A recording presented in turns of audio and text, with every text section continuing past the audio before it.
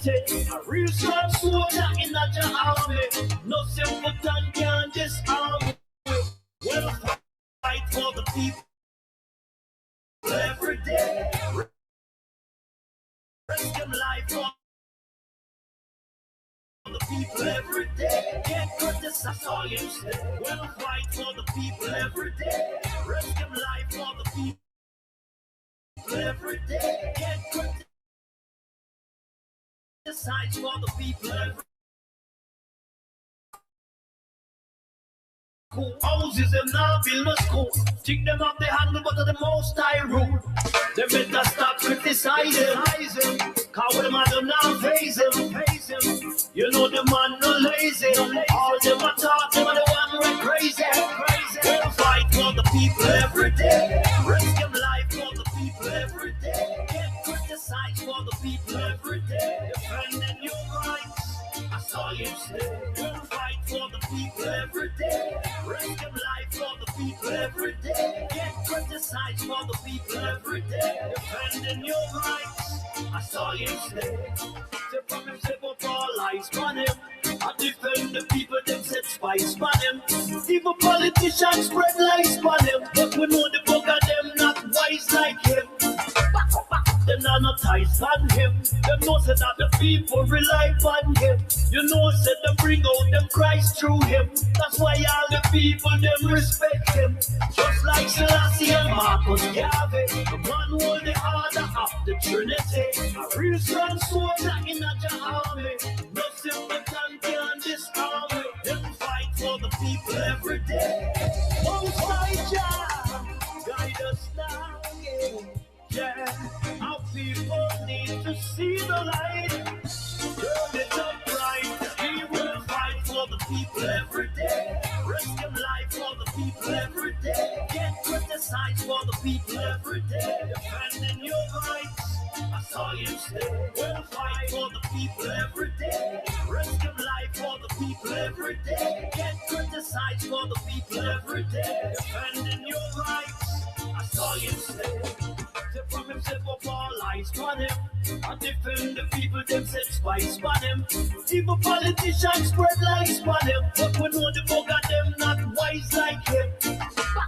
Them not ties on him. Them know say that the people rely on him. You know say they bring out them Christ through him. That's why all the people them respect him. Just like Selassie and Marcus Garvey, rock you on the order of the Trinity. A real strong soldier in the army. No simpleton can disarm me. We'll fight for the people every day. Risk them life for the people every day. Get criticized for the people every day. Defending your rights, I saw you say. We'll fight for the people every day. Risk them life for the people every day. Get criticized for the people every day. Defending your rights, I saw you say. How long the mother knows that them fire can't cool? How long them a go take our people for food?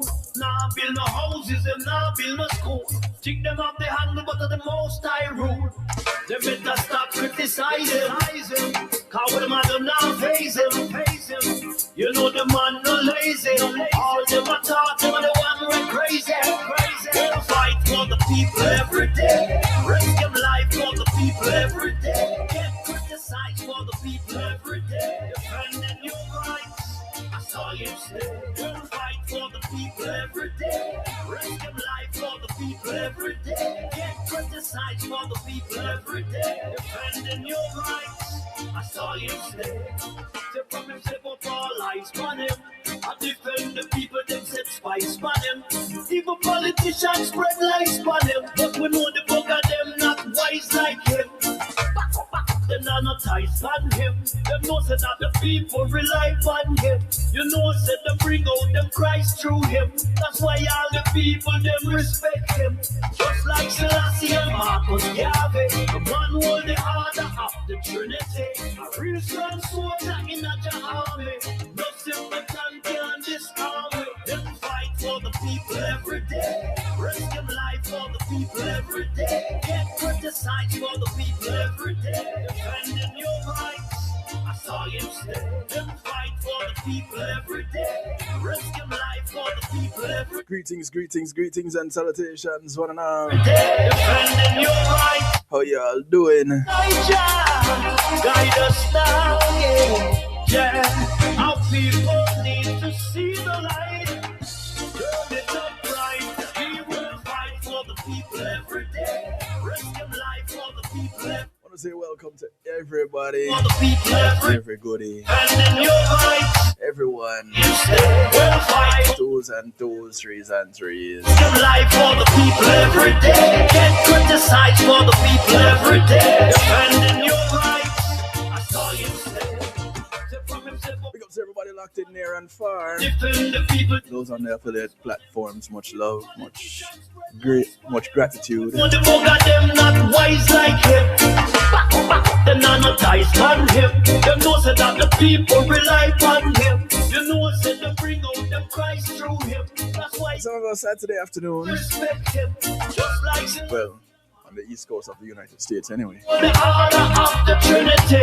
A real strong soldier in the army. No simpleton can disarm me. We'll fight for the people every day. Risk them life for the people every day. Much love to the people hailing from other parts of the world. Defending your rights Good morning, good afternoon, good day to you wherever you are. for the people. Good evening.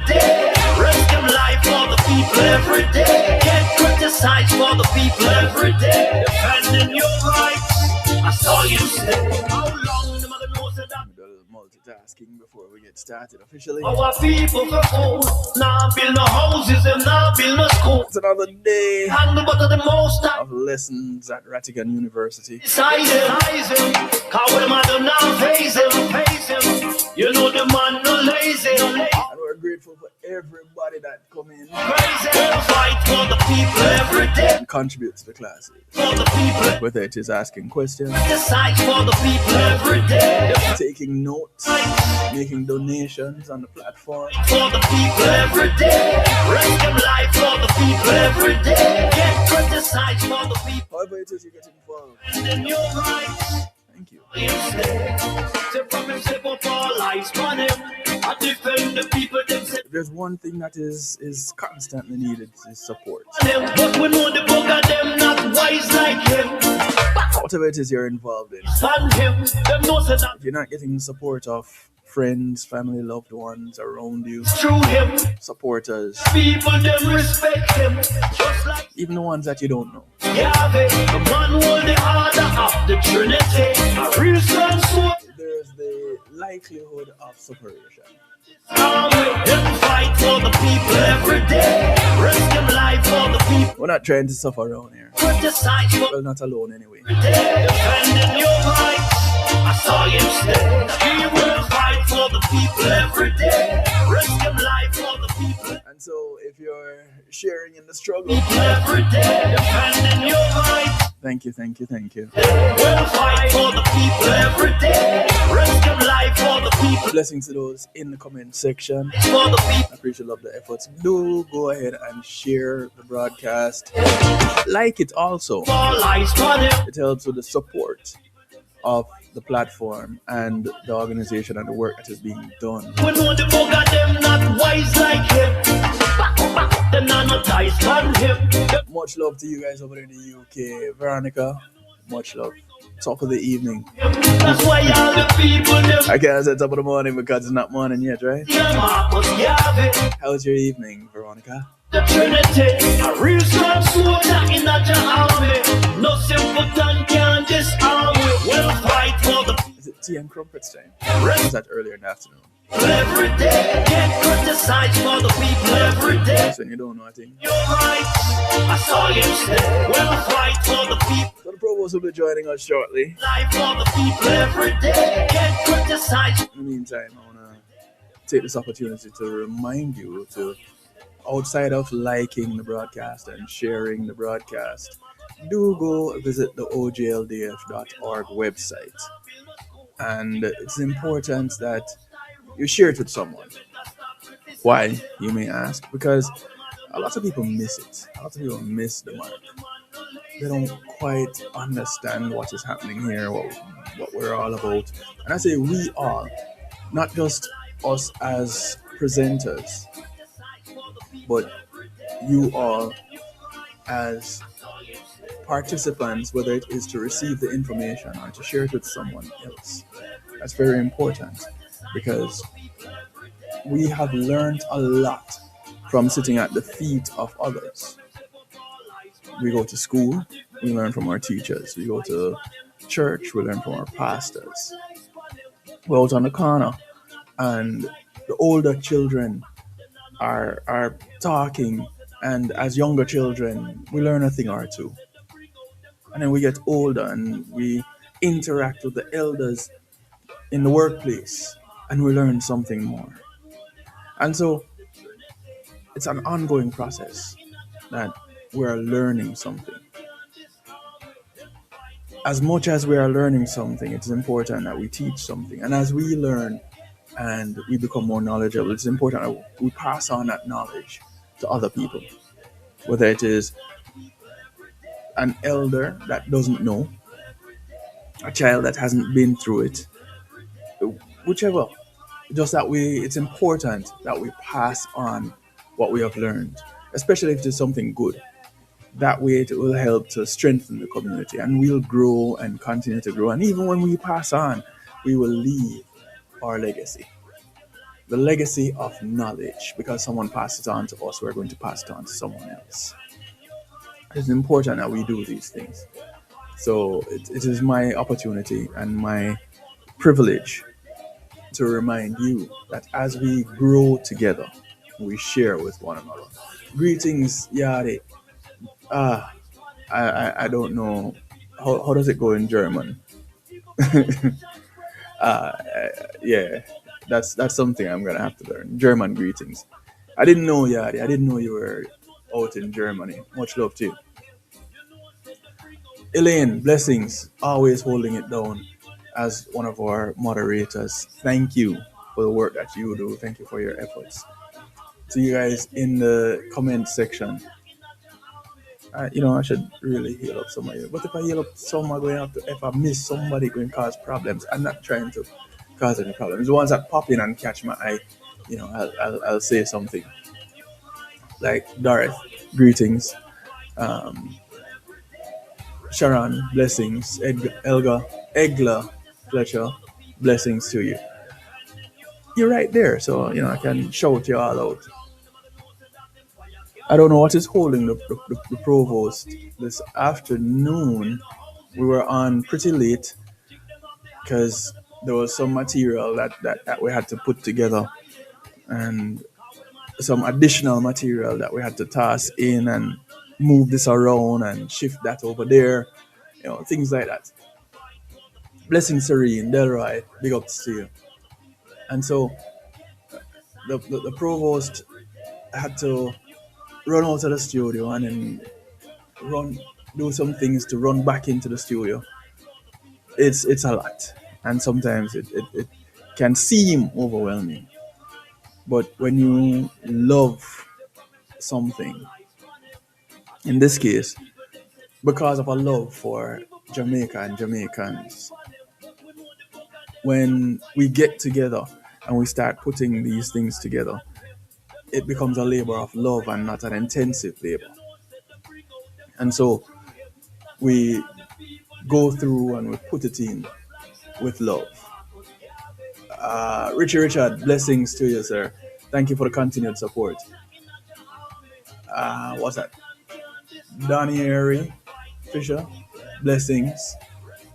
Deborah, much love. I saw a name that I wasn't familiar with, and we're gonna touch on that too. New people, welcome to the new people. Glad y'all could be a part of us. Provost, I'm gonna need for you to not put on the mood lighting right now. That is for later.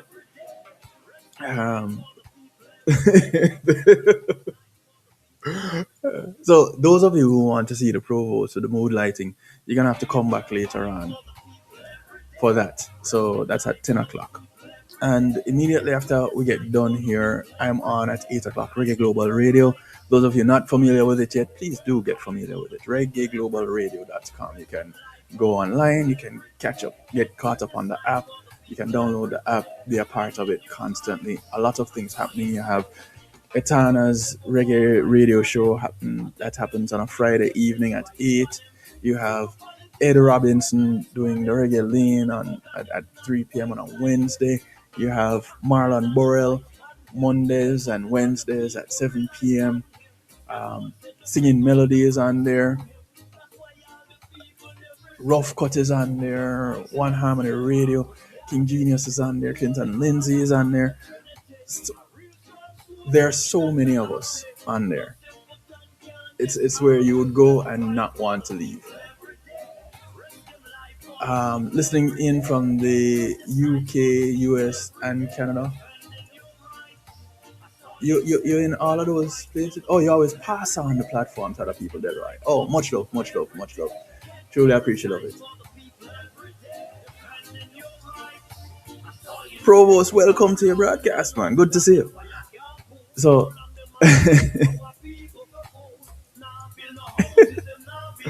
one of these days I'm going to stop giving him a hard time. It's just not today.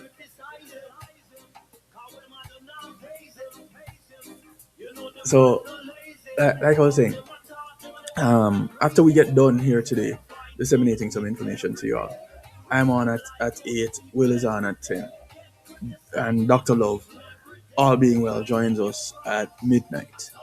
So, jam-packed from now to the end of the day. And there were a few people passing through for the broadcast today. So stick around for that. Grab your slates, grab your pencils, your pens, your paper, your highlighter, your marker, your crayon, whatever it is that you're taking notes on. If you're marking timelines, do so. Grab your notebook. I said notebook already? Cool. Hey, y'all remember exercise book with the times table on the back? Them still use that? Do they still make that? Make me feel old now. I don't know. But we're here, and we're glad that you could be here with us. The 242 devices that are currently on, please bring the likes up to maximum. As in, every device should have a click a like on the YouTube, on the channel. Go ahead, click the thumbs up. Nearly late, never late, Anne Marie. Always fashionable. Remember that. Provost, the new readers. Oh, go. Why not hearing you, Provost? You muted? No. Ah, there you is. All right. Ladies and gentlemen, brothers and sisters, students, welcome to Rattigan University on a Saturday with your hosts, the provost and the professor. It's a pleasure being here with you, as always. And we are going to fill your brain with information so that you can go out and become ambassadors of this program and spread the word, spread the gospel, because God knows we need it. We need it. There's so much ignorance around the place. And we look forward to a very, shall we say, splendid session today. And of course, as the professor mentioned, at 8 o'clock, he comes on the Saturday Stew from 8 to 10, and then I will return from 10 to midnight. So make it a date and don't be late. All right. We have a lot to cover. I noticed my team didn't mention anything to me. Some things you don't even have to say. So, and I know Joan is laughing right now. OT are dead with laugh. Kevin, I laugh inside because, you know, normally I come up with a whole bunch of topics and say, we're going to do this, and they said, you're crazy. You can't finish all of that. Well, today we didn't have that conversation, but you know, you can just feel it, that they must say, I hope anybody would bring that up today. And I didn't. And we had a silent discussion. Just no. So, all right. Here we go, folks. Quickly. Rattigan University, truth. Lies are dispelled, truth upheld. And of course, we're shaping civic minds for a better tomorrow. Today won't be any different. And here's what we're going to talk about today. We have the main topics inside Vaz's visa revocation. I am going to give you an insider look at how the revocation process, how it's conducted. And it's different from anything you've ever seen. Lots of people have looked at this visa revocation, but they've looked at it from the angle of it being reported by the news, and what Mr. Vaz has said, what Ambassador Tapia has said. We're going to look at it from those perspectives, but we're going to add a little twist to it. And stay tuned for that. 3 things that fully explain the TCN issue. We're going to go over. We have a lot of videos to play because we have listened to all of the conversations, all of the discussions, all of the remarks from the pertinent officials regarding this subject matter. And we can definitively tell you now that they have not told you the truth, or they have not spoken to each other about the truth. Because when you listen to one topic, you hear so many different versions about how things are supposed to be conducted and how things are being conducted. I was hoping we wouldn't have to do this topic again, but we feel compelled to do it because we have listened to everything that's out there that's pertinent to this. Over and over and over again. We've made notes. We've compared and contrasted statements and actions. And so we're going to bring it to you. We're going to bring it to you.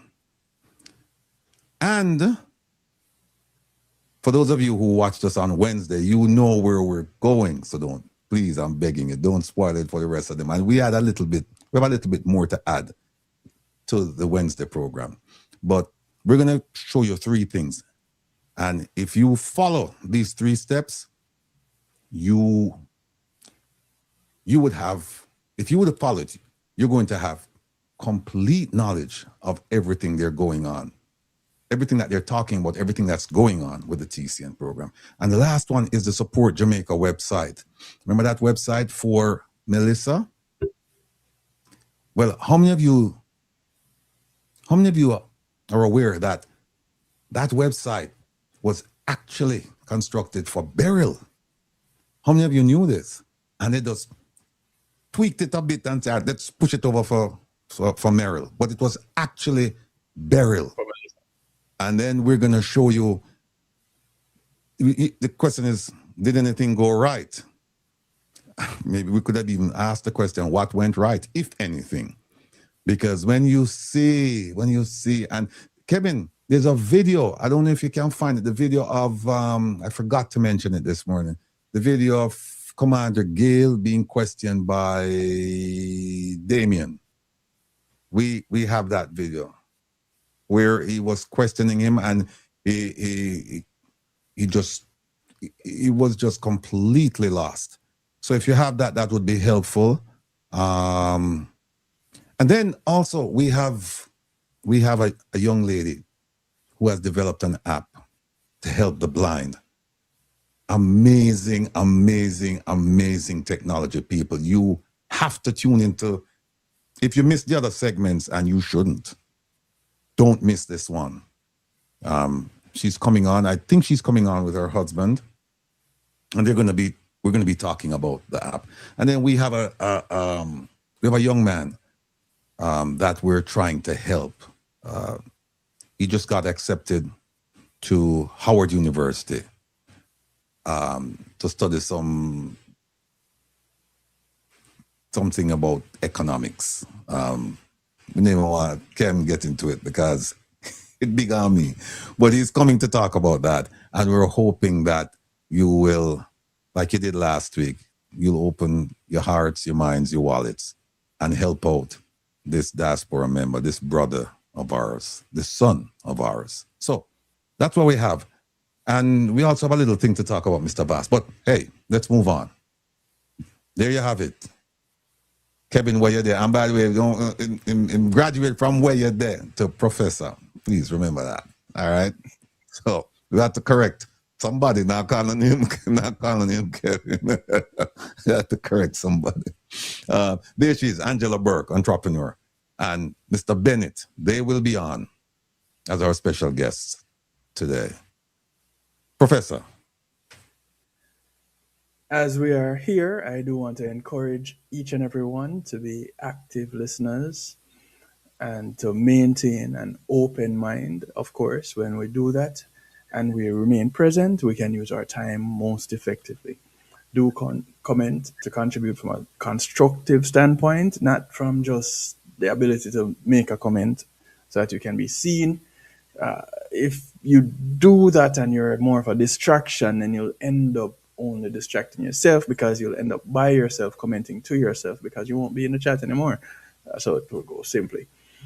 Do celebrate contributions of others. If they're going left field, just bring them back gently. You know, if be rough and tough and beat up nobody, just, nicely with love, guide them back. That's an interesting comment, not quite in line with what we're talking about right now. So if you want to explain your position, please do so. Who is not speaking into the mic? Who says speak into the mic? I think I'm speaking into the mic. Yeah, I'm very clear. I check it on occasions. And of course, enjoy the experience. I want to make a special shout out, a special shout out. I was at an event hosted by the Consul General, Oliver Mayer. Soon we'll be leaving South Florida to southern USA, to head to northern USA as their CG. And someone stopped me in the venue and said, "Are you the person on Rattigan's broadcast?" And I said, "Why? He looks like me?" And she said, "Are you?" And to the lady, much love, much respect. Special shout out to you and your peeps. You gave me a flyer, and I'm sorry, I didn't bring the flyer with me to big up the Bigger Boss event. But blessings, blessings, blessings. And it's not my cousin, producer. It's not my cousin. But yes, to those that stop us out in the streets from time to time, much love. Thank you for the support. Truly appreciate it. Provost. All right, thank you. The professor just gave out some special shout out. I want to give a special shout out to this lovely young lady.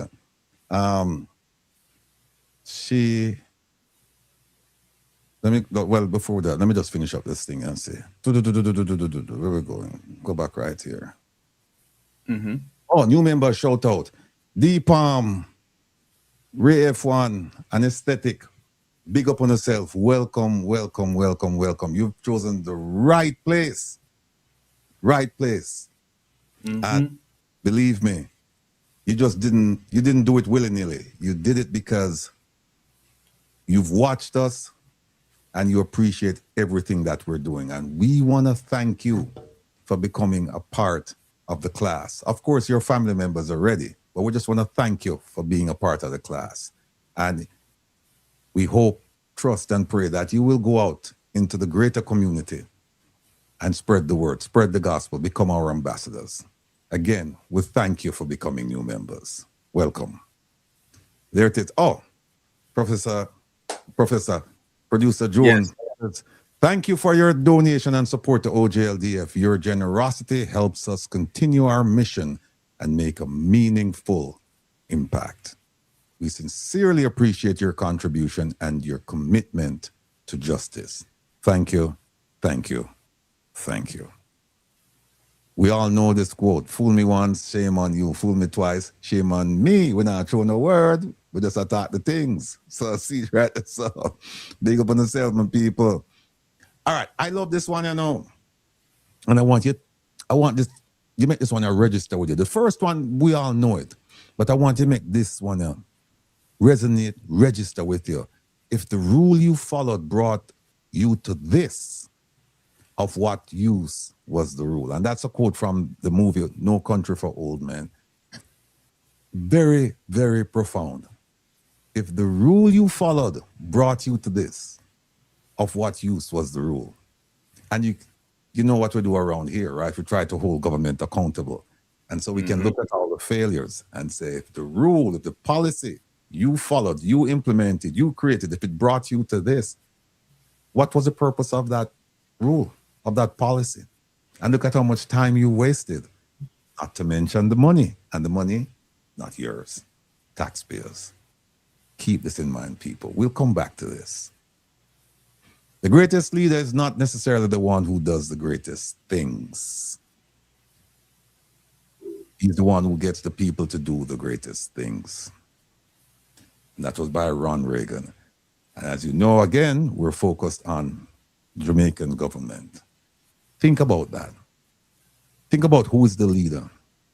Think about the things that he says he's done and what he's doing. And think about the people around him who are supposed to be doing those things. Because as you know, the leader can't do everything. But the leader is there for a purpose. The purpose is not to do everything. And I remember reading something somewhere that says, where one person said, I am the smartest in the room because I've chosen people smarter than me to address the task. Think about that.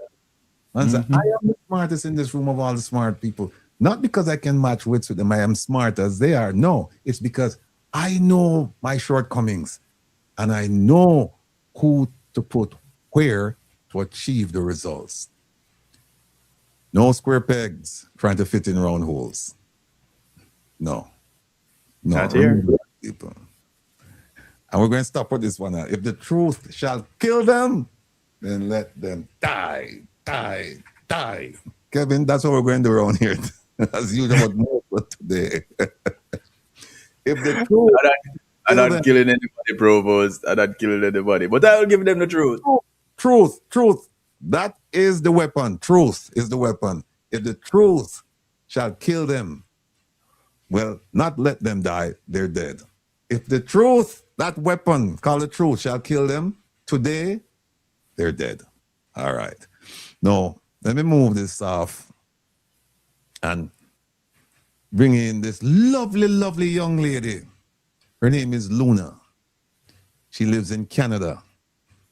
And Luna watches this program every Saturday. I'm touched. I refer to her as my niece, Sarah.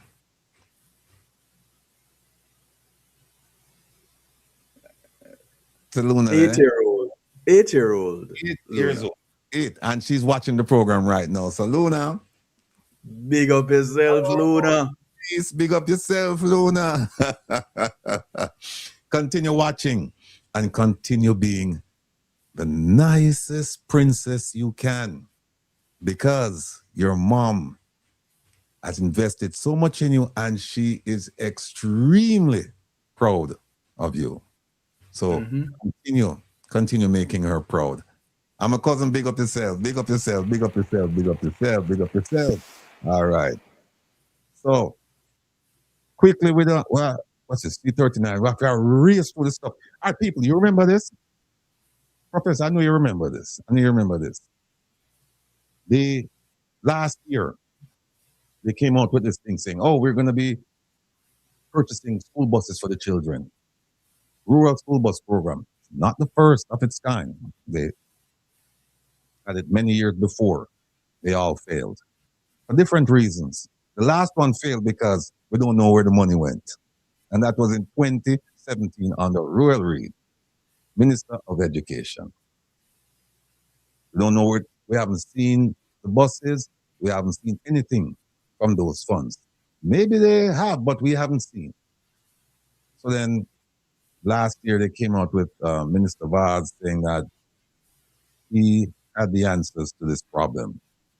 And while we acknowledge that the idea of having a rural school bus program is a noble one, we did not agree with the funding and the implementation, because they were funding used school buses from America, and then they were bringing them and the differential problems, and they were using them up in the hinterland of Jamaica rural school bus program, and right away you start thinking about Ilangoli.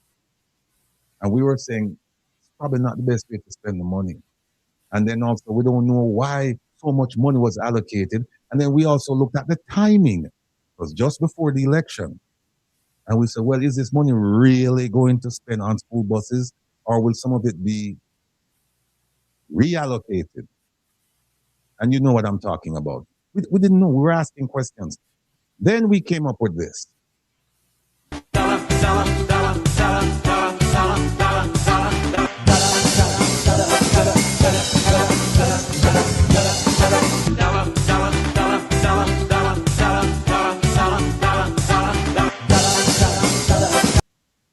And the buses became known as the dollar buses, because, as you know, and I still have it here now, Kevin. I still have it. I wasn't planning As on you it. should. But As you should. I still have my receipt. You can't. I don't know if you can see it. Don't want to take up too much time. Yeah. But I have a receipt right there. The bus was paid for $1 for the bus. We paid $1, and we have the title. We have the title right here. Oh, see, we have the dollar. We still have $1 up top there. Right. So the buses became known as the dollar buses. And we were saying, then we did our own assessment of this program and the buses, and we were telling them that these buses, you're going to have problems with these buses. You're going to have problems. Well, here's one of the problems.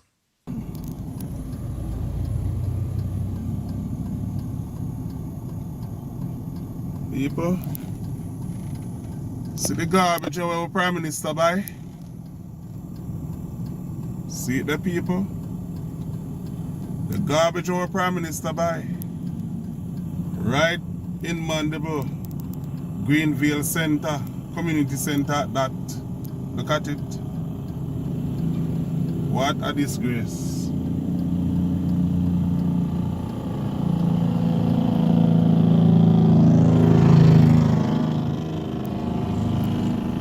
I really all bust them, man. My God. This taxpayer money take go by?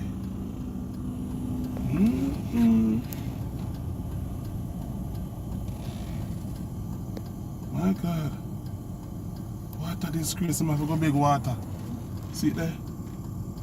I have to go big water because I don't have enough water.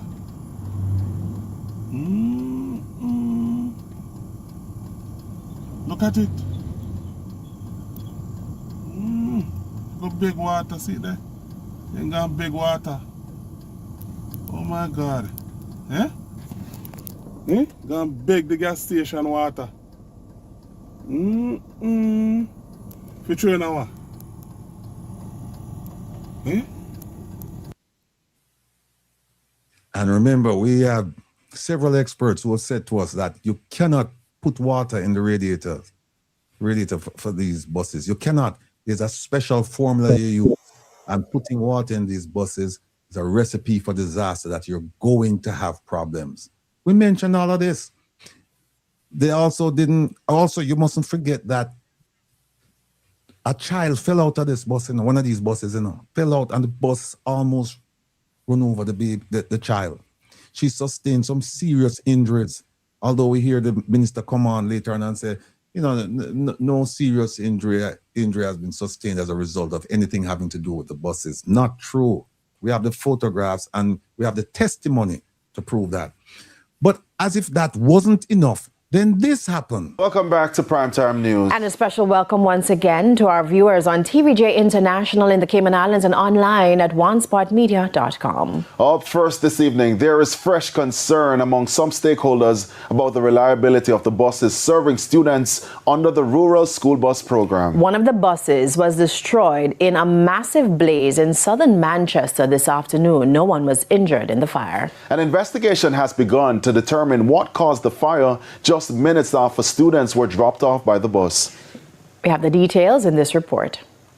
Smoke billowing and flames cartwheeling near Plowden district in deep rural Manchester early Wednesday afternoon. Fire up our west door, brother. Plowden, South Manchester, guys. Bus catch a fire. That. One of the big school bus there.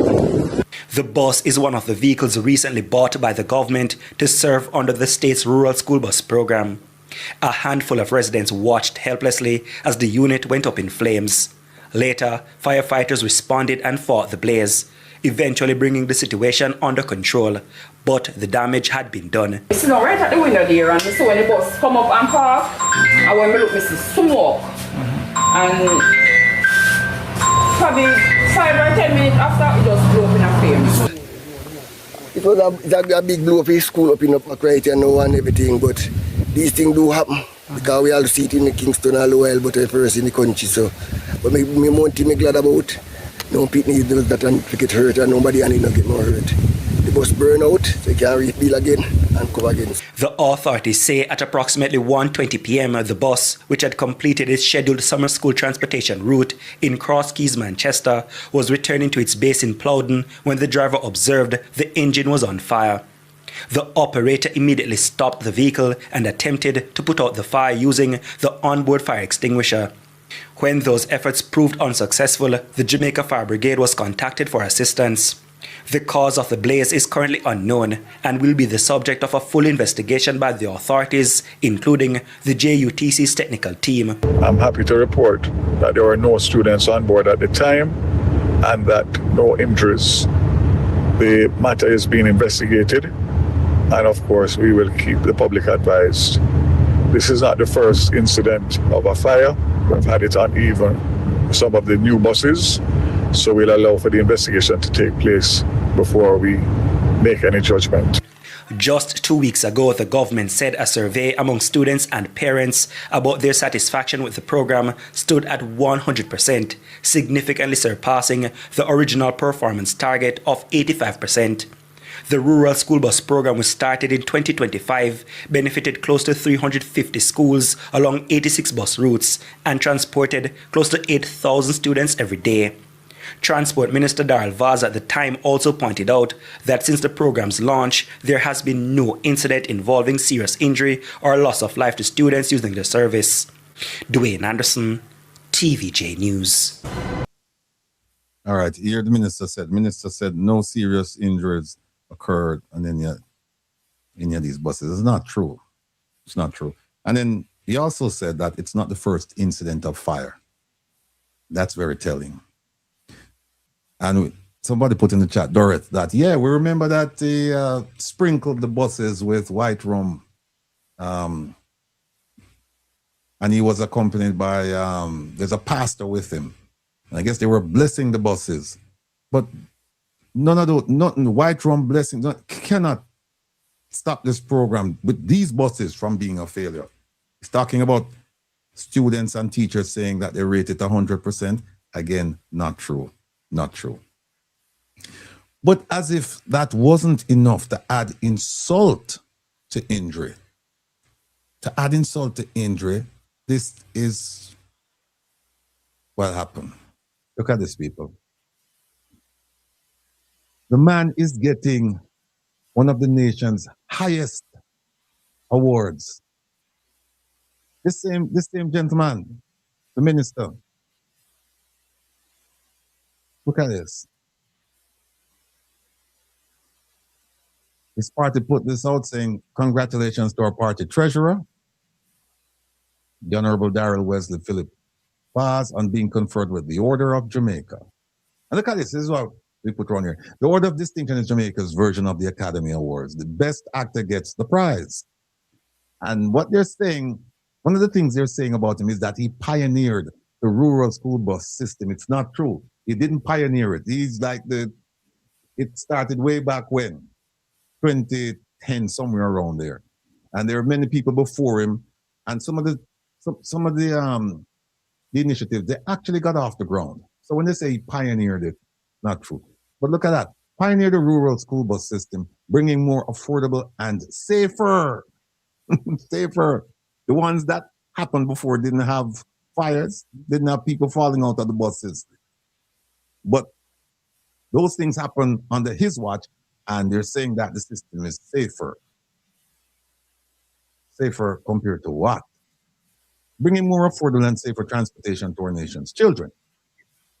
Congratulations to the cast and crew of Dollar Buses. It was a bumpy ride. Looking forward to the sequel, the Attorney General's report. No, people, they're giving him an award for this nonsense. And guess what? By the end of next month, unless there's a delay, the Auditor General will publish her report on the rural school bus program. This version of it, she will. And it's going to be an interesting read. Now, we have a lot of things we have to say about this program, new things, but we're not going to say anything. We're not going to preempt the Auditor General's report. So we're going to, as we say, kick back or cancel back and just relax. Let the report come out and then we'll deal with it. Now, there's one more thing I want to show you. Where is it?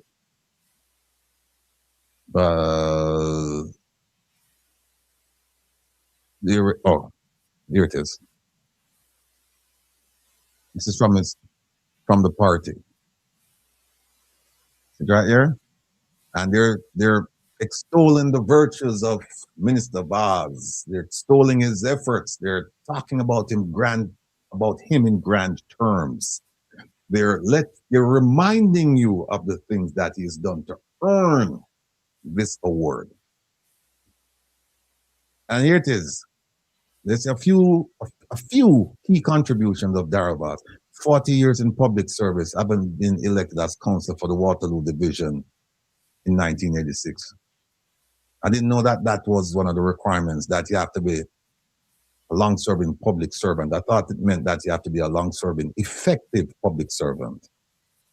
Just being elected for 40 years, it doesn't move the needle for me. Because next one, 5 terms as Member of Parliament for West Portland. That is connected to the first one, 40 years in public service.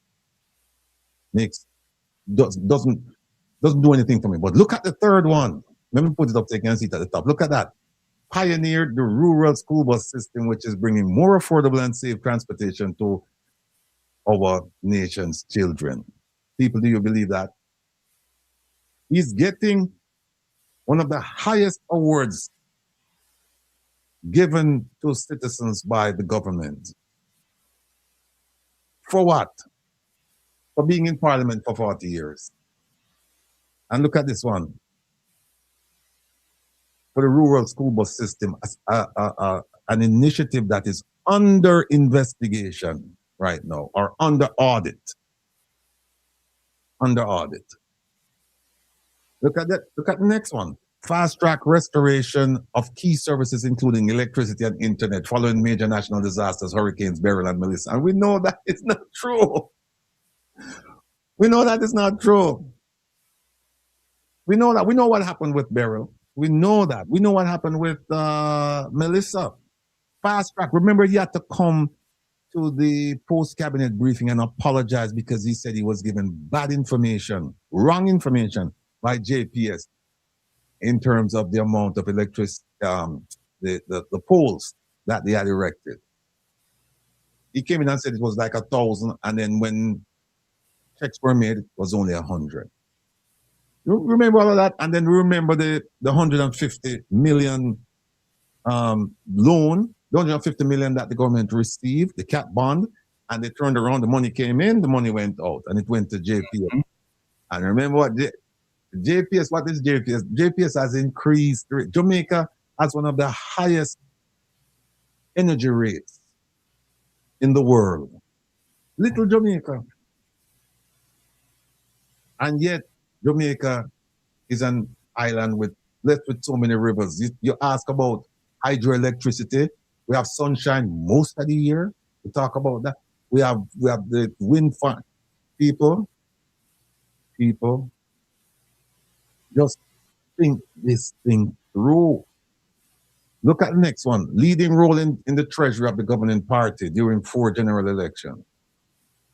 Victories.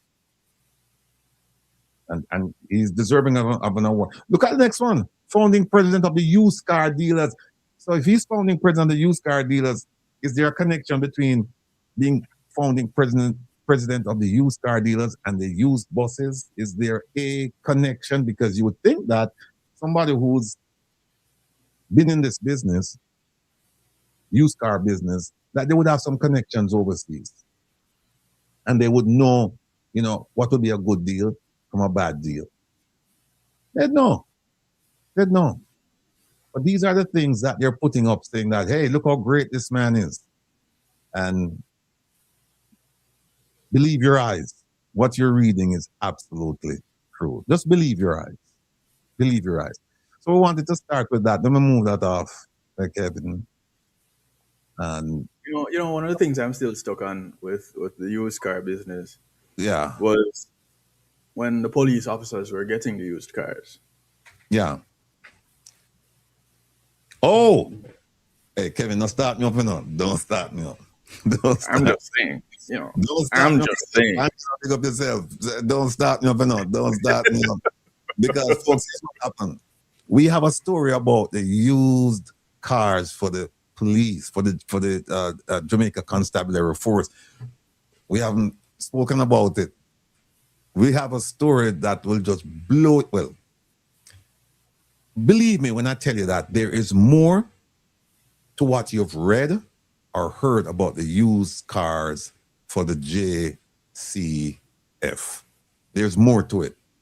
And we have that information, and we have information about a lot of things. And then every now and then Kevin would say to me, hey, this blow my mind, blah, blah, blah. And Kevin had joked me. Right? But the used car for the policemen, we're going to leave that for now. But trust me, that saga is ongoing. Let me just share one fact with you. One fact. They have approximately 30 cars that haven't been delivered from 2017. From 2017, about 30 cars. And they were, you know where they were? On the wharf. They were on the wharf. But we'll get back to that story. Minister Chang has a lot to answer for regarding the cars. Of course, before him we had Minister Montague, who should also answer for the cars. And guess who appointed those people? man called Andrew Holness, our Prime Minister, he has a lot to answer for. There is a lot. Kevin, don't make me start. Don't, because we don't have that list to talk about today. All right, so I we're was gonna gonna leave. say, you know, We're gonna it's leave that alone. We're some gonna leave. dots need to connect at some point. All right, all right, ladies and gentlemen, it's my pleasure and my privilege to bring to you a sister of ours, a pioneer. No, this is a real pioneer. She's a real pioneer, not the one you say, well, we just show you where bring school bus, old school bus, and them are bun up and you know all kinds of things happen. No, no, no, a real pioneer, and she's doing something that is quite remarkable. I won't tell you her story. I'll have her come on and have her tell you her story herself. She's here, very talented, beautiful lady, eloquent. She's just a marvel. Don't want to go any further. I just want to bring on Miss Angela Burke. Angie, where you there? Miss, you put up. Oh, there she is. Oh, she hide. She put up this over that side that Kevin and run go to the other side. All right. How are you? I'm wonderful, thank you. And you? I'm on top of the world. Good to have you. And I see you. Thank you, man. Me too. I can see you and the professor. You both on the right. So soon right. So. That's up, Professor. No, listen. I want you to. You have a remarkable story to tell, and I don't want to tell it for you because you do it better than anybody else. So, what I'd like you to do is this: just go ahead and tell us who is Angela Burke, and tell us the initiative you're working on. It's not an initiative either; it's more than that. But I need you to just tell people, and then we'll ask some questions, and then we'll show. I see where your slideshow is here as well. So whenever you want us to go to the slide, just let us know. Okay. Well, my name is Angela Burke, and I am Jamaican. Yes, just get that out of the way. Proud Jamaican, and happy independence, to all Jamaicans around the world. So, of course, we have to celebrate. You know what I mean? So, I am a developer. I'm an entrepreneur, and I developed an app called KENKOEYE. And KENKOEYE is an app for blind and low vision users. And what I did is, I did this for my husband, DJ, right? Ja Patriot, which is here with me also. He's been blind since he was 18 years old. And yes, we've been together 40 years now. So around 14 years ago, I started to work on a glasses for him to see. And 1 year and 3 months ago, I got a breakthrough. And 5 months ago, I made a major breakthrough where you could now use your cell phone as a camera, and it's descriptive and tells you everything that's around you in a live mode. And that is what is completely different from whatever is out there, is that I developed that live mode that consistently record and tells low vision and blind people what is in front of them. So in a nutshell, that's what I created. All right. What caused you to what was the magic behind it? What spurred you to do this? Because you said you've been with him for 40 years, with your husband for 40 years. He's been blind since he was 18. And this, Right. what you're telling us now occurred within the last 2-3 years or so? Less than that. Right. But I've been working on it for such a long time. All right, so let me give you a little backstory. 15 years ago, I started a robotics course with udacity.com, right? And Stanford University was offering the course, and I'm an herbalist. So in which way, the course came up for me to do, and I did it. So just trying and just failure, I guess, was the motivation. So I developed another app, and then from that, I realized that, okay, how the speed of the, camera and all of that, how that worked.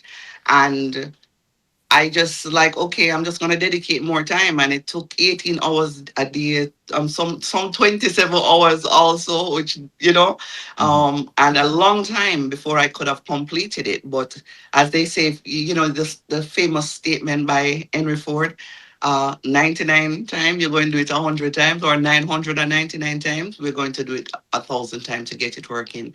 So the motivation was literally to get DJs independence a little bit more for him. You know what I mean? Because he's a man who go on the road all the time.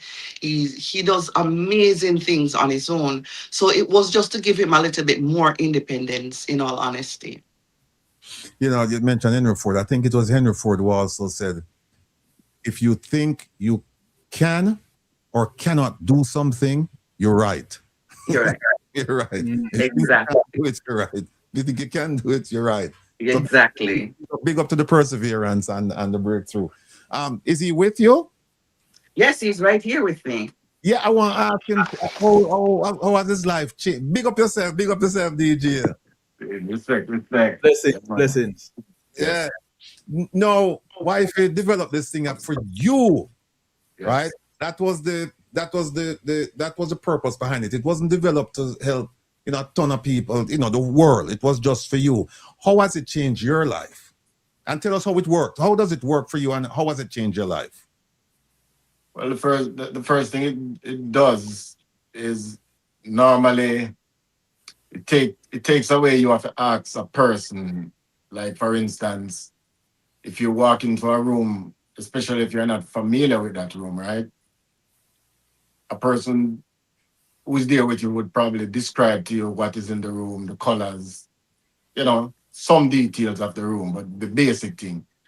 Now with Kenko I goes into details and describe everything that is there, objects, colors, whatever, instruments, whatever writing, it's still going to give you the details on it. And as you move the frame, as you move the phone from one direction to the next, it continue to tell you. So what that does for me as a person who I'm very active, right?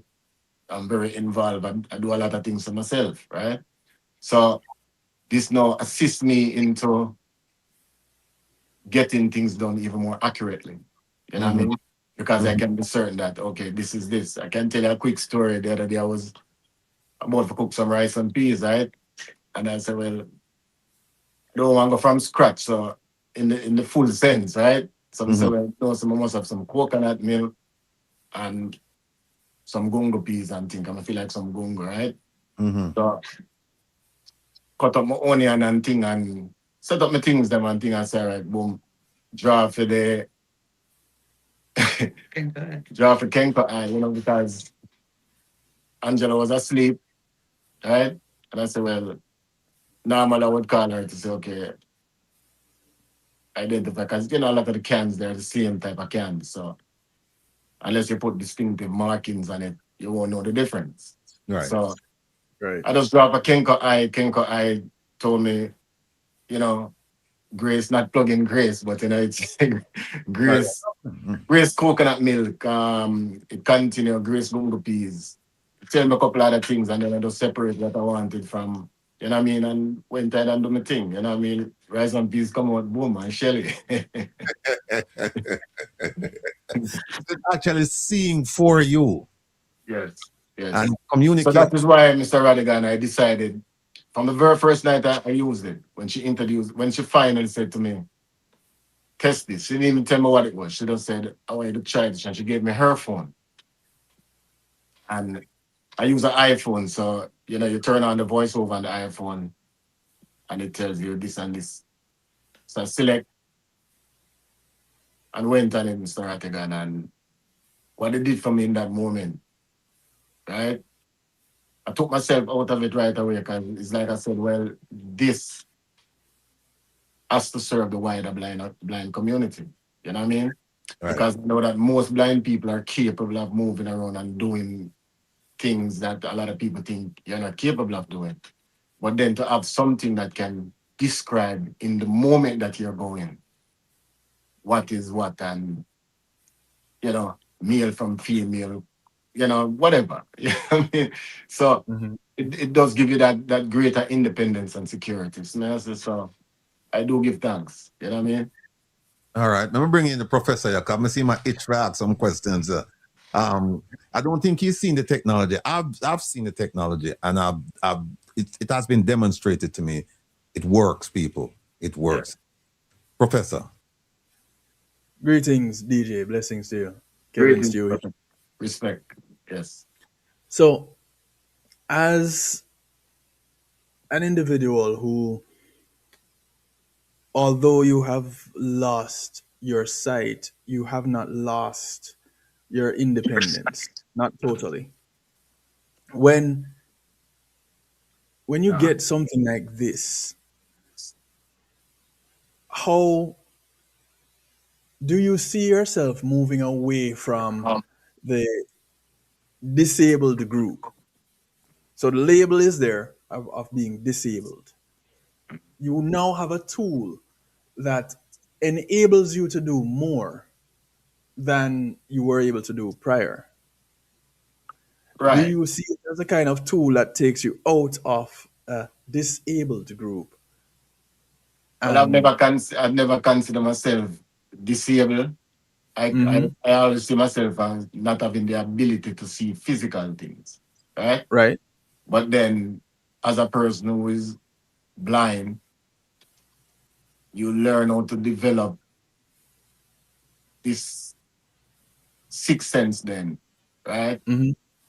Or this overall sense that every other sense work in conjunction with your luck, right? So then it put everything into place where, you know, everything you're supplementing, but then it becomes a thing that magnifies within all the other senses, right? So it's just a matter of, if you look at yourself limited, then you're going to be limited. So I've never looked at myself in that kind of category in life. And I mean, I do, and that's why I was explaining to Mr. Rattigan that what this does for me is give me that even more sense of security, because I can now identify things by colors. I can, it can pick up particular markings that I can just go to and say, all right, boom, feel that out, or just to get more details. You go in the refrigerator, it tells you everything that's in the refrigerator, you know what I mean? So it, as a person who, and as I'm saying, each blind person in their own, development in life depends on how they are, but each blind person already know how to maneuver their spaces mostly, right? A lot of the times, as I said, things that after this depend on someone to ask them, what color is this? Or, you have to have special markings and two same type of things so you can differentiate. But here it is that KENKOEYE, as you go, it is giving you the accurate information. So, it definitely gives you that sense of independence and security, And more accuracy. Yes, sir. I like that. I'm really interested in the technology, in the development, in the application.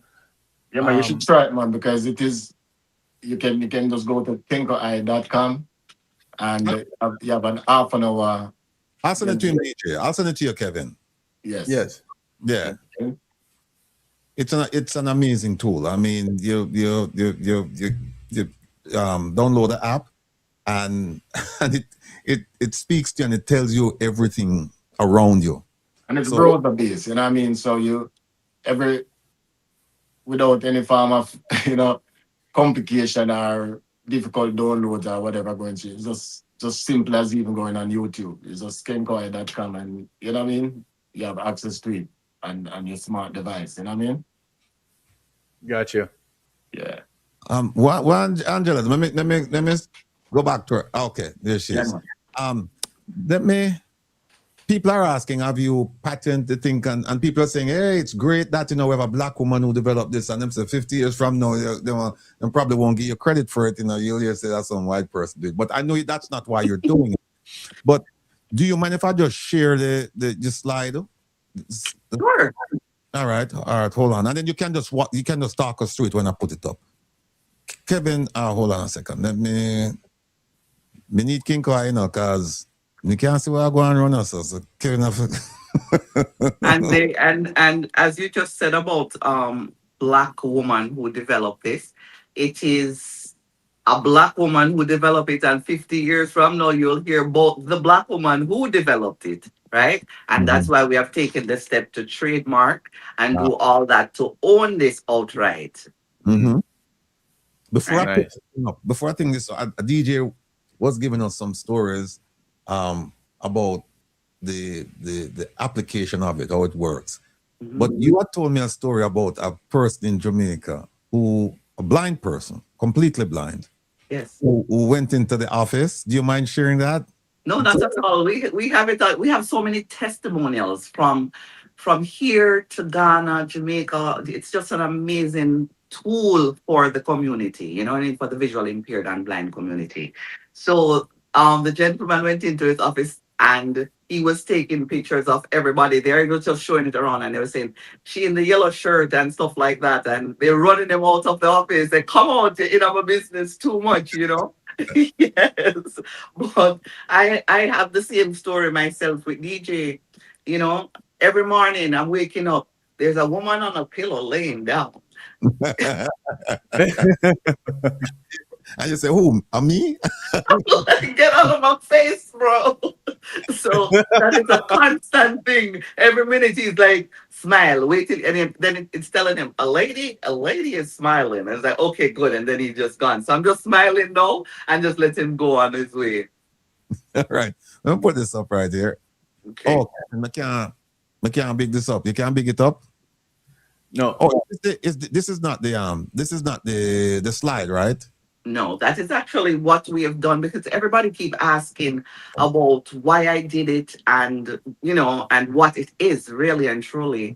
And everyone, so many people are just giving us beyond compliments. Yes, it is where it's because it's new, and it's such a useful tool for the blind community, right? It is where people just from all walks is has been asking for information. So that's actually a flyer that we've sent out to different institutions for the blind, to let them know that we're here to promote through the blind schools, because our thought was, let's go through the blind associations and the blind foundations and the blind schools to give it to the people who really needs it. So the slide that you're talking about is a donation that we have made to the Jamaica School Yeah, for the Blind. I can't find it. Hold on a second. You spotted the Kevin. What's that? The slide. There's a slide.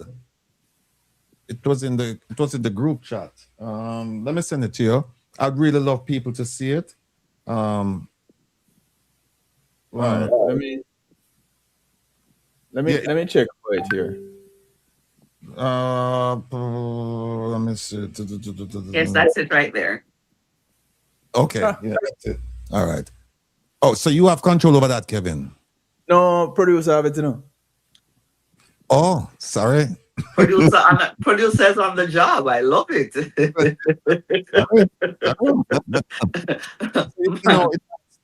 It says the KENKOEYE handover, 100 students, 27 smartphones, one big September. Talk to us about that. Okay, so after we spoke with the Foundation for the Blind, we spoke with Mr. Harris there and his team. And he told me about the School for the Blind. Even though I was in touch with one of the teachers there, I did not know the backstory behind it, fam. So he told us that they board children there from 4 years old on up to high school. And, what they're doing there is just amazing. Some amazing work. I must commend the School for the Blind, the Salvation Army School for the Blind in Jamaica. So they have 100 students there, and we did not want to leave out anybody at all. So we made them 100 codes for them. And I found out how many people did not have smartphones. So we donated the smartphones also that they didn't have. So that's what we have, 27 so far. And we were told to wait until the second week of of September when school is back in. So that's exactly what we did. So the second week of September, we will be giving it over to them officially. And Okay. we're also doing Trinidad, Ghana. And if any of your viewers, you're in a country or an island that the school for the blind is not supported, we would love to do as much as we can do for the students and give them KENKOEYE absolutely for free. Wow. 1 year Wow. for 1 year until we're grooving for 1 year now we have dedicated. For the School of Jamaica, we did 2 years because we have a personal relationship where we're offering more things to them. We're not just gonna donate and leave. We're going to be hands on a little bit. Outstanding. Some gifts are I can wrapped. tell you, Go ahead, Ken. the, I have personal interactions with the Salvation Army School for the Blind, and I have seen the students there do amazing things. They play cricket, they play dominoes. In fact, a cousin of mine got thoroughly thrashed at the domino table Well, playing against. next time I see Bojo Banton, you ask him or him get terribly trashed by me and the king. Full chest, full chest. Sorry, God, I'm have to talk the thing. And if I wasn't here right now, I would have been with him in Miramar.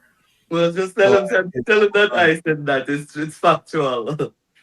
but yes, and I have seen them, and it's amazing when you watch them interact in their space. Let alone now to have a tool like this. It's just mind blowing. It's a real game changer. Well, it's gonna be more mind blowing enough you. It's going to be what I did, I am a developer and I love to create things and I do a lot of fabrication. I do a lot of stuff, right? But for me, um this wasn't supposed to be a business or it really wasn't as DJ said, and Rattigan, you know the story, Yeah. that it was made for DJ. DJ is the one who said to me, him and Warren said to me, no, DJ first, this has to be, for every blind person around the world for this, needs this tool, right? Because I didn't make it into an app because I couldn't, right? I made it a SaaS browser based, just like YouTube, just like Google, Chat GPT, or any one of those, because anywhere you are in the world, you can access it without any complication of a download of an app or anything like that, right? Mm. So because it wasn't made for the rich or the non-poor then, it was made for people who can't afford it. And as you know, that most blind people after school, they really don't have much employment if they haven't gone on to college to get a degree or something like that. And even then, it's more difficult for them, So that was the driving force behind it being browser based and the geniusness behind it as well. So if you're in Timbuktu, Madagascar, you can use it. All right. Right. Some of the questions I'm seeing, some people are asking about it now. Is it a subscription? Do you have this? Do you have it available to the general public? And if you do, is it a sale? Is it a subscription? How does it work? Because people are asking, they want to get it. No problem. It is subscription based. And what I did is, uh, we just think really far into it. We have a $19 unlimited a month program, right?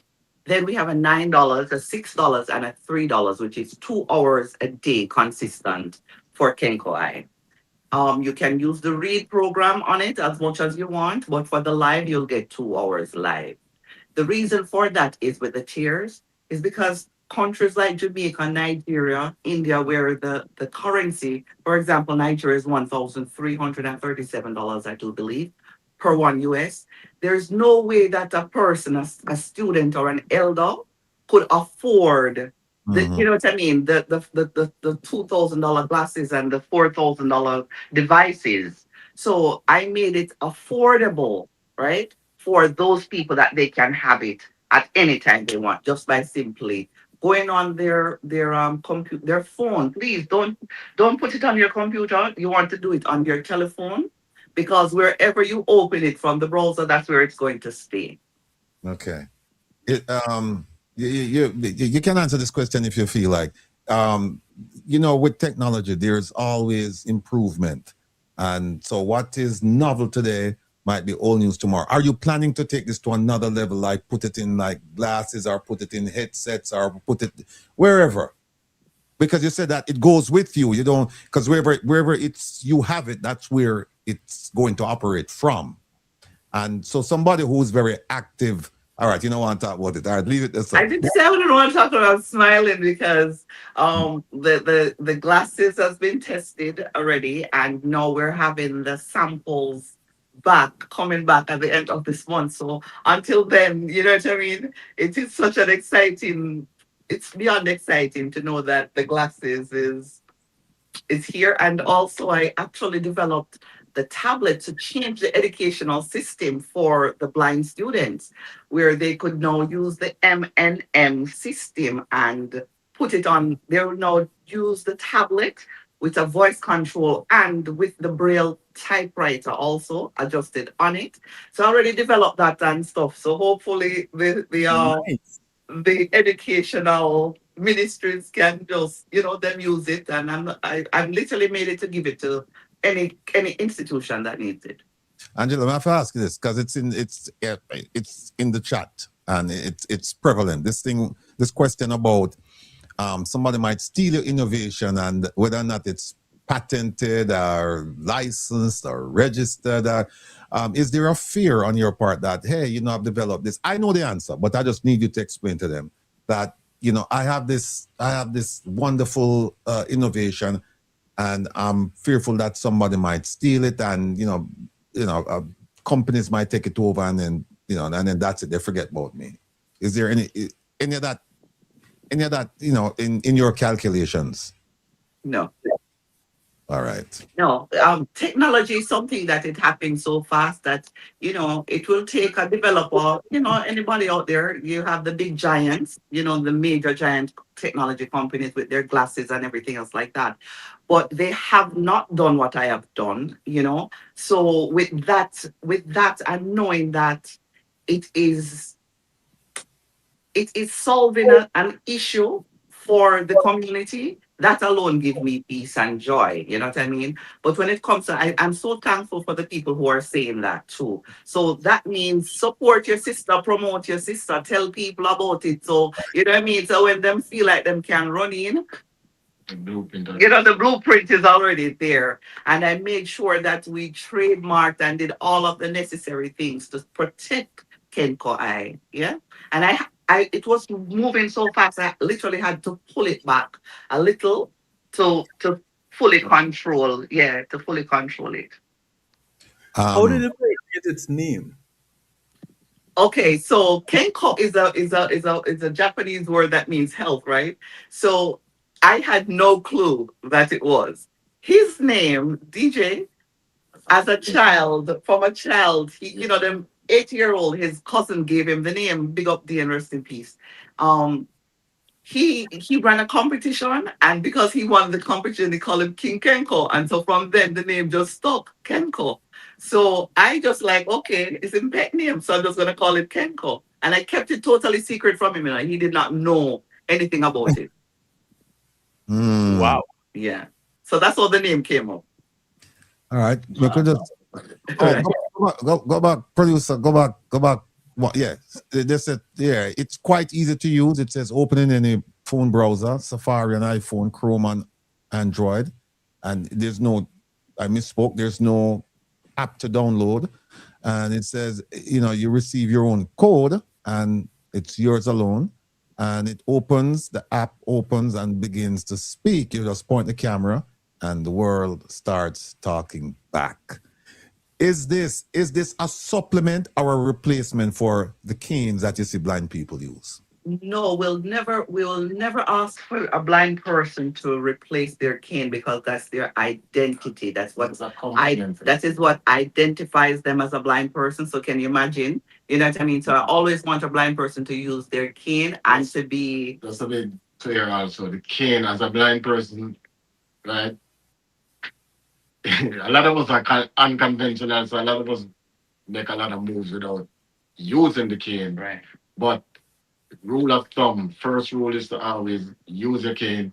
For one thing, the cane help you to stay balanced, straight, and all of these things. So the KENKOEYE now just put everything into perspective Exactly. and just becomes a great assistant with your cane. You know what I mean? Exactly. Hold on. No, I'm curious now. Let me ask you this. Have you ever had a situation where you're using the cane, right? But the KENKOEYE is telling you what's around you.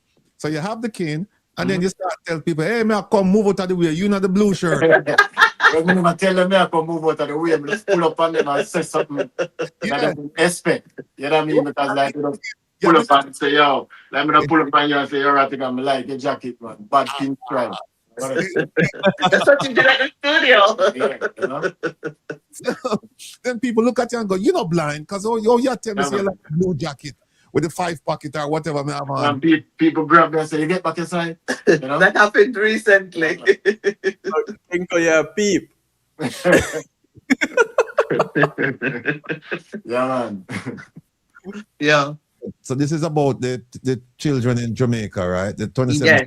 Yes, that is about the that's 27 phone that we already have. So and we already made their codes for them. They have 100 codes, and we did 3 extra codes for the teachers that to make sure that they have it to train the children as well. Okay. Yeah. All right. Okay. What? Okay, they can read. Like Definitely. across campus, homework. Does this make you? I guess this is. I just want you to, because look, folks. Full disclosure. I've discussed this with Angela and DJ, for quite some time now.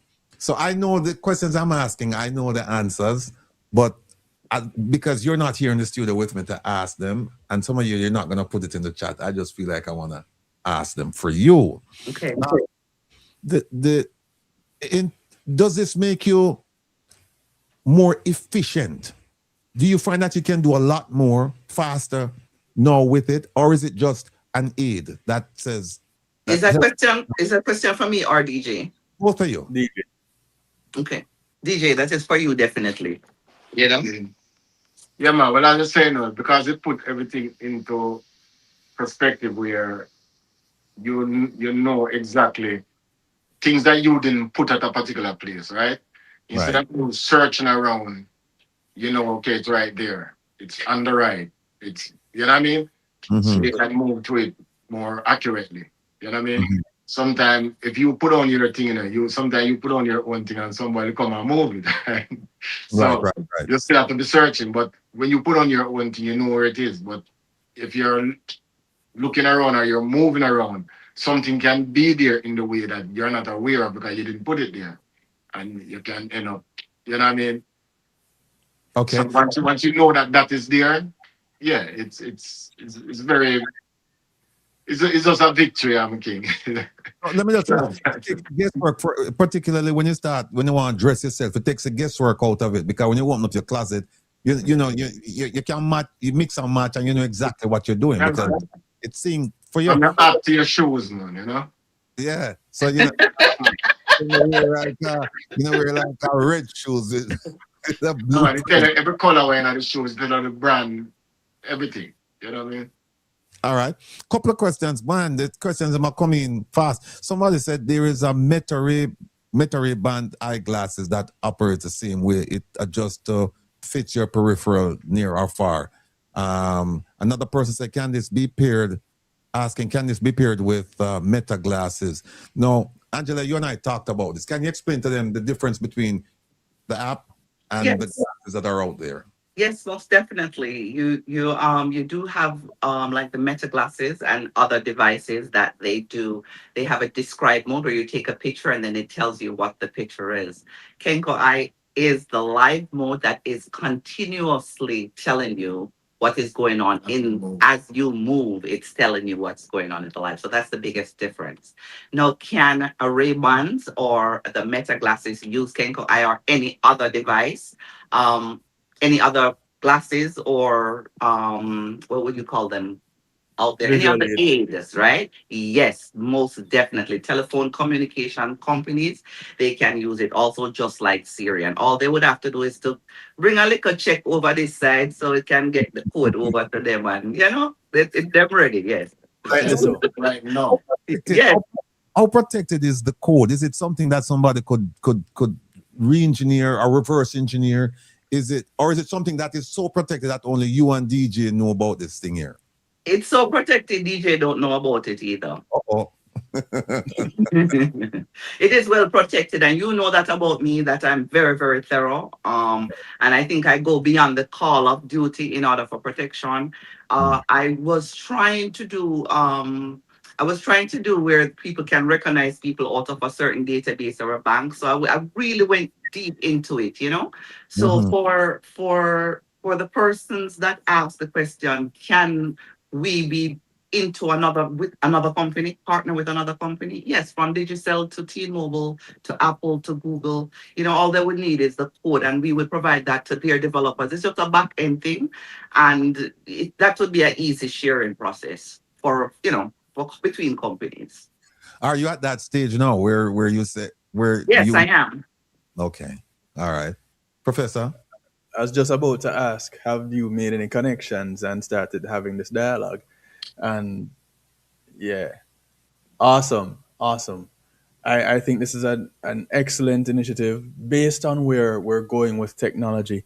We don't want to leave anybody out. And as it relates to restricted abilities, individuals that need prosthetic limbs or the aid of mobile chairs are the ones that usually get the attention, not the ones that have visual or hearing impairments. So, well, in fact, speech and hearing get a little bit more attention. Yes, most definitely. So this is real big. I don't know of anybody that had any kind of concept even remotely close to this. This is, I tip my hat to you on one, the foresight, two, the perseverance, because I'm pretty sure it took a little bit of faltering and stumbling along the way. A little bit. And so from moment of conceptualization to moment of implementation, how many drawbacks did you encounter that you can count? And what was the biggest one? Okay, the biggest one is when I quit. I right after Beryl. That was the name of the last hurricane, Melissa. Melissa. I quit, and I went to Jamaica right after that to look about the house and everything, because we had some damages. And I said to DJ, I was like, I just go Jamaica, go just fix up the house and thing like that. Came back up, spent around a couple of days, came back up, and the day I started doing it, I just felt really bad. I felt really, really bad. My body literally I felt light. I just, and I just dedicated some time into it. And I saw one glimmer of hope that day. And just that changed everything. And that was around January 27th, around there. And, so that was the biggest breakthrough. I was like, no, I'm done with this. I'm not bother. Too difficult. I would go to my beds and literally seeing the codes in my head and not knowing how to get them out, and then I make a mistake. And when I tell you that every AI from ChatGPT, Claude, everything, they told me that this was not possible. I needed a developer to take me up to, one of them told me up to 10 years, and I would need $100 million to develop something like this. So it's perseverance, and knowing that I wanted this for DJ. You know what I mean? I really, really did. Which leads me to another question. Mm-hmm. Since AI told you that to take all this type of financial resource, are you open to investors buying in or just investors in the product? Most definitely, we are, and I'll turn those things over to our CFO and our attorneys. That is there for those particular reasons. So yes, we are interested, and as I say, we have the glasses coming. I'm so excited when I talk about it. It's just Okay. we're So how way ahead of schedule. We're literally 6 months or so ahead of schedule, right? With it, and to know that it's a reality now, it's just something that's mind blowing. So yes, we are. I don't know if we're seeking investors, but that is always a you're good open thing. to it? Yeah, it's always a good thing. And you can always donate also, because we do have a donate page on the website called Gift, that you can give from $1 up to $200 if you'd like. And you could always reach out to us at KENKOEYE, info@kenkoeye.com, for whether investment or donations. We welcome that. Yeah, So, and so someone in the chat asked, how can they invest? You just call Mr. Rattigan show. It's info @kenkoeye.com. Okay. Yes.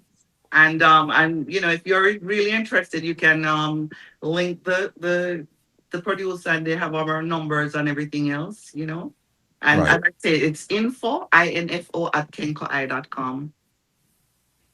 All right. Well, Provost, it's interesting that coming up to my Monday broadcast where I showcase community and finance, you would always have somebody Here she coming is. on that needs to reach another group of people. So, Wave. Angela and DJ, I kind of want to make you guys aware that I needed to be available Monday night at 10 o'clock here. Okay. I love it. I love it. I love it, boss. I love it. Bad up, So, Bad up accepted. okay, please and thanks. Yes, Because man. I will need about 90 minutes of your time so you Oh can Lord. Okay. introduce this to another set of people. Wonderful. Professor, and I'll tell you this, it is rich. It's exceeded our expectations, yes. And because what happened is that the user is actually sharing it with them one another. You know what I mean? It's just where one blind person try it and send it to a friend, and that's how it's just been moving for us. And that is the powerful thing, because blind people, some of them have some of the accessible the accessibility tools that told me, right? But as I'm explaining that, you see, with Kenko Eye, it gives you that continuous explanation or description, right? So it does give you that, instead of you have to stop and go and stop and go, it continues until you're ready to stop. You know what I mean? And folks, there is the website info right there, info@kinko.com. Contact. Yeah, please, Yeah. contact them. And I don't know if I could share my number, but if I could, I will. Go ahead. Oh, okay, so that's 770-309-6934. That's 770-309-6934. And it's Angela Burke at KENKOEYE.com. Professor, producer Joan, you can put that up, please.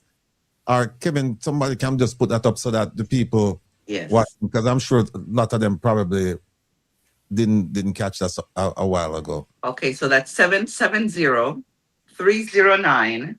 Oh, there it is. 6934. Yeah. I think that there it is right there, folks. That's the number, the bottom of the screen, 770-309-6934. Caller Angela Burke. Is there a time period that they shouldn't call, or when can they call? When should they call? Working hours between 9 and 8. Okay. Or 8 and 8. That's my working hours. That's my daily working hours. All right. So between 8 and 8. Yes. Angela, what I'm gonna do, because we have somebody else just drop it. I guess no. Here's what I'm gonna do. I wanna have you back on next week because then I wanna do a live demonstration. Perfect. Thank you so much for having us. So I want you to big up yourself. Thank you for coming, DJ. Stay some brother. Big up yourself. Yeah, man. All right. Big up, Professor. Thank you. Go ahead. Any parting words before you guys go? We just want to say big thanks for this opportunity to share KENKOEYE with so much of your and as we say, this is a necessary tool for the low vision and blind people. And we're just so thankful that people are receiving it and sharing it. So we thank you, Mr. Rattigan, and the producers and everybody for inviting us. And we look forward to coming back to demonstrate for you. All right. Thank you so much. Take care of yourself. Blessed love. Blessed love, Papa. You guys on there. We'll talk. Yeah. People, people, you say Jamaicans, we are just me get goosebumps. I listen to it, Kevin. And I've spoken to Angela many times. I know the story, and just to listen to her just describe it to you, that just goosebumps. I'm confused though.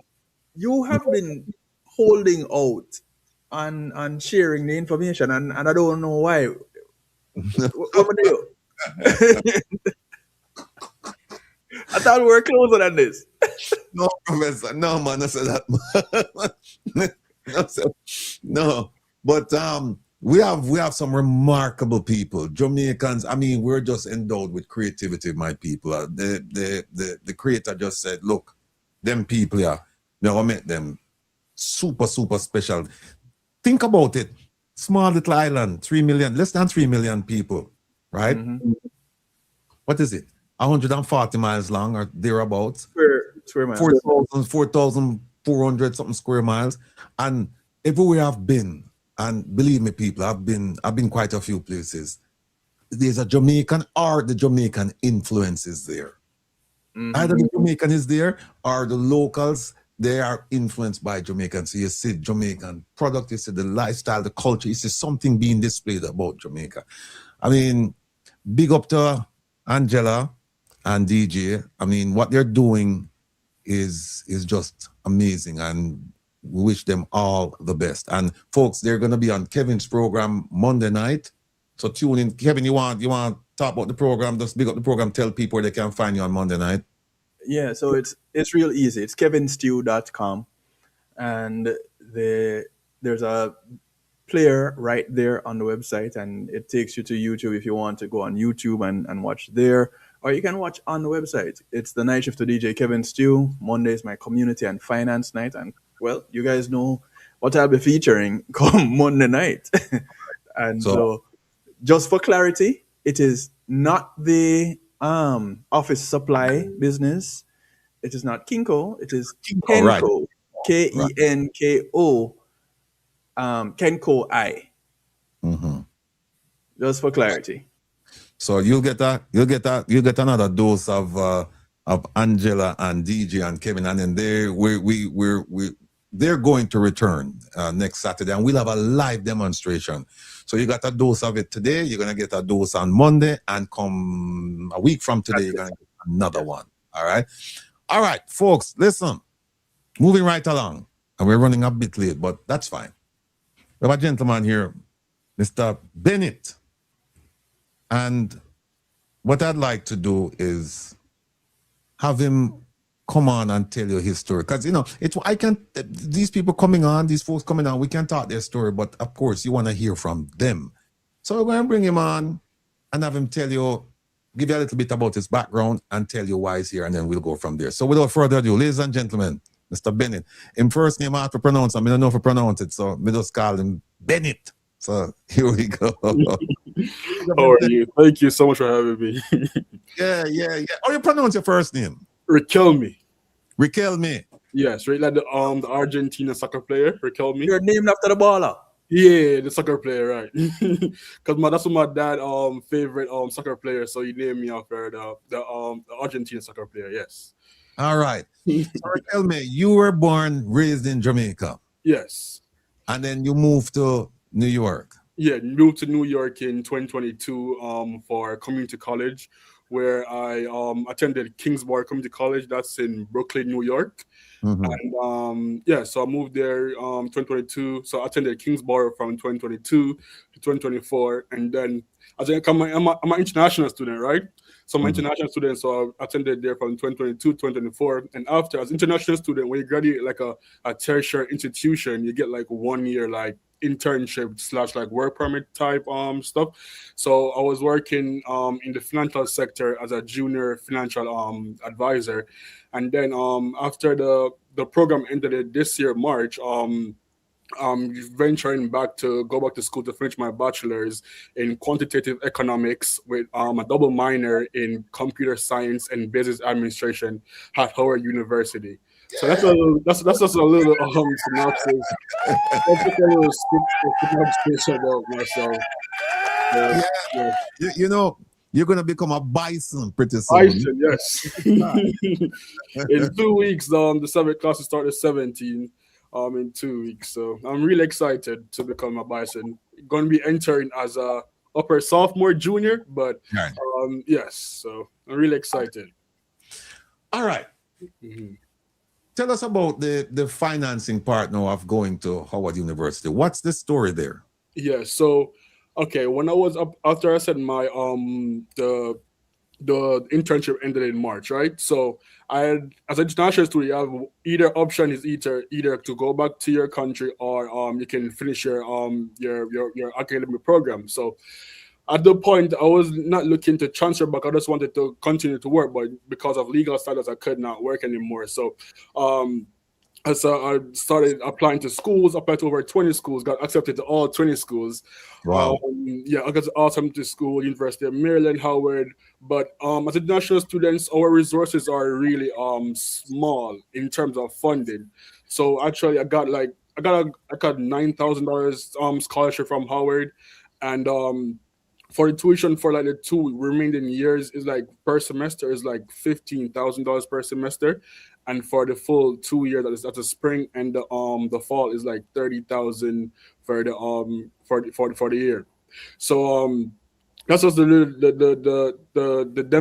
diminishing factor, because right now after entering into like a payment plan by the 13th, that's Tuesday, or they will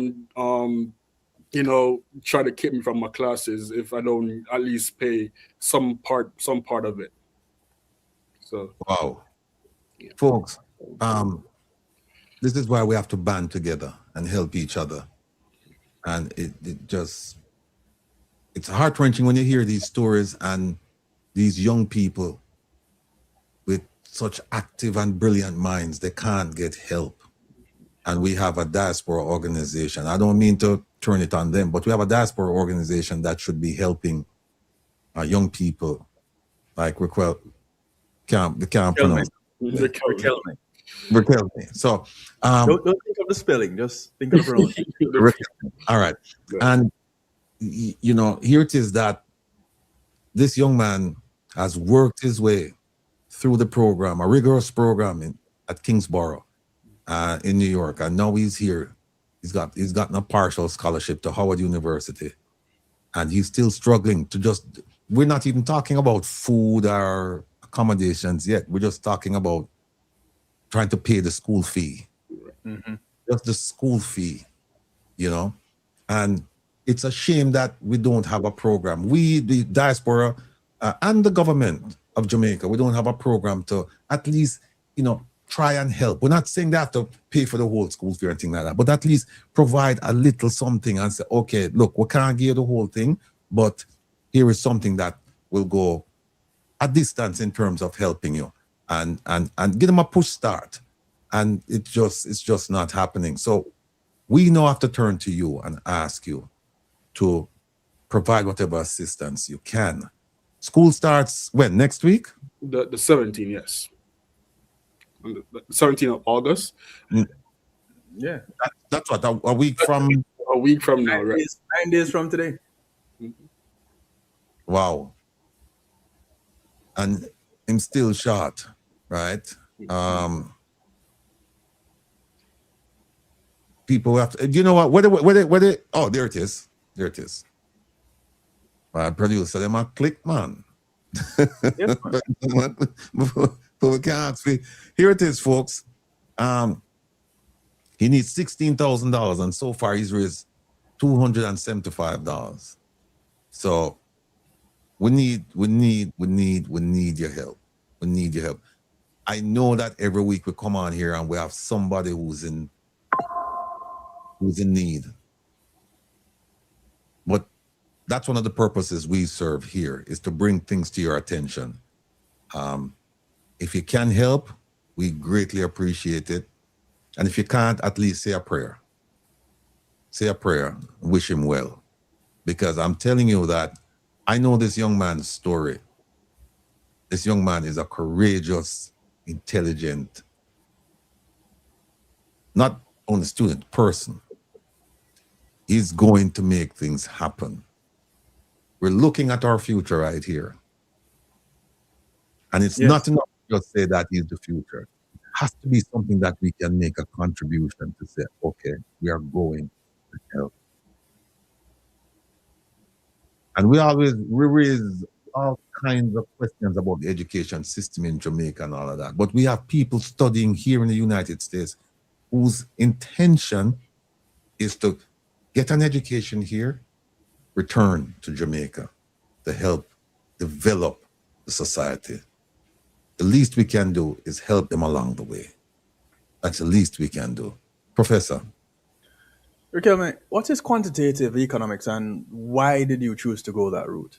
Yeah, so quantitative, this comes up with, like, because I'm a maths kind of guy, right? So I like that the probability, the statistics, and just to show how the econ, like, basically like variables, like to show like different factors like that support our economy. So that's why I venture off into the quantitative side of economics. Just show like the different factors that that leads to why we are like recession and stuff like that. So different basically factors of like economics basically. Why did you choose that though? I chose that because I actually, as I said, I'm a maths guy and I really like statistics. And I'm aspiring to be a financial analyst. Actually, I'm an aspiring financial analyst. So I actually work well with numbers and the statistics, algebra. So I say, okay, I'm gonna do that major as my major at Howard. Producer Joan or OT, can you put the GoFundMe link in the chat? Some Tissa Taylor is asking. Oh, thank you. It is.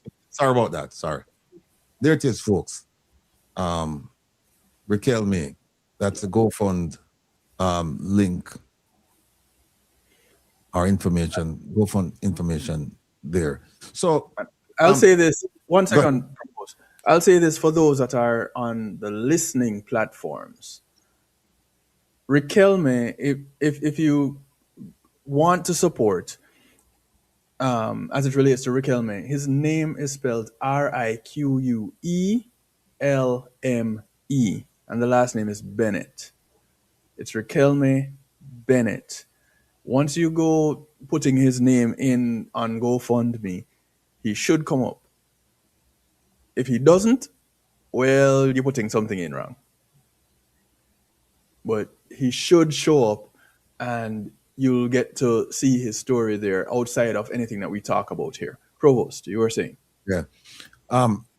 So Riquelme, because you're an international student, and we had another international student on last week, because you're restricted in terms of employment. Employment, yeah. So can't work legally while class is not in session. You can only work on campus.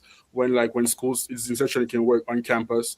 So I actually applied to some posts on campus to see if it could help support my education as well. But nothing as yet. And yeah, so only we can work on campus, can't work legally when school at all, basically. Right. So you're in a tight fix right now. You're just depending on a good great. The kindness of family members to try and help you, but you know how it is already, you know, and folks, the man is an independent man and he wants to do things for himself. He doesn't want to depend on family because we know how that is, right? Not that and I know his family very well, that comes from good stock, but at the same time, you know how it is, you know, you want to try and go out and do things on your own. And no, we're even talking, like as I said, we're talking about school fee, we're talking about transportation costs, talking about clothing, we're talking about all, you know, food. But if you notice, he's not mentioning any of that. He just says, I just want to focus on my education. If I can just get my school fees paid. And he's saying, look, we don't have to pay everything all at once. We can get into a payment plan, because some of the money already has been provided for by the school. Yep. We just need to make it up now. Just back it up, and so that him can go and study. And believe me, we don't want Riquelme for go classes and sit down there and I think, rotted, school fee no pay, and next week they might just ask me to leave. We can't put him in that position, people. Right. We cannot. And we have over 700 devices. God knows how many people watching. And if you could just put a little something inside of the till film, there is the website, the GoFundMe site, and the link is there. If you could just put a little thing in it for him and just buy, you know, we do whatever we can to help push this young man to greatness. Because we knew him all succeed, you know. We knew him all succeed. But he already knows that the road is tough, because the road was tough in New York and it's tough here now too. So, you know, but the man is a fighter. He has a goal in mind, and thank God that despite the hurdles and the impediments that he has faced, he's managed to come this far, and we can't make him just stop. This is not the end for him. This is not the end. So I'm asking all of you if you can just put a little thing in other thing for him. Is there anything else you want to say, Riquelme, before we leave you? Because I'll give you a call another week still, but is there anything else you want to say before we go? Yeah, so I would just say thank you to everybody that are watching right now and hear my story. I know faced a lot, as Mr. Rattigan said, faced a lot since I've been here, but you know, with God's grace and determination to where I want to be in life and where I envision myself, you know, we're pushing through. But just accept any small donation, and even just a prayer. I would be come a Christian also. Even just a prayer will suffice. And I really thank you guys so much for listening and understanding my story. All right, Riquelme. Well, look, all the best. We're gonna try and help as much as we can, and things will work out. Just keep the faith. All right. Thank you so much. All right. Take care of yourself now. All right. Thank you. All right, folks. I tell you, say, you know, it's real. It's real. People are suffering out there. It's real. And, you know, we jump up and down on top about Jamaica independent and we're sovereign and with this and with that and that. But just keep in mind that you need people like Riquelme to keep this going. I said this, Jamaica, keep it going. You need people like Riquelme. You need people like the young lady who was here last week. What's her name's slipping now? Abby. Abby, big up yourself. Right? We need people like Abby. You know, they are going back to assist with national development, and it's just a shame. As I said, somebody put in the chat, say, "Hey, you can't expect the government to do that because the government do nothing. Look what them do with the money with hurricane relief." Yeah, and it's true. It's true. I can't argue with you. But we just say it in the hope that, you know, it won't fall on all deaf ears, that somebody will just hear and just say, all right, you know what? Could try and help, right? So. But imagine this, just for a moment. Mm-hmm. You have an Abian in 5 years building and developing websites that Jamaicans can go on to track what is going on in the economy after someone like Riquelme has put together a quantitative analysis of how the economy can improve based on the history of our spending and how demand and supply works and what products we can get into from what we have to help develop and improve our country. Mm-hmm. Just imagine that for a moment. Right. Right. And imagine that not being able to happen. Because one of them is going to lead to a completely different Jamaica in 10 to 15 years. It sounds like a far way off, but Rome wasn't built in a day, and you need to have a stable foundation. You need a solid foundation on which to build, because everything that is there now, you need to tear down and dash way. Well, maybe not everything, but you know what I mean. I know what you mean. I know what you mean. Riquelme, someone is asking if you're using a computer model, and if yes, what's the name of the model? You can just text me and let me know. And I've a very strong supporter of the program, very loyal supporter. She asked me to send you her number. I can provide you with her number, so we'll take care of that. We'll take care of that before the end of the day. Let me just quickly. Somebody said, Ratty, I've been writing in the text from Wednesday asking if you heard what Bruce Golding says about the deportee. Yeah, we're going to touch on a little bit of that today. Let me just. All right. These three topics, Kevin, we're on track right now, Professor. We're just 5 minutes behind, but no, that's fine. No, folks, I don't know where to start, to be honest with you. Where is Kevin, the promo for the Global Jamaica Diaspora Council? Is that in the one that you put the email address on? For the Diaspora Council? Yeah. Yeah, we're going to put something up. They had a march today, by the way, people, in Brooklyn. We're hearing that they had strong support, but the march route was it was rerouted. That's one thing. And it was made shorter, because my understanding was that they were going to go from, central like Flatbush, what is it? Flatbush Avenue and Church Avenue, and they were going to march all the way up along Flatbush Avenue and then turn into Prospect Park, which is quite a journey.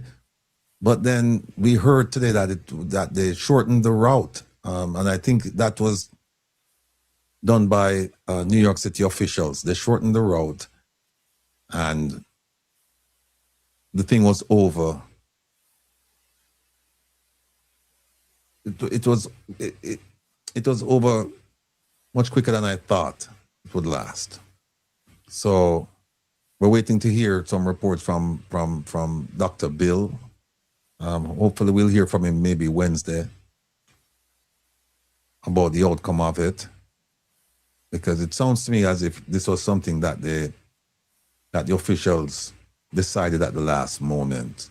Don't know, but we will find out. You find it yet? While we're doing that, let me. Oh, there it is. Oh, this is not the one though, because the thing is not the. It's at the very bottom of all the tabs. No, let me see. Yeah, but where's the email address? It's on it. The one that I did. I can't see. It's not on this one. No, not that one that producer had put up. Go back to the on the tabs. Yeah, yeah, it's a TCN chart at the top. No, the northeast. It says any about. No. Go all the way down to the bottom. All right, there I am. No, not in TCN. No, the very bottom of the tabs. All the This tabs. right here? Okay. Yeah, it says Northeast Jamaica Diaspora. All right, Northeast J. Yeah, there we go. All right. And the email is on it. All right. Now, October 23rd, 24th, they're going to have the Northeast. And the Northeast, that region is from Maine all the way down to Virginia. And the Northeast Diaspora rep, Michelle Tolonil, is responsible for this. So they're putting this thing on October 23rd, 24th, 2026. What I'd like you to do, and by the way, here is the, if you look at the, let me see. Yeah, you see, let me see if I can get it bigger. All right, you see the web, the email address right there?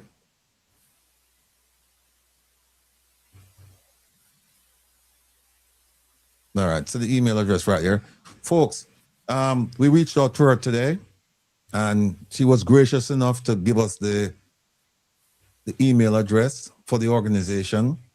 If you live from Maine all the way down to Virginia, and you're having issues, that's that email address, any2diaspora@gmail.com. You can use that and ask for assistance. Now, many of you have reached out to me, and I have no problems with it. I have no problems with that. But she was elected to represent the region. So she's going to have, or should have, resources to assist with some of the things, some of the issues that you've raised with me. So what I would suggest you do is, if you have immigration issues, because they said it in the diaspora manual that they're there to help with some immigration issues, and they also said that we're going to put it up next week because we're pressed for time right now. They also said that they're going to help you to prosper in the country where you reside, and they hope that you'll be able to leverage that prosperity to help Jamaica at some point in time. But first, they have to help you to prosper. If you have immigration issues, if you have issues regarding homelessness, if you have any kind of issues you have as a diaspora member, any kind of issues, please reach out to Michelle Tolonil. You can just say Neil, Ms. Neil, Neil. And then you just lay out your problems to her, and she's our representative. So she should be able to point you in the right direction, help you with some assistance. That's her job. So never let it be said that I haven't pointed you in the right direction in terms of getting assistance for whatever the issue is that you're facing. If you live in the Northeast, and if you live anywhere else around the country, the South and the Southwest, Midwest, you have, and you don't even have to vote. If you live there as a Jamaican, you have a representative. Reach out to that representative if you're having issues, any kind of issues. The worst thing she's going to tell you, at least Michelle is going to tell you, is that she cannot help you. That's the worst thing, but you would never know unless you ask. And the best thing is she might be saying, hey, you know what? Yes, I can help you. You need some funding here, or you need a contact over there, here, but you need to ask. So again, there's the email address, ne2diaspora@gmail.com. Please reach out to her, Ms. Neil.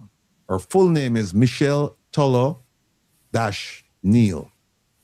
If you can't remember Tolo dash, then at least please remember Neil, N-E-I-L. Just write her and just say, Miss Neil, and you can tell her, I heard from, I was watching Reason with Rattigan, and they put up your email address, and they said that if I have any issues as a diaspora member, that I should reach out to you to see if you can assist. Again, I'm not guaranteeing you or promising you that she's going to assist. All I can say is that she's a point of contact to provide assistance. So she might not be able to provide it directly to you, but she'll be able to point you in the right direction. Then again, who knows? Maybe she'll be able to help you as well. But reach out to her. Of course, you can always reach out to us. We have no objection to that. But the more, the merrier. Now you have another point of contact. Please, I'm begging you, I'm beseeching you, use it. Do not suffer in silence. Reach out to her. All right. Let me move that. All right. So, Kev, we have 2 hours and 45 minutes now to come up with, to do 3 things. And already I'm seeing that we're not going to finish it. You know, I should be in conversation with you and producer Drone and not in, you know, in an open forum like this. But let's never know which one of them to start with. Let me just go to the videos. Let me see which one up here. All right. Choices. We're going to talk about the TCN issue, because it's something that I was hoping we wouldn't have to talk about this week. I was hoping that the information is out there and everyone would understand what's going on, and that's the end of that. This past Wednesday, we went over it in detail, and we're going to go over it again because we spent a tremendous amount of time going over the explanation provided by the Prime Minister, Audrey Marks, Dr. Chang, and the Minister of Education, Dana Morris Dixon. We went over all of that. And so what I want you to do at this point is we cut up all of the videos. I want you to just have a piece of paper and a pen or pencil. And as we go through the various explanations provided by these folks, I want you to just write them down. Just write them down. And I will walk you through that. You don't have to write down a whole lot of things. Let me see. You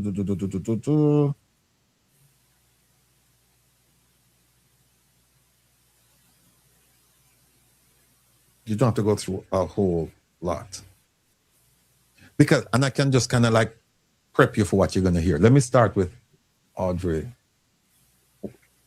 No, the first person was Minister Chang. Let me start with Minister Chang. Chang 1. Where's Chang? Chang 2. Chang. Okay, here's Chang 1. Then Chang 2. Then Chang 3.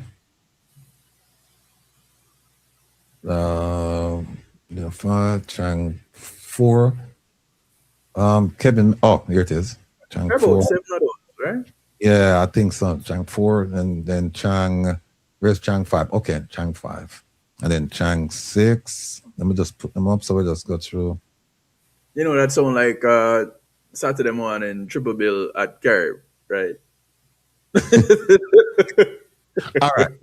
Here's what we have now. We have 7 videos we're going to play. These videos, they're very short. And they're videos of Minister Chang addressing this. And he was the first, my recollection, he was the first government official minister to come out and start talking about the TCN program after the news, the Gleaner reported it. He was the first one. But before we do that, I want to show you something because there's a lot of confusion here. And I just need to put this up so you can understand this. You're going to need to understand this in order to understand everything that's going on because it's confusing. Here it is. We got producer Joan. Now, see this? Let me reach for this thing and draw so you can see. You're going to hear about TCN, Third Country National, right? And you're going to hear about this one over here, structured migration. And you'll hear them say, you'll hear them tell you that they're two different things. They're two different programs. That's what the government will tell you. One of them has to do with the MOU, and that's the MOU that the Gleaner reported on, and All Angles reported on it as well. I don't remember the lady's name, but she reported on it as well. So remember that the third country national program that you're talking about, that's covered with the MOU, the one that they said was leaked. And for that program, it says up to 25 deportees every 2 weeks. But if you have more than 10 in the country, 10 or more, then it will stop. That's what we've been told. So they have 25, and they say if 15 of them said, well, we want to stay in Jamaica and we're going to file for asylum, then that's it. However, in the dip note that was read on All Angles, I think that's where it came from. It says that they can increase this number. Jamaica can say, no, yeah, it said 25, but we'll take more than 25. So when they tell you that it's 25, there's always a little catch in there, people. Always a little catch. We're going to play that. We're going to play the voice note as well. So the TCN, the third country national, the deportee program, where they say America is getting rid of deportees, and they're coming to Jamaica to transit Jamaica. So they're not staying. They're not supposed to stay. They're going to transit Jamaica to their home country, where them come from, or another country. But they can also stay in Jamaica. So when you hear them say, they're not staying here, and then you hear them say the other side of the mouth that, well, they can apply for asylum and stay here. But that's one program, right? Up to 25 deportees a week. And we're going to hear a voice note that says that can be changed. Well, that's every 2 weeks. 25 every 2 weeks. Sorry, up to 25 deportees every 2 weeks. But you're going to hear a voice note where it says that, and somebody's reading what is purportedly the MOU, and it says that they can change it at any time. So this is not etched in stone. This up to 25 deportees every 2 weeks. Now, on the other hand, over here, structured migration for skilled workers, you'll hear them talk about that. That's the one that Minister Marks is saying that she was pushing. That's the one. She wasn't pushing this one about 25 deportees, right? Even though she had discussions about that, I believe. But she said this is the one that she was talking to people about. And it's for skilled workers to come to Jamaica, right? Now, that one is memorialized. It's contained in the diplomatic note, not the MOU. Not the MOU. Just to recap, the MOU is not a binding agreement. It's two countries talking to each other and say, yeah, we'd like to do this. And they have points where they meet on, but it's not the end all be all. It's not the final agreement. It's just an intent to do certain things. And it's going to be followed by an agreement later on. The diplomatic note is something different. The diplomatic note is how countries really talk to each other on a daily basis. You know, I need something from you, I send it to you. You need something from me, you send it to me, or you respond back and forth. It's a technical document, the diplomatic note. It's different than an MOU.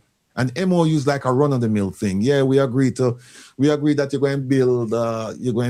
going to help build a school, and we have the MOU saying yes, this is your responsibility to the school, and this is mine, and blah blah blah blah blah. But it's not binding. Both parties can walk away from it. The diplomatic note is something more structured, something more technical.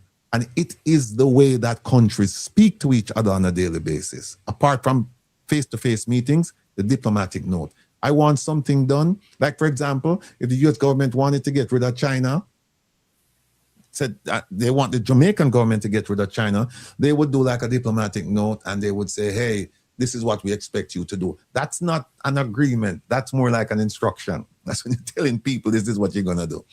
Now, for this one, Minister Mark says up to 10,000 But you don't want to use the word deportees. See this word right here, deportees? So she said up to 10,000 skilled workers she used. The term, that's the term she used. Now here is what you need to know before we get into the videos. It doesn't matter whether it is the TCN or it is the structured migration. They're all deportees. Remember that. They are all deportees. They will use nice words, pretty words, flowery words, flowing terms to describe structured migration. And they won't come right out and tell you that these people are being deported from the United States. They won't come out and tell you that straight up. They will say, oh, they're skilled workers in America, and they probably won't acquire residence because of the American immigration policy. And the way they describe it, if you're not paying attention, if you're not familiar with the terms, it sounds like it's two different set of people. Mm-hmm. That's what it sounds like. They're not the same people. It's the same people. Same people, they're being deported from the United States, people. Just get that in mind. Whether it's TCN skilled workers. And then what you're going to hear is you're going to hear when Andrew Marks is talking about skilled workers and how they're going to come and how they're going to do well in Jamaica and everything is going to be hunky-dory. And you're going to hear the Prime Minister say, no such thing. You're going to hear the Prime Minister say, this idea about skilled workers coming to Jamaica is an idea. It is not a policy. You will hear him say that out of his own mouth, not out of somebody else's mouth. Because when Minister Mark speaks, you will think that it's the Prime Minister speaking. It's the Prime Minister speaking through her for the nation. Well, if that's the case, put that to the side. And then I want you to focus on now the Prime Minister speaking himself, not through somebody else. And you're going to see all kinds of contradictions and discrepancies. You're going to see it. And then at the end, we're going to give you three things that if you know these three things, then this issue is a done issue. You know this issue inside out. So just remember that. If you want me to go back to the chart, I certainly will at any point in time. But let me just move that now and go to the first video. This was June 17th, Kevin? This was June 17th, I believe. It was June 17th when Minister Chang appeared at the post-cabinet briefing to talk about this issue. Here we go. And again, people who watch this on Wednesday, please bear with us. We have a little twist to it.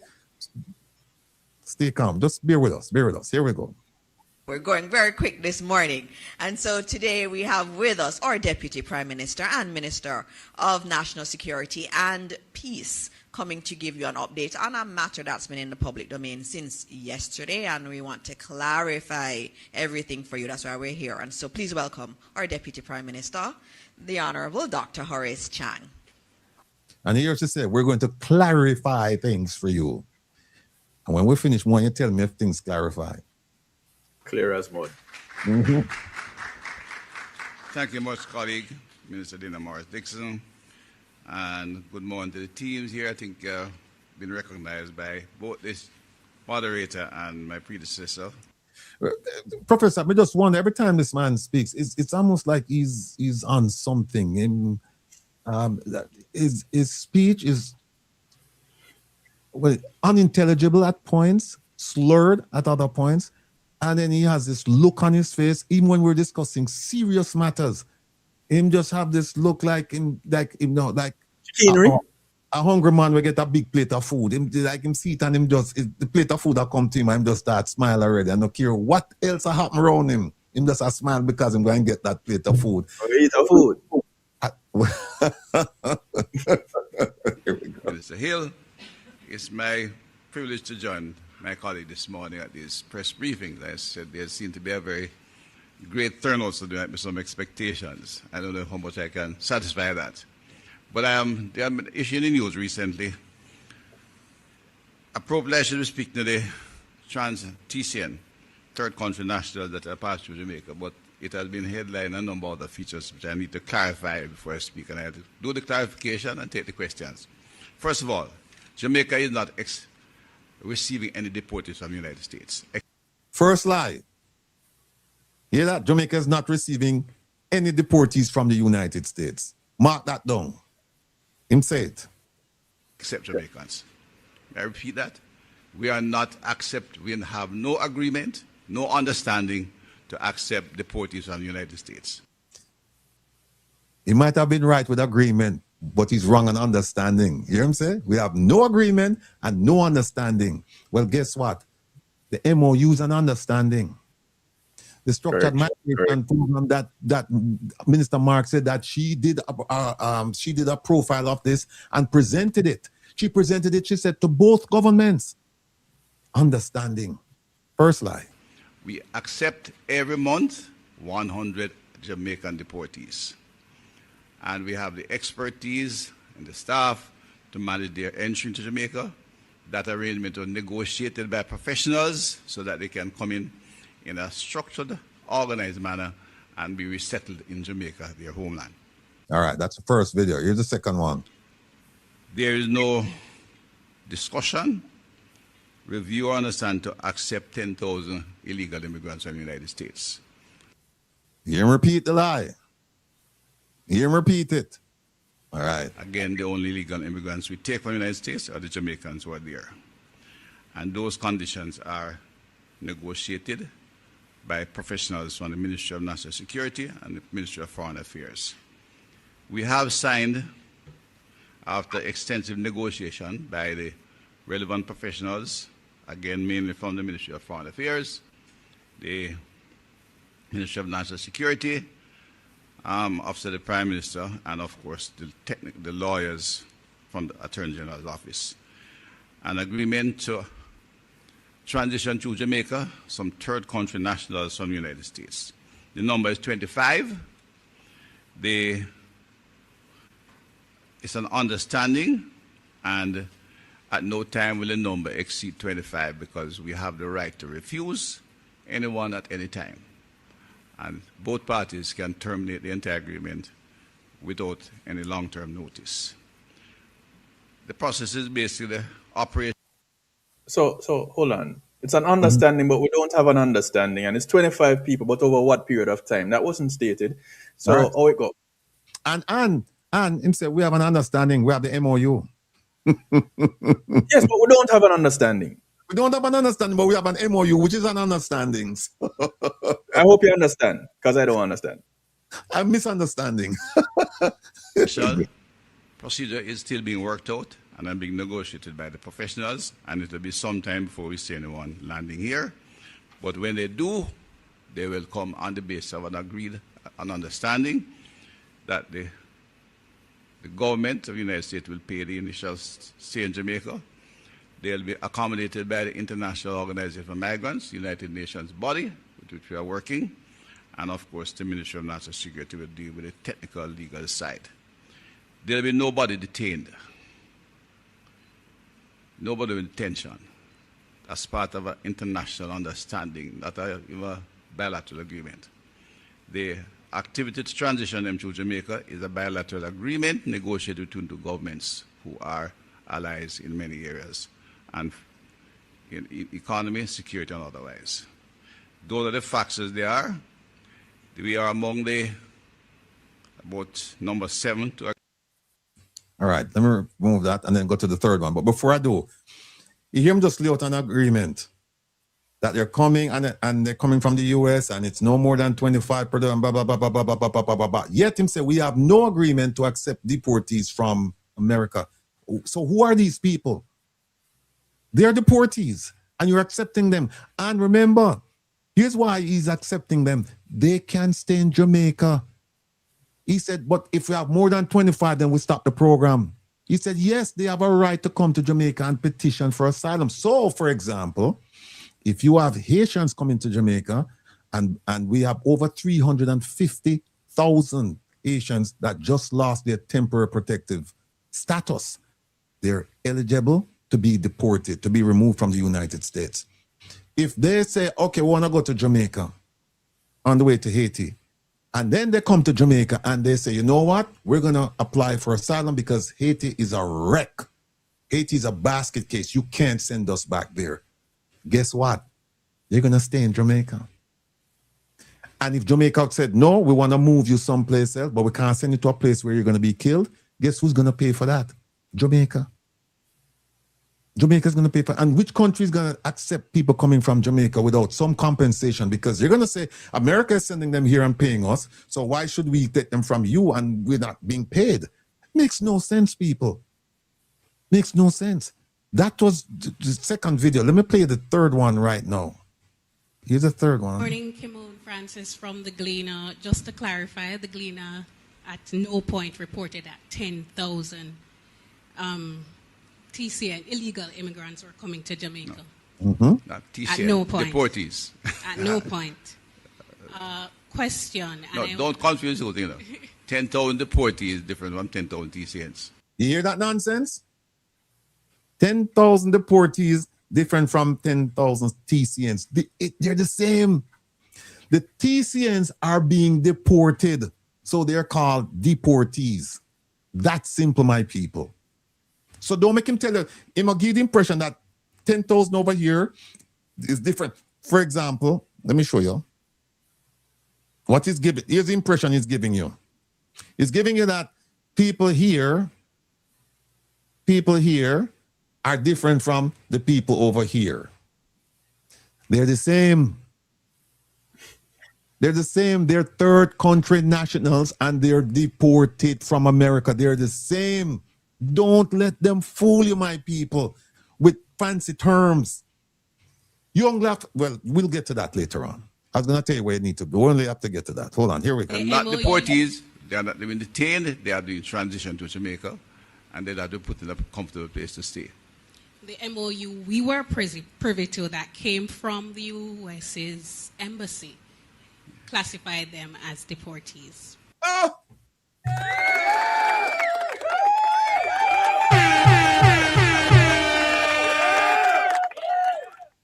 See, try that song?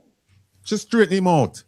Let me go back and play it, and then you see where him say, if him say anything to that point that you just raised. Them as deportees. Right. Question came from the US's embassy classified them as deportees. Right. Question, just seeking clarity. Did the U.S. initiate contact with Jamaica regarding the TCN arrangement? Or did a senior government official first communicate that Jamaica is amenable to such an agreement? No, TCN is an American request. They have done so with several allies across the region and throughout the world. So it's their challenge that they're trying to resolve in a human way. So we never suggested it? That no, we couldn't suggest that. We don't have a problem. That's why we suggest. Okay. We just suggested, but Audrey Marks is there doing some other thing and raising issues with people on the margins in Florida. Him forget all of this. Forget it. We don't have a problem. On this occasion, they are friends and they're seeking our assistance to resolve the problem. Did the U.S. at any time communicate that the arrangement could see Jamaica receiving up to 10,000 third country nationals? No, there's no such discussion. It's people. Audrey Mark, you're gonna hear Minister Mark said, yes, I discussed this with them with Jamaica receiving up to 10,000 TCNs.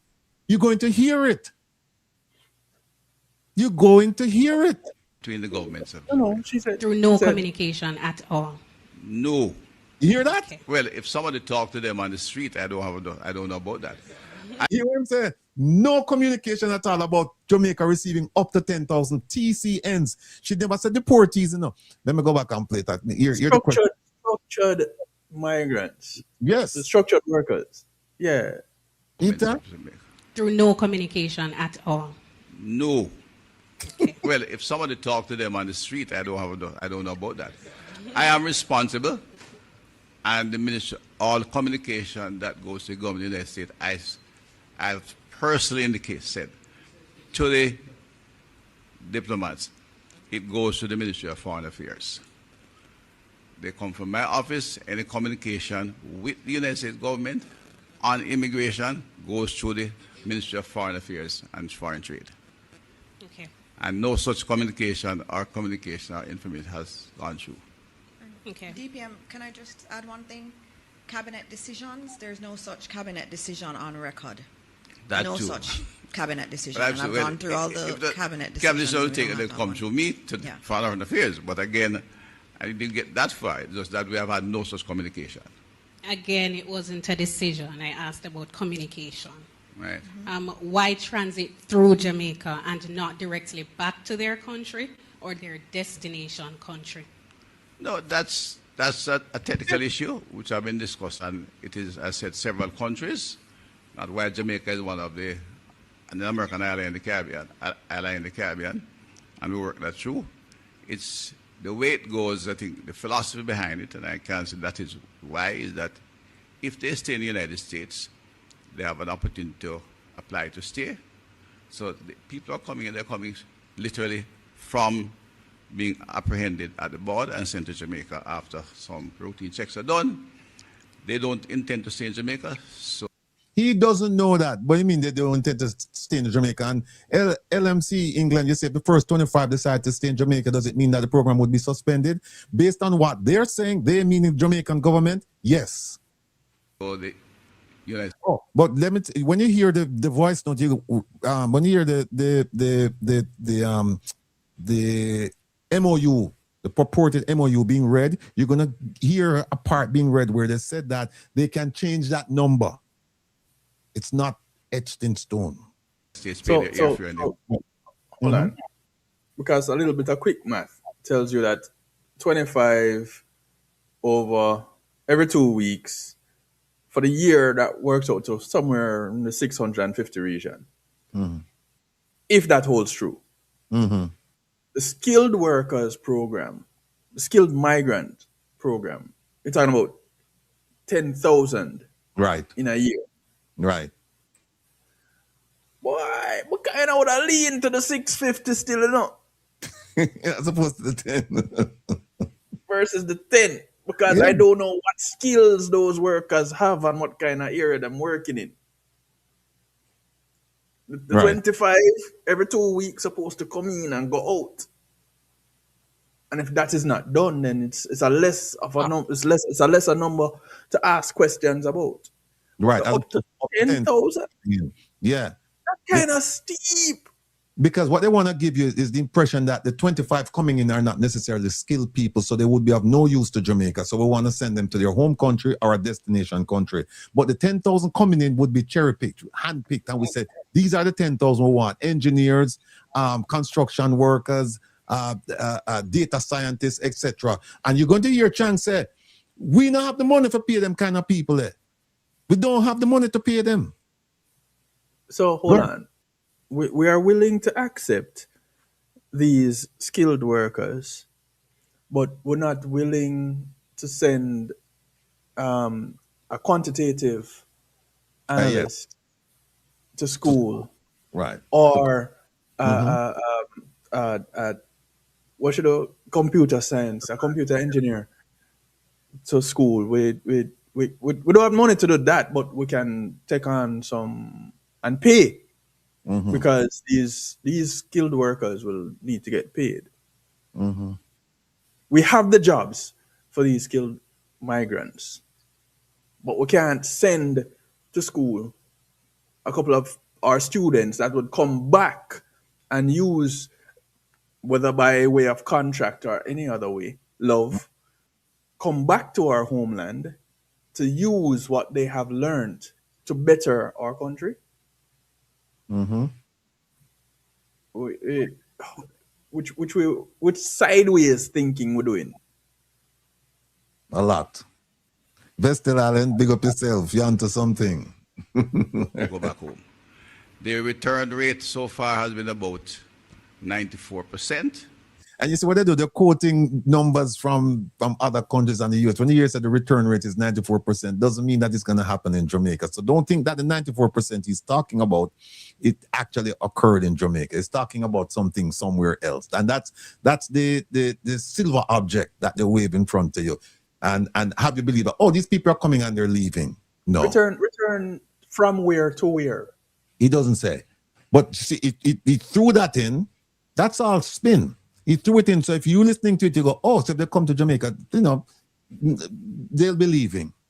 And before that, he said, well, if they come and they don't want to leave, they want to stay, then there's nothing we can do. We just have to take them through the court system. But then we have to stop the program if we have more than 10 in the country. It's not that confusing. They are confusing themselves deliberately with the effort to, and you might say, well, that's an oxymoron. How can you deliberately confuse yourself? Well, yeah, it's like people who tell lie and believe the lie. And when you talk to them say, yeah, true, you know. The mind is a terrible thing to waste, but it's an amazing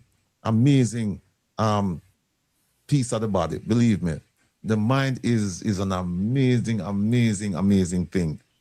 Listen to this man here. You have opted to stay. There are a couple of Jamaicans in another country who are not coming back to Jamaica. They were deported by the United States. When that happens, the numbers in the next shipment drop by that number. So if all 25 decide to stay, so there'll be no crowding on Florida of Jamaica. If all 25 decide to stay, we stop the program immediately. And that's in the document. All right. So that's... I don't know if you saw that part of it. But that's in the... Yeah. Just see it, Don. Just see it. Report, you said you have a document. All right, now I'll give it the lady. Just see it. All right, here's number. Here's the other one. Will the TCNs come? No, there are people who would be found in the United States illegally. What nationals? Do you have a cutoff on certain kinds of nationals or all kinds of nationals? Let me stop. You're asking, where will these TCNs come from? And you hear him say? They are people found illegal in the United States. And when you're found illegal in the United States and they're transported out of the United States, what do they call you? A deportee. People straight out of their own mouths. Listen to the question again. Zara, big up yourself. Listen to the question. From will the TCNs come? No, there are people who would be found in the United States illegally. What national? Do you have a cutoff on certain kinds of nationals or all kinds of nationals? One of the operational features for some of the Caribbean islands, just smaller numbers, is that they are Caribbean nationals. But initial discussion, we're looking what that is. Well, Zara, look on him like, look here, I don't know who you think you're a fool. Look on her and she turn her face side and look on him like to say, you think we're idiot. Where will the TCNs come from? And the man said they're illegals in the United States. From will the TCNs come? No, there are people who would be found in the United States illegally. What national? Do you have a cutoff on certain kinds of nationals or all kinds of nationals? One of the operational feature for some of the Caribbean islands, just smaller numbers, is that they are Caribbean nationals. Hold on. So, you notice, I have a thing every now and then where I pick up on inflection, tones of voice. And Provost, in your career, you've been taught this thing. So when he went from, yes, and we're not going to well, you know, they're coming from. We're not taking. You know what I'm saying? Hold on there. Very good point. Hold on. Let me play this back. Hold on. Let me take this down. Let me take this back right here. Sorry, let me remove that. Let me go back to the first video. Listen to the first video. Chang 1. Where Chang 1? Let me say Chang 2. Chang 1. All right, here he is. Chang 4, 5, 6. Where Chang 1 there? All right, here's Chang 1. Listen to it. We're going very quick this morning. And so today we have with us our Deputy National Security and Peace coming to give you an update domain since yesterday. Welcome, our Deputy Prime Minister. Thank you much, colleague, Minister Dina Morris-Dixon. And good morning to the teams here. I think been recognized by both this moderator and my predecessor, Minister Hill. It's my privilege to join my colleague this morning at these press briefings. I said there seemed to be a very great turnout, so there might be some expectations. I don't know how much I can satisfy that. But there have been issues in the news recently. Probably I should be speaking to the TCN, third country nationals that are passed through Jamaica, but it has been headlined a number of other features which I need to clarify before I speak, and I have to do the clarification and take the questions. First of all, Jamaica is not receiving any deportees from the United States. All right, good. You hear that? Jamaica is not receiving any deportee from the United States. Now, listen to this. Will the TCNs come? No, there are people who would be found in the United States illegally. What national? Do you have a cutoff of certain kinds of nationals or all kinds of nationals? One of the operational features for some of the Caribbean islands, just smaller ones, is that they are Caribbean nationals. But initial discussion, we're looking more that they speak English. They speak English, that's the criteria. Initially, that's not settled it in the operation, but that's that's our primary demand at this point. I think there's a question in front of you. I saw her hand All right. up first, and then we'll go back.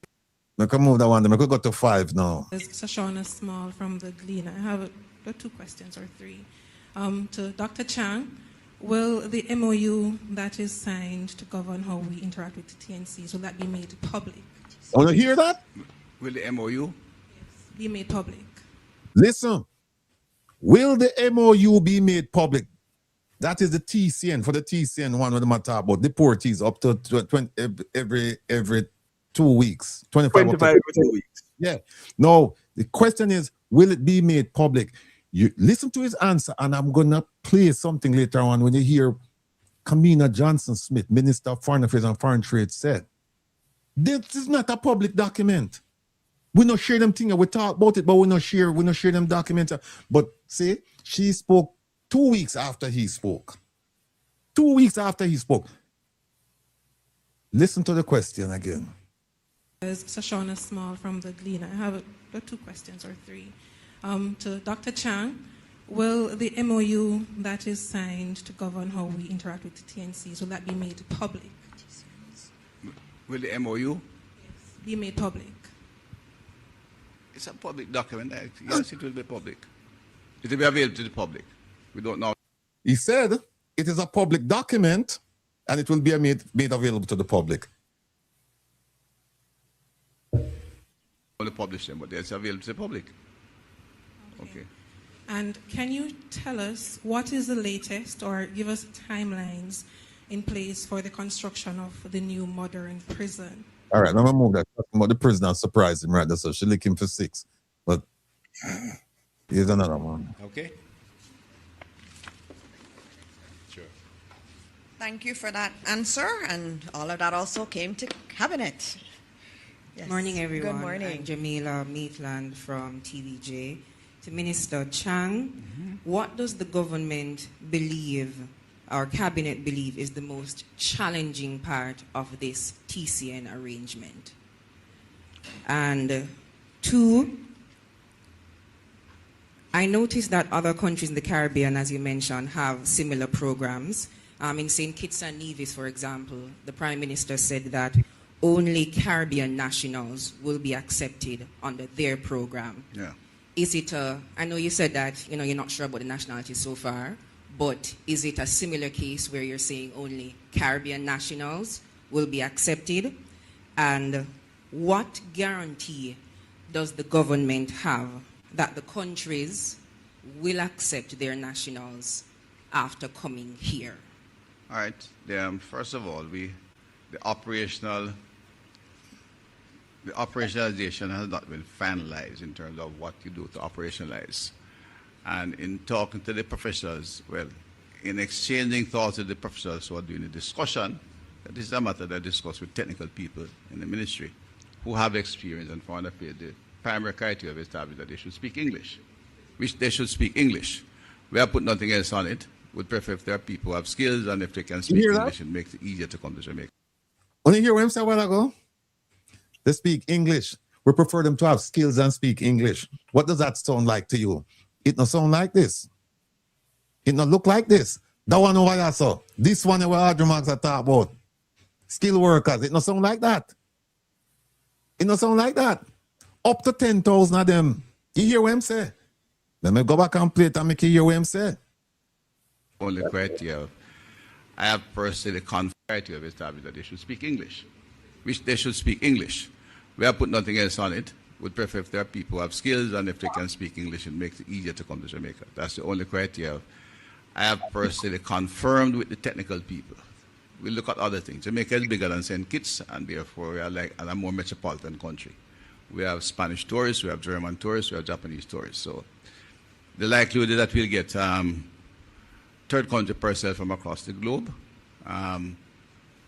We are seen as a possible assistance, not just to take a few for ease the pressure, but we have excellent air transport out of here to Europe and elsewhere. So let me see if I understand this, Professor. They might answer the question as to whether they'll get from other parts of the world. And they must say, well, Jamaica is centrally located and it's easy for air transport to go from Jamaica to Europe and elsewhere. Now, why would America then send people from Europe to Jamaica so that Jamaica can turn around and then have them fly out from Jamaica to Europe? No sense at all. No sense. And that's why we have been asked to assist, and that we'll therefore work with our Jamaican professionals, work their counterparts to see how to operationalize when we settle the other issues like accommodation and timing and screening as is required, because we screen them coming in anyway. But we will have some indications. The NIB will look at that. Or you screen them coming in anyway. You don't have the technology, you don't have the capability to screen people coming in. Not what you're talking about cannot be done by you, Minister Chang. And when I say you, I mean your ministry. Oh, and by the way, people, you know who else in the ministry? The junior minister is Juliet Cuthbert Flynn. And with the greatest respect for parliamentarians, but I have to say this: if there is one big dunce bat in a parliament, it is that lady, and she is the number 2 person in this ministry, and this ministry is one of the most important ministries in the government of Jamaica, Ministry of National Security and Peace, and she sits there. So you can't say what happened to him right now. He have a hard time verbalizing, communicating, and if she's worse, people, she has not been to any of these conferences, the top conferences. We see who at the conferences. We see Minister Marks. We see the Prime Minister. We see Minister Johnson Smith. Your favorite minister. Yet we don't see the person who's number 2 in the Ministry of National Security and Peace. We're in bad shape. To ensure when we have the names, we're not getting the criminals or somebody else of ill repute. There's no guarantee what you're in this kind of agreement. There's no guarantee either way. When they get here, they... No, let me just stop it right there. You remember when him started, him said, there's no agreement, nothing. And now you hear me discuss the agreement. And I said, well, there's no guarantee. Yes, we have an agreement, and they'll come and they'll stay if they want, and they'll go if they want to. But, you know, it's the people, just pay attention. We have been watching and we have been listening. We have been analyzing. And that's why we can bring this to you, because a lot of you watch this, live. But you see, when you have time and you can sit back and play it frame by frame, now when you just listen live, straight, that's why we're here, bringing this to you so that things that you missed, we can highlight them. Our people who are moving illegally through very difficult challenges to get to the United States. As I said, they have been to other countries, and their immediate response in the first fortnight to get out is over 94% leave back to home country. Going back again to that. They are not criminals. There are more people looking at a different opportunity. So if they're not criminals, then tell me the difference then between the two. If they're not criminals. And guess what, people? He's right. Because these people coming to Jamaica, regardless of whatever crimes they committed in the United States, immigration violations, etc., they have not committed a crime in Jamaica. They have not. So they're not criminals. And then you have to ask, when they get to Jamaica, what kind of status do you give them? Because if they're deported to Jamaica, what status do they get when they land in Jamaica? What status do you give them? Are they visitors? Are they what do you call them? Expats? What status do you give them? No answer. They're asylum we seekers. have a big name, which is just.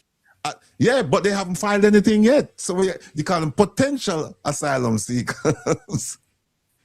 Filed a good brand. But the raw reality, which we sometimes tend to overlook, our per capita income is $7,000 per capita. I want you to pay attention to this. This is a very, very significant point. He's making the point that the people coming to Jamaica will not stay. Why? Because the per capita income in Jamaica is $7,000. So tell me now, how are you going to get skilled workers to come in now? How? Let me go back and play it. Here it is. Which is justified and a good brand. But the raw reality, which we sometimes tend to overlook, our per capita income is $7,000 per capita. It doesn't offer opportunities to people who are seeking to achieve a certain level of quality of life away from Jamaica and to live their dreams. They go to a country with a per capita income of $8,000 per capita. And that's where they're heading for. Majority are going to look to head back home and find a way back in the United States, like some Jamaicans do. Go ahead, Professor. So the skilled workers that are coming, oh, it go. That's because the TCN can't stay because of $7,000 income per capita, right? Correct. So 650 people can't stay, but 10,000 people must come. Exactly. And then you said you're leaving a country where the per capita income is $80,000. And then you go on to say that nobody wants to stay in Jamaica because the quality of life that you won't be able to do that on 7,000. But he's saying we're getting 10,000 people coming in to work. What kind of jobs? And then we don't even want to get to the point where we said Jamaica has enough engineers where they might get out of schools, where a lot of them sitting in call centers. We didn't even get to that point yet. Wait, man, get worse. We take them in this week and they find a way back to the United States next week. People are doing that kind of activity. That's how they behave. And when in the real world, as a government, we have to take decisions based on what we see as best practice. We can't make guarantees. All right. And I said to other countries where the per capita income doubles ours, they have moved, I said, 94% moved within 2 weeks. And I said, the understanding is, if they stay here, we don't take any more. And make that very clear. At extreme end, if 25 say, the first 25 come and say, we're staying in Jamaica. You may not have the income, you may not see the jobs, or they might be professional, like the one Jamaican professional who is staying where they are. They have no interest in coming back to Jamaica. They can get a job and they actually get a pace compared to Jamaica, but they want to stay there. They may say that. If 25 come, then the program stops. I repeat, if the 25 come and say, we are staying in Jamaica, the program stops. Ceases. You hear that? Immediately. All right. We'll play one more video, then we're going to the I believe we have the runner. Remove that. Then we'll go to this. Here's the last one. That's one. And two, Minister, can you sort of explain the difference in the handling of TCNs as against the handling of the Haitians when they come here? The TCNs are being brought here under the understanding we have worked out with the United States government, and then there are.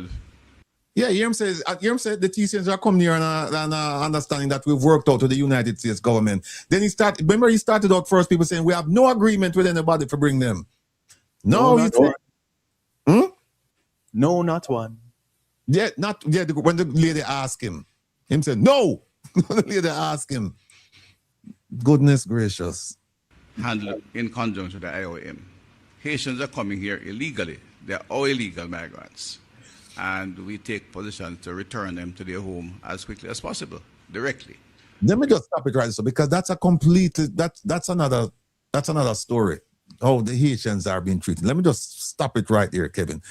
Kevin, where the voice note, the one where you have up the people in the videos. All right, hold on, let me see if I find it. No, I may not see it. Help me out here, please. It is titled. Actually, let me do this.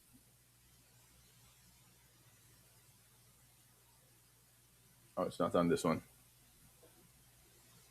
Too many computers, people. Deon Jackson Miller. Which part it there? In the videos for today. Me not see it. Me not see nothing with Deon Jackson Miller name on it. Really? We have so much videos up. Oh yeah, Sita, sorry. Sita. All right, listen to this, people. So they said it's a non-binding understanding between the two governments to facilitate transfer of. No, let me just set this up for you. The picture you're looking on there, TCNs, right? Not a country. But what you're going to hear now is a video sent to me by someone. Audio. Audio.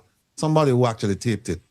And they gave me the backstory that the lady who's speaking said she received a document from Minister Chang. Now, she doesn't say it on the tape that I have, but that's what I was told, that she received this document from Minister Chang, and that document is the MOU, the one that the Gleaner reported on.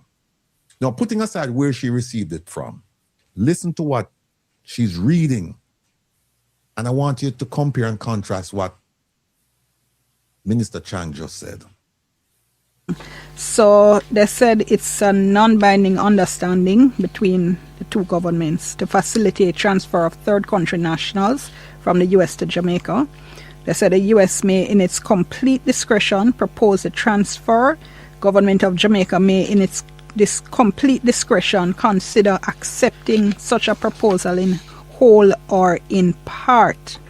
Before a transfer, the U.S. is to give Jamaica documentation of each proposed deportee's biographical, medical, and criminal documentation to the extent available and permitted by law. And it says that all actions taken pursuant to the MOU are to be in accordance with relevant international obligations, national constitutions, law, regulations, and immigration and visa policies. Didn't know international law was such a thing. This is me, clearly not the MOU. And the government of Jamaica is assuring that it will treat any third country national in a manner in accordance with international legal obligations. And in terms of general provisions, the participants intend to coordinate public messaging relating to this MOU in advance. Okay, that's why they're so... I was supposed to go into say a word I can't say on here. That's why I'm so upset with the Gleaner, apparently. This is me editorializing again. Either participant can discontinue participation in the MOU at any time, but should try to give 90 days notice. Nothing in this MOU creates any rights or obligations under international or domestic law, including with respect to the disbursement or obligation of funds. All actions taken consistent with the MOU are subject to the availability of funds and the laws of both countries. Then there's another document in terms of operating procedures. Not eligible for removal to Jamaica unaccompanied children under 18, citizens or nationals of Jamaica, individuals convicted of serious criminal offenses, which is actually different from what the minister was saying. No convicts will be coming, but this is actually saying serious criminal offenses, just as a point of accuracy. Mm-hmm. And preliminary number, the U.S. intends to propose to transfer up to 25 people every 2 weeks. If at any point 10 or more of those transferred are in Jamaica for more than 30 days, the U.S. will pause transfer until there are fewer than 10. in Jamaica. Government of Jamaica may decide to exceed. Me want to hear that part, you know. Remember them saying now? More than 10, or less, more than 10, the program paused. That's a firm number. That's it. Listen to this lady's reading of the MOU. Listen to this. Government of Jamaica may decide to exceed. The government of Jamaica may decide to exceed any figure mentioned. In other words, the 25 here is not cast in stone. It can be varied. GOJ may decide to exceed that figure in its discretion, and in such case would inform the U.S. This doesn't commit the financial resource. See that? Yes, the DOJ, them can increase the number and then just tell the Americans. So them can say, give me more. We need more. When people pay attention, my people. Pay attention. Of the U.S. or Jamaica, but the U.S. intends to review available foreign assistance funds to support this initiative in accordance with law. The U.S. expects to compensate a competent international organization for services to individuals transferred. Jamaica will coordinate with that organization. All right. And then it speaks of procedure, what is supposed to happen, how they are to be received, Remove that. So, that 25, when you hear now, that 25 is not etched in stone. The government of Jamaica, it says, the GOJ, not the US, the government of Jamaica can decide that they want more. And all they have to do is tell the Americans, send us more. We can't take more. And they're giving you the impression that, no, more than 10, that's it, program paused. But you see, all of these rules, they have exceptions, people. And what they're doing, they're giving you the rule, they're not giving you the exception. And the exception is that if they want more, they can just tell the US government, send more. But they're not telling you that. So the more now is where you have your 10,000 in a year coming into play. Yes, Professor. Yes, it's the second program. Because you're gonna hear Minister Mark say she want to take up to 15,000, but you just want to start with a small number or a smaller number. You're going to hear her say that. So you're not starting with 650 TCNs, starting with 10,000 skilled workers not eligible to remain in the United States. Correct. But they're not deportees. They're just not eligible to remain. And they're not leaving of their own free will. Correct. But they're not deported. They're not deported, but they're not leaving on their own free will. They're called TCN, sir. but are they skilled workers? Yeah, what people forget is that, you can call them what you want, but they're coming under a program, and the program is the TCN deportation program. That's what it's called. No, you just heard from Minister Chang, right? No, we are going to ruffle up Minister Audrey Marks' feather now, because if you remember, she come out blazing. And this is the interview we're playing now, where she come out, not interview, a speech where she come out blazing. And if you notice, since we start talking about her, you hear not more about her. You haven't heard a thing, peep out of her. We're going to make sure so we don't get any further clarification, anything from her, because she's not worthy to address us. Because she has no idea what she's doing. No idea. Here's the first one. So hold on, no, Miss Pilov asked a question. What is the price per TCN? Miss Pilov, nobody has any dollar figure. Them say it in the MOU that they'll work out that they didn't put a price on these people. That not yet. Nobody not have no money figure. Not for a TCN, not for a skilled worker, not for anybody. Mm-hmm. All right, so the first one with Minister Marks. Is going to play an important role. As we increase the number of persons in this program, we need partners like you to ramp up training and certification in certain areas. So I will come back to that. I'll be speaking further with you. No, you see that? She is not Minister of Labor and Social Security. She's not Minister of Foreign Affairs and Foreign Trade. She's not Minister of Justice and Peace. She's none of those. She's Minister of Innovation, Efficiency, Innovation, and Digital Transformation. Nothing to do with this issue. Yet she's telling these people, this manpower group, that you will be hearing from me about these TCNs. I am in charge of this. That's what she's saying. Here, Tia. Is going to play an important role. As we increase the number of persons in this program, we need partners like you to ramp up training and certification in certain areas. So I will come back to that. I'll be speaking further with you. The second proposal that was in that cooperation document proposed a structured migration. People, forgive me. Patois is my first language. English is an adopted language. But I know a little bit about English, and I know that cooperation is pronounced cooperation, not corporation. Corporation is an entity, a business entity. Cooperation is working with someone, assisting someone. I don't know why this lady chooses to continue to mispronounce these words. She also has a tendency to pronounce America as America. God help us. And she was ambassador in America for years.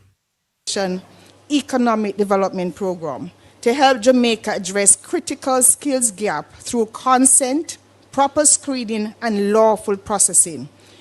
And these are the workers that we're looking, if possible, to migrate as skilled workers to Jamaica.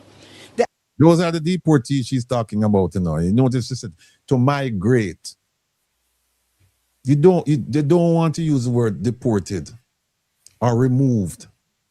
So when you say migrate, it sounds like migrate sounds voluntarily, like people just volunteer to leave, but they're not volunteering to leave, they're being forced to leave.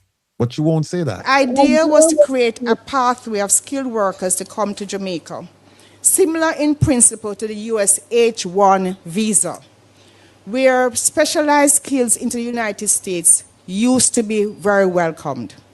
With an estimated 8.5 million undocumented skilled workers who were likely not to receive residency under the new migrant policies, there was an opportunity for Jamaica to attract persons with skills for technology, infrastructure, services, and emerging. All right, so you see what she's saying. She's saying because of the because of the enforcement of the immigration policy in America, that people will be leaving. And so she saw that as an opportunity for Jamaicans to come and for the people leaving with their skill sets to come to Jamaica. Brilliant. Brilliant, my foot. Nonsense. In digital and AI economy. Yeah. This was all. Listen to this. These are the people coming to Jamaica, right? Technology, infrastructure, services, and emerging digital and AI economy. This was all. This is somebody who believes her own lies. This makes no sense, people. No sense. Here is video number 2. Let me remove that.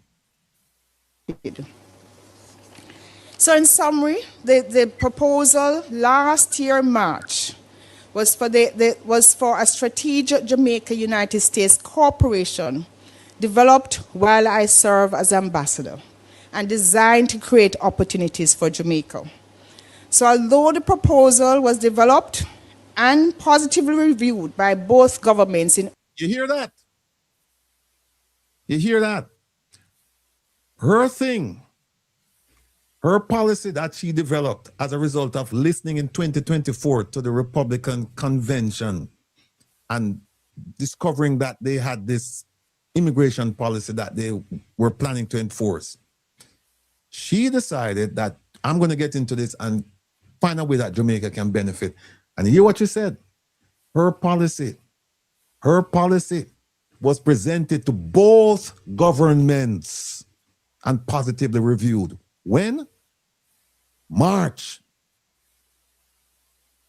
Not 2026. March 2025. March 2025. And what you're going to hear later on is she saying that she had a discussion 1 year later, March of this year, in Florida, to talk about it. And you're going to hear the Prime Minister say, to the best of his knowledge, it was broached first in March, not March 2025, but March 2026. People, una follow them people, yeah? Una follow them people, yeah? I want you to just listen and pay attention and write these things down.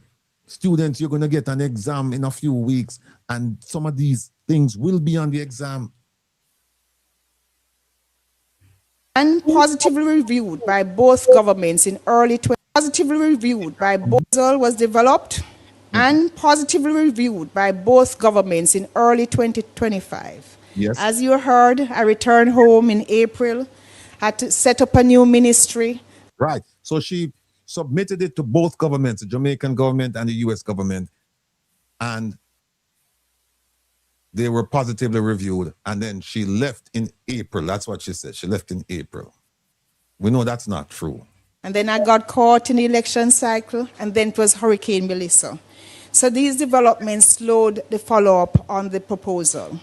However, while Jamaica was managing its national priorities and I was busy, the United States continued to move forward with its America's First agenda. America. The public reports show that the United States had entered into third country deportation agreements with 27. Here is the third video. For be understood for what it is, a limited, controlled, and still to be operationalized arrangement, not a program to bring criminals to Jamaica. So, I know you have heard it 3 times so far, but let me say it one more time for emphasis. The TCN MOU is from the United States to Jamaica and was transmitted through the usual diplomatic channels. It was handled in the appropriate Jamaican ministries, particularly the Ministry of Foreign Affairs and the Ministry of National Security and Peace. There is no informality about that arrangement. It is going to go through the process.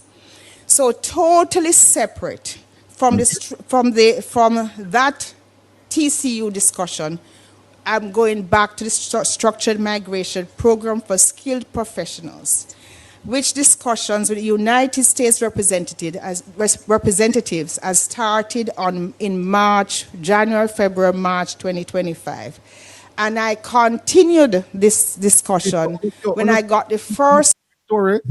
She said she presented it to both governments in March of 2024. Now she's saying it's in 2025. Sorry, in 2025. Now she's saying it's this year. Opportunity when I went to a meeting in Miami in March 2026. On the margins, I spoke to some American officials and again remind them that this is a better long-term program for partner countries like Jamaica. When we are discussing the fight against cartels and against drugs and guns, we have to at the same time look at economic opportunities for our persons. And that was where I again spoke of at least 10,000 skilled workers that could come to Jamaica. The discussion was not at any point about importing 10,000 or accepting 10,000 deportees. It was about the wider USA, Jamaica, migration and economic partnership. You see, this woman, she can't make up her mind. She said, she just said it, that she talked to them about getting 10,000 skilled workers. And then she turned around and said it wasn't about that. It was about a wider economic policy. In the original embassy concept note. Now, her original embassy concept note is a bunch of garbage. The person who leaked the information about MOU being signed in the public domain had access to the MOU itself and could have released the MOU that would have debunked some of these allegations. They also had other documents, including the proposal that I had made and that structure. What that tell you now, people? That not tell you say somebody in the Jamaican government leaked this MOU. Because, you just say, she said that they leaked the MOU, plus they leaked her documents. Now, her documents, remember what she said? It was shared with the Jamaican government. She shared with the Jamaican government and the US government. So when she shared it, you know who she shared it with? The Ministry of Foreign Affairs and Foreign Trade. That's where the documents were. And if she's saying somebody, and she's saying one person to a person, she said, leaked it. And they leaked not only the MOU, and the MOU went to the Ministry of Foreign Affairs and Foreign Trade, but she's saying also that they leaked her document, which was also at the Ministry of Foreign Affairs and Foreign Trade. So they know where the leak occurred. They know. Showed how a structured work program would work and how the numbers could be increased. None of those documents were released in the public domain. So this was, again, a deliberate effort to confuse and to cause panic in the country, and it has to stop. Yeah, the lady in St. Mary start with you. All right, here's last. Deliberately put out information that would make a fellow Jamaican look, as they say, selling out. We have a problem to the point where I got death threats. How is that even possible in today's world where information is available and we choose not to use it? So, we need to understand the difference between scrutiny and character assassination. There's a difference between questioning a policy and manufacturing a false person. You just say there's a difference between question a policy. She's talking about her structured migration. She's saying that's a policy. That's what she's saying. That's a policy. The structured migration of getting 10,000 people to Jamaica is a policy. You're going to hear the Prime Minister now tell you that it's not a policy. Let me move on. These people, how you know they're lying when they open their mouth?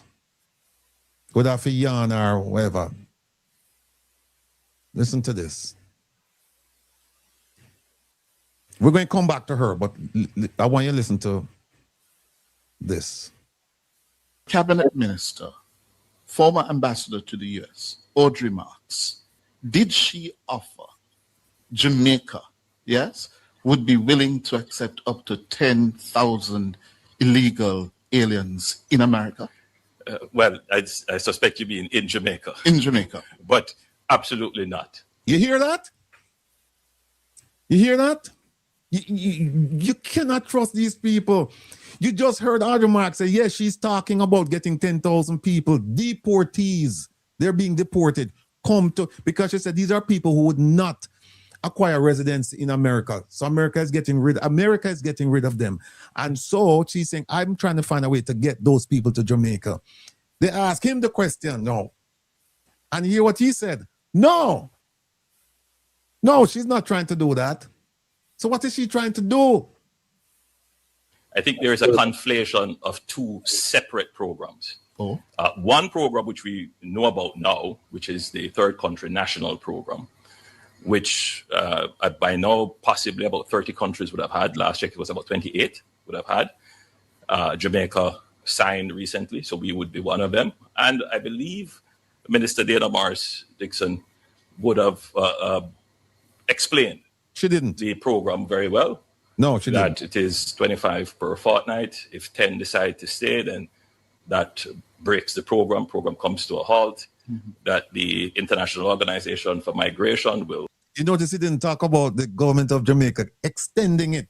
You notice he didn't mention that, saying that, yes, the 25, even though it says coming to a halt, there's another provision in there that says that the government can extend beyond 25. You notice he didn't mention that. You notice that. There's a reason. Because they know there'll be a backlash if people say, but wait a minute, you said 25. Now it says that you can change the number to anything you want it to be. And all you have to do is just tell the US government, send more people.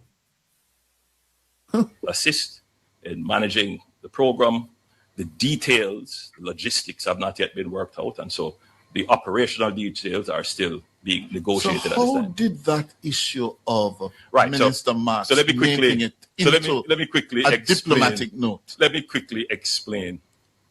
When Minister Marks was ambassador to the United States, one of her jobs would have been to advise the government of likely changes in foreign policy and how those changes would impact Jamaica.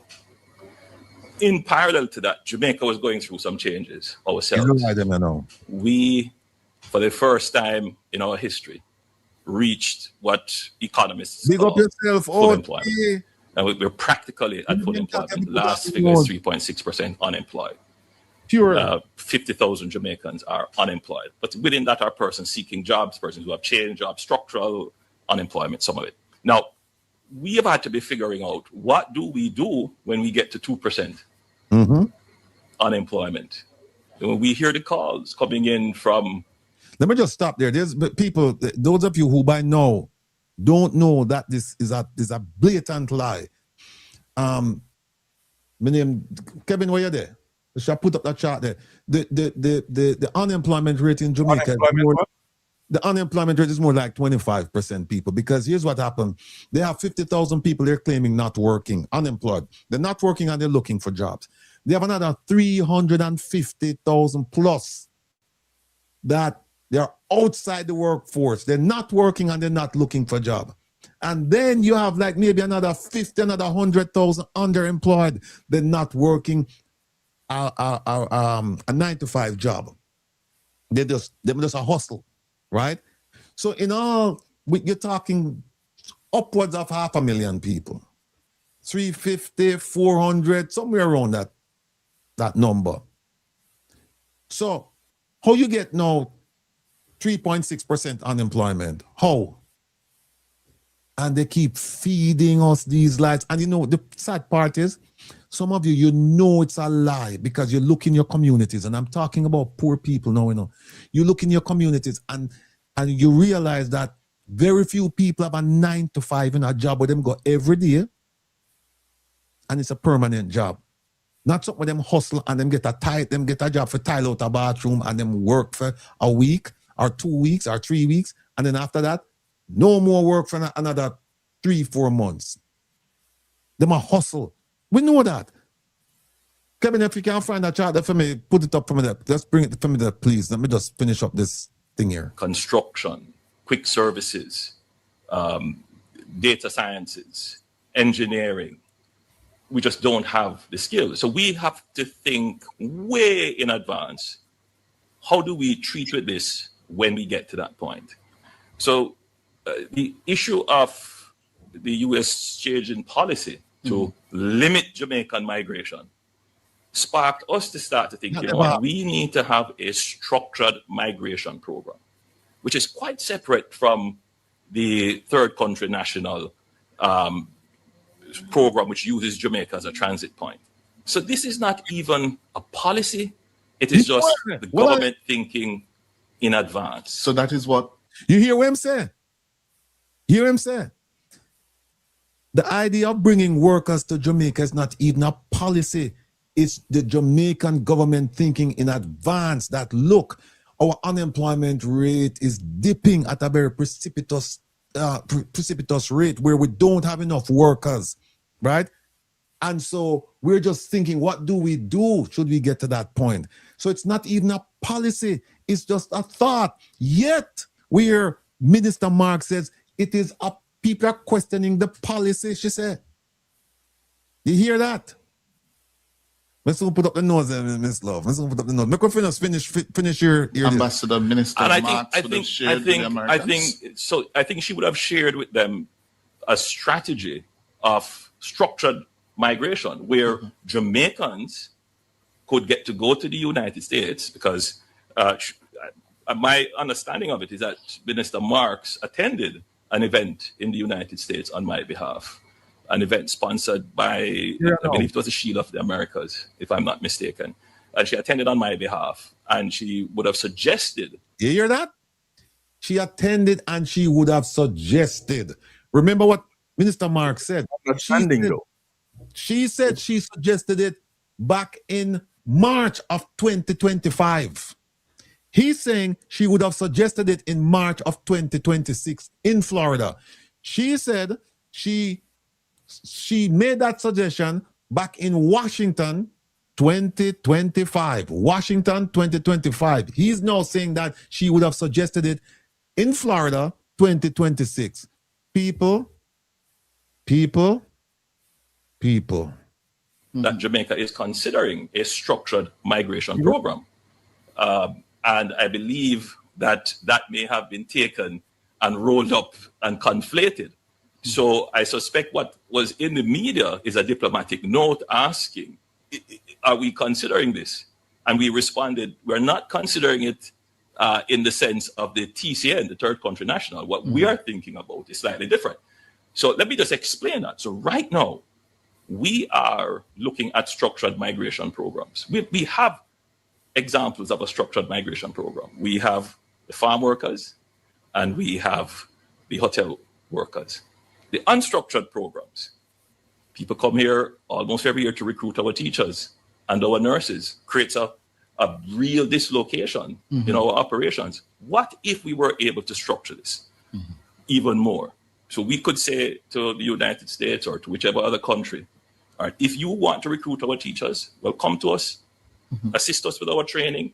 You could take them for half of the year and they can come back. Or you could take them for a year and they come back. It is a structured arrangement. Right now, we are pursuing structured arrangements with Ghana and Nigeria and India, and I believe the Philippines, for nurses. We have had people. You know the thing I'm not tell you? You hear me talk about all of them structured agreement. You know I'm not tell you? Ghana, Nigeria, Philippines, and all those places, the people that they're looking at, they're not being deported. Those people are not, those third teachers and nurses, they're not being deported from those countries. The ones that Minister Marks is referring to, and the one that he's referring to coming from America, those people are being deported. Big difference. Big difference. A structured migration program with Cuba, where we have had the Cuban doctors for many years and nurses. So tell me, Mr. Prime Minister. So we are looking to expand that structured migration program. So Jamaicans can go, foreigners can come, but we are not at that point yet. All right, you hear that? So why is it that Minister Marks is having meetings talking about this structured migration program when it is only an idea for the Jamaican government? It's a half-baked idea. It is not policy. You heard him say it. It is not policy. She's saying it's policy. He's saying it's not policy. And he's saying we're not ready for this yet. We're just thinking out loud. What do we do if this should happen? So if that is the case, why do you engage a government about having people come to the country when it's not even finalized? You know, that idea has not been finalized. This is what we're hearing. Thank you, Kevin. Let me just move this and put this up for you, my people. See, I know.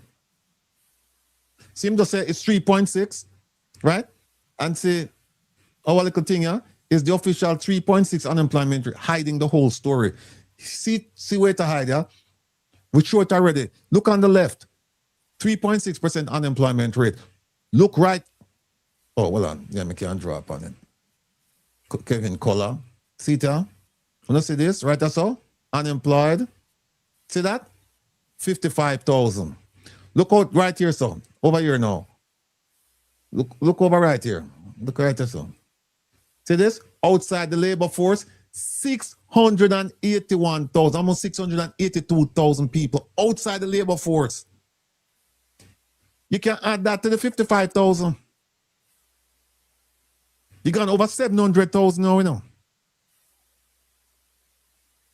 And we don't even count the ones them who underemployed, the ones them who working 1 day, 2 day, do a hustle. So you can't see, and look at this thing here. Them say, this thing says, if you take the 681,000, your unemployment rate is this, 35%. See it here. But them say, no, we're going to be, we have to be fair. Not every single person inside here would be able to enter the workforce because you have the elderly, you have this, you have that. So I could just say half of the people, half of the 682,000 people. And then say if you put half of them over here, this is more the unemployment rate, 21%. So where them get this from? Where them get this from? 3.6. You know, so them play games with the people. We can move the chart and get back to more long-nosed nonsense. Listen to this. Listen to this, people. For many years. All right. Nurses. So tell me, Mr. Prime Minister. So we are looking to expand that structured migration program. So Jamaicans can go, foreigners can come, but we are not at that point yet. Okay. Yes. But given the recent history, Hear him just and say, we're not at that point yet. So we shouldn't be discussing this with America or any country. We shouldn't. You need to finalize it first in your cabinet, and then you take it to the foreign government. Of memoranda of understanding with the United States.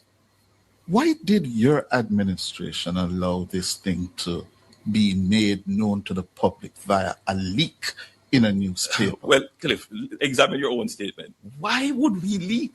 All right. See, I might try to push it off now. I say, answer the question, because obviously the leak came from the Jamaican side, because based on what Minister Mark said, she said that they had her documents, they had this document, they have a whole heap of documents, and they didn't release them to the Gleaner. They only put a certain piece, and that was meant to besmirch people's character assassination. And him a come now try to say, well then, boy. And the reason why I'm have to say this, you know why? Because the U.S. government is ticked off that their document made it in the Gleaner through a journalist, through the government of Jamaica. They're ticked off that we can't trust these people with our documents. We give them our documents, and our documents end up in the front page of the newspaper. That's I can tell you, from being a former diplomat, it's one of the worst situations that you want to discuss with the ambassador on a Monday morning. That a document that was shared with the Jamaican government ended up in the hands of a journalist. You don't want to have that discussion. And that ambassador is going to have a discussion with the Minister of Foreign Affairs and Minister of Foreign Affairs and Foreign Trade, and said, how could this happen? There's a trust deficit there. But listen more. In other words, let me put it the other way then. Why didn't you come to the Jamaican people and tell the Jamaican people early in the day that this is what we are considering? So let's just be clear on this. And I'm very happy you asked the question, because there is a notion that Jamaicans believe that everything, all right, all negotiations happen. Then remove him.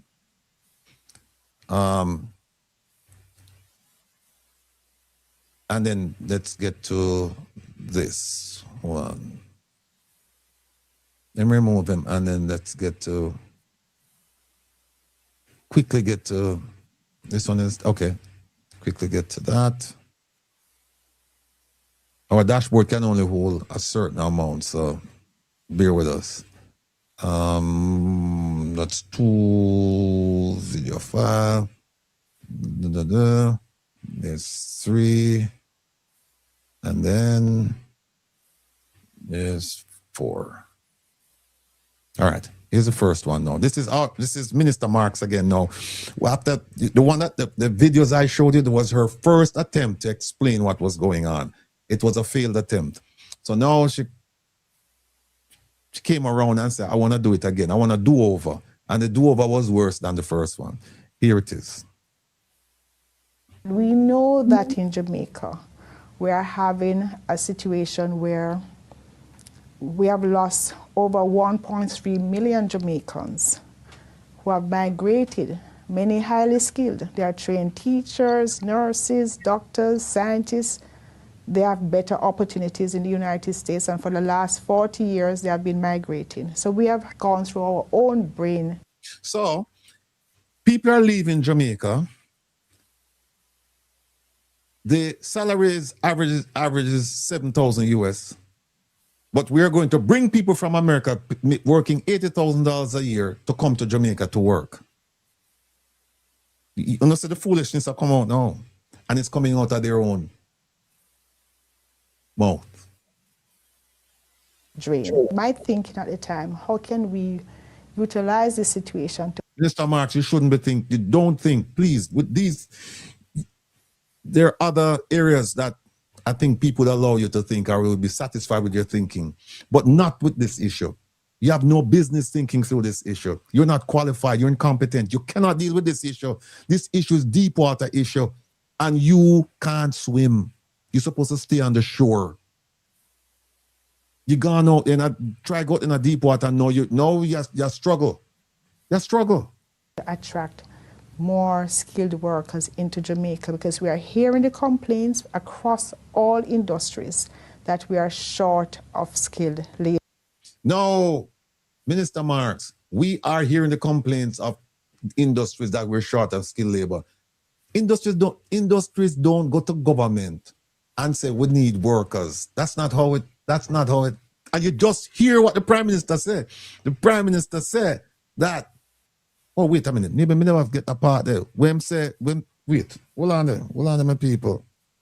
There's a part where him say, hold on there. Hold on. There's a part where the Prime Minister mentioned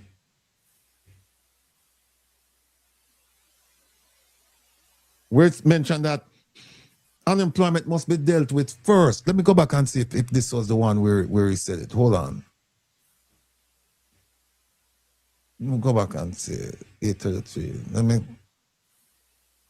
go back. Let me just move. Let me move. Where is it? That's the stage. Remove. Okay.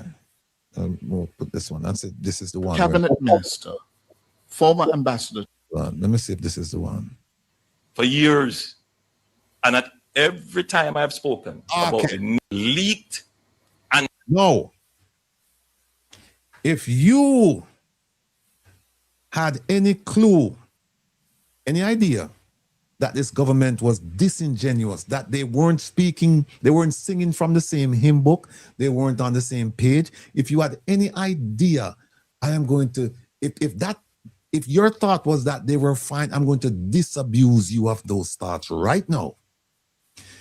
You heard Minister Mark said, March of 2025, she presented the structured migration program to both governments.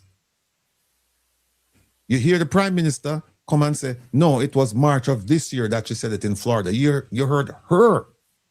You heard her saying that she did it March of this year as well. You hear the Prime Minister said, it's not a policy, it's just an idea. And then, which begs the question, Mr. Prime Minister, did she share this with you before she went? Did she receive a briefing before she went to Florida? Because she should have. She should have.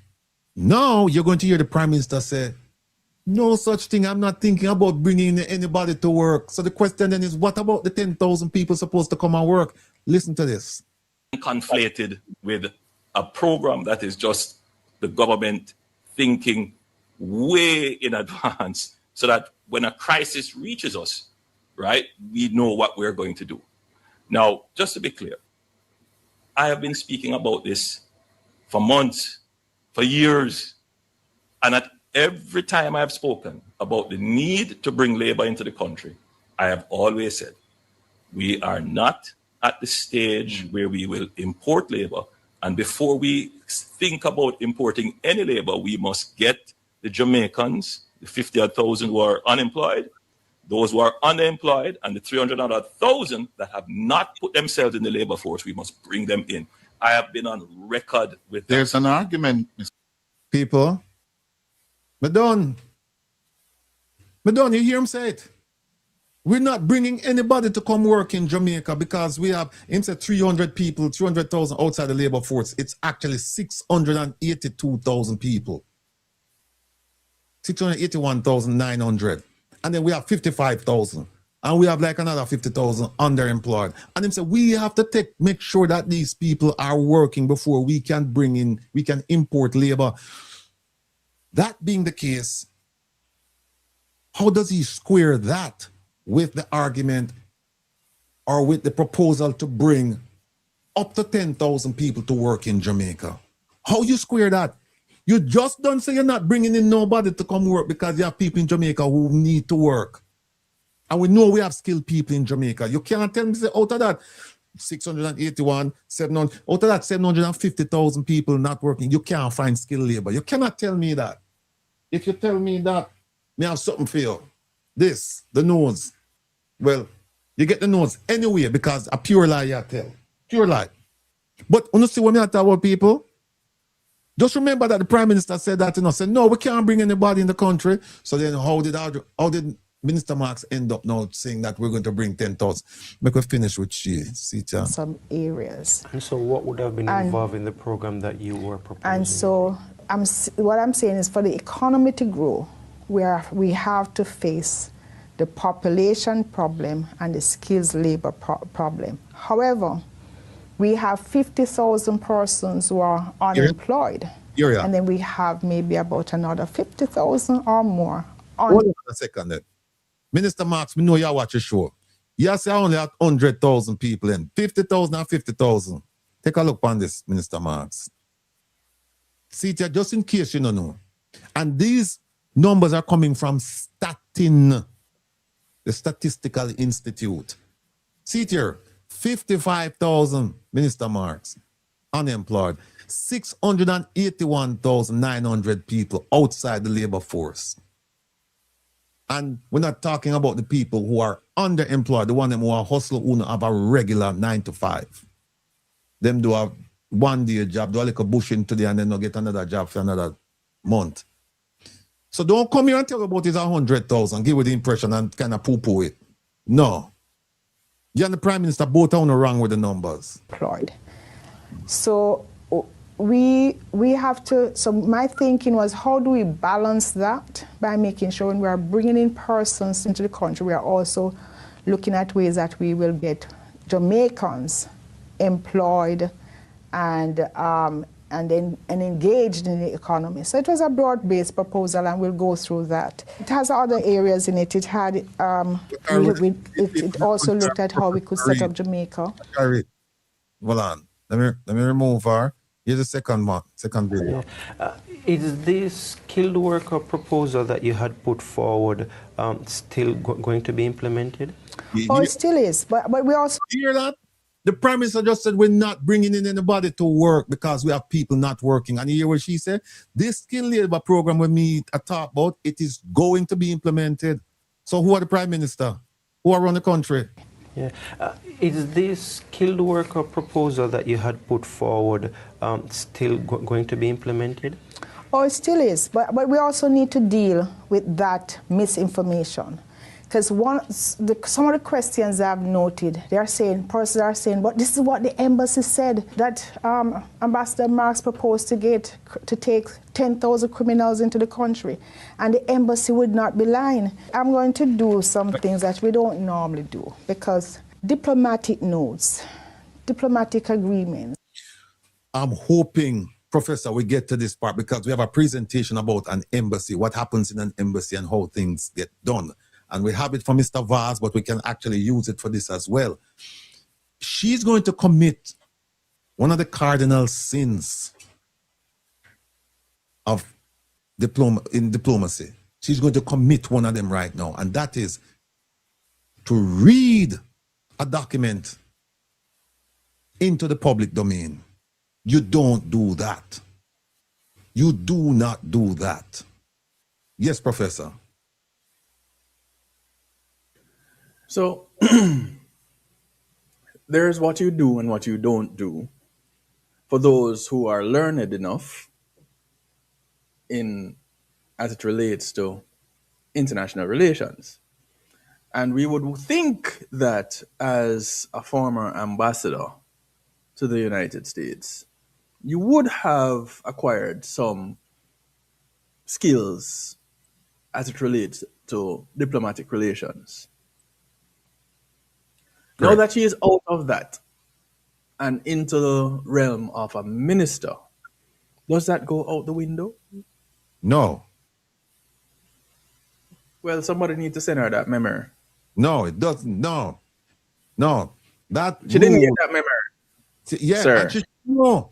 She should know. And you're going to hear her say that you'll hear her say, this is something that we normally don't do. It's something that you're not supposed to do. Here it is, people. Agreements that are being discussed. Here she start out, you know. Diplomatic agreements that are being discussed at a high level are not usually put in the public domain. It's like when WikiLeaks happen. You don't put out documents while you're in negotiations or documents that are sensitive to bilateral and, even multilateral relations. They have to be managed a certain way. But what I can do, I can read from the diplomatic note exactly what was requested. So the diplomatic... And people, remember now, this is not the MOU. This is not the MOU because we heard the MOU being read. This is the diplomatic note. Remember the two programs. The MOU is for the 25 people coming every 2 weeks. The diplomatic note now is about the 10,000 coming. Listen. Note said that the United States has the further honor to advise and really request that a meeting to discuss the proposal by Minister Audrey Marks to XYZ during the America's Counter-Cartel Conference at the U.S. Southern Command. You hear that though? She made the proposal in March. You hear the dip notes where she reads. So she don't realize that she incriminate her own self. It says that she raised it. When was the Counter-Cartel Conference? March 2020. Of which year? 2026. And she said, and if you notice people, she said she shared it back in March 2025. You hear the dip note said. Dip note said the proposal that she made in March 2026. People can't so lie. See, the thing is, you can't stay consistent when you tell lie, you know. Can't stay consistent. Cannot. Miami, Florida, on March 5th, 2026, for a third country national arrangement, not the MOU, that Jamaica will receive up to 10,000 third country individuals from the United States. Deportees, Miss Marks. Deportees. What they were doing, they were... Hold on. All the most dangerous part of the cow. She is reading a dip note that speaks to TCNs. Yes. In the number of 10,000. Yes. The argument put forth about TCNs coming to Jamaica is 25 every 2 weeks. That's 650 for the year. Mm-hmm. Which one of them correct? Kevin, Professor, that is what's so terrifying about it, that these people come out and them start tell you these things and the things don't make sense and people still gullible enough to listen to them and believe them.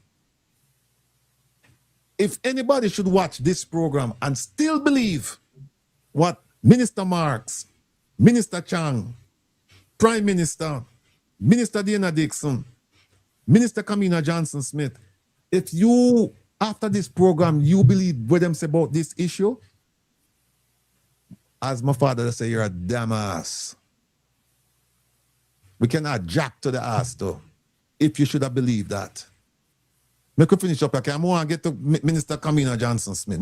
Asking for a meeting to discuss the proposal. Now, I want to go further and just, people can Google it. You can Google what a third country national means. And it means an individual who is in a country that is not their home of citizenship. Mm-hmm. They are neither a citizen of the nation they are currently in, the host country, in this case the United States, nor the nation that they would be going to. Mm-hmm. Depending on the context, this term applies in different ways. So for example... No, not for example. Let me ask you a question.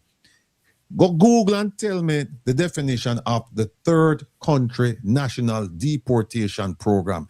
You just Google third country national. And that's a correct definition. That definition is correct. Now, Tell us about the program that the third country national, the nationals that you're speaking about, the program that they're in. It's called the Third Country National Deportation Program. Google that and tell me what that says. And by the way, you can define third country national. You can read it as much as you want and Google it. You must understand, Ms. Marks, that the third country nationals you're speaking about, leaving the United States, destined for Jamaica, they're deportees. I don't know how much time you'll tell you if you're here. If you listen, if you understand. The European Union, they gave that as an example. If you are in third country national, so a third country national don't mean that you're a criminal. It means that you're not from the country. Does a third country national from America to Jamaica, in this instance, does it mean you're a deportee? Forget about criminal. They're not, let's just say that they're not criminals. You see, people, what they're trying to do is this. They might waive the, let me think. They might waive, me not have nothing, what is? Oh, me not have no, me not have no, what you call it? No shiny object. Me have this. They might wave this in front of you, you know. Wave this and you follow it. This is follow it. So, and you know, say, wait, stop. And then you say, this is where me have focus. You know, say, stop. Me have focus over here. So, me know why you show me. Me have focus over. This is what they might tell you. Because here's what them try and make you believe now. They must say, they must focus on the word criminals. They must say, we're not bringing 10,000 criminals. If the question is, are you bringing 10,000, up to 10,000 people? That is the question. And you can't tell me, say, all 10,000 of them upstanding church-going members no commit no crime. You can't tell me that either. You have some criminals mixed in there. You know that. So, Minister Marks, stop believing your lies. Where you're coming from, or you're not a citizen of the country you're going to. So when the United States asks for a meeting to discuss the third country national arrangement, not MOU, of up to 10,000 individuals, there's nothing wrong with that. That is in keeping with our discussion and what I'm proposing. That we need skilled workers and we want to discuss it because it would involve. Exactly, you're right. What you are proposing, you violate. You violate. The Prime Minister said no such thing. You violate. An entire framework. It would involve funding from the United States. It would involve a process. Now listen to this. Listen to this lady a bombshells. Professor, she said, this is a discussion with getting up to 10,000 people. And you should say, this is going to include the American government paying for this. For these people coming to Jamaica and working. Listen here.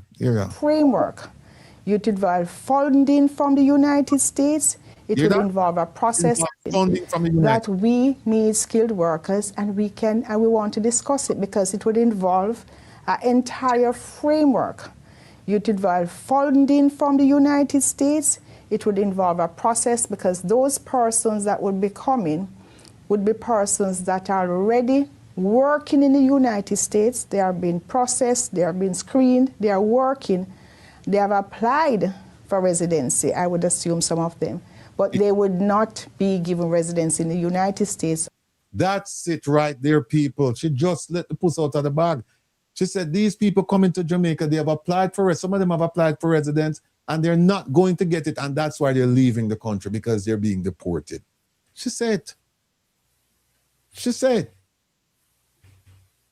Applied for residency, I would assume some of them, but they would not already working in the United States. They are being processed, they are being screened, they are working, they have applied for residency, I would assume some of them, but they would not be given residency in the United States under these current changing migration policies. So the idea that if we get a request from the United States for a meeting to discuss this proposal, it means that I had put some sort of proposal to have 10,000 persons of criminal conviction coming to Jamaica is total misinformation. And I dare say the people who are pushing this rumor knows better because they have a copy of the diplomatic note. They know what they're doing. So, by the way, Ms. Marks, people know better, not people knows better. Just so you know. To put out that the MOU was signed and that the MOU involves Jamaica proposing to take 10,000, making it seem like it's 10,000 criminals. It's the people, she can't get off of this thing, you know. She will not admit that it's 10,000 people they want. She has said, we never asked for 10,000 criminals. That's where them hang up on, you know. But again, the fact of the matter is that they're asking for up to 10,000 people. And in fact, you'll hear her say 15,000. Listen. It's total misinformation. Speaking of the MOU, it has been said by the government that the MOU would have been released. It's not yet been released. Why? The MOU is a document being negotiated, and you have the MOU, the terms of the... She didn't answer the question. She's talking about the documents to come, the agreement documents, not the MOU. He's saying the MOU is done. Remember, them said them sign it already and it's finished.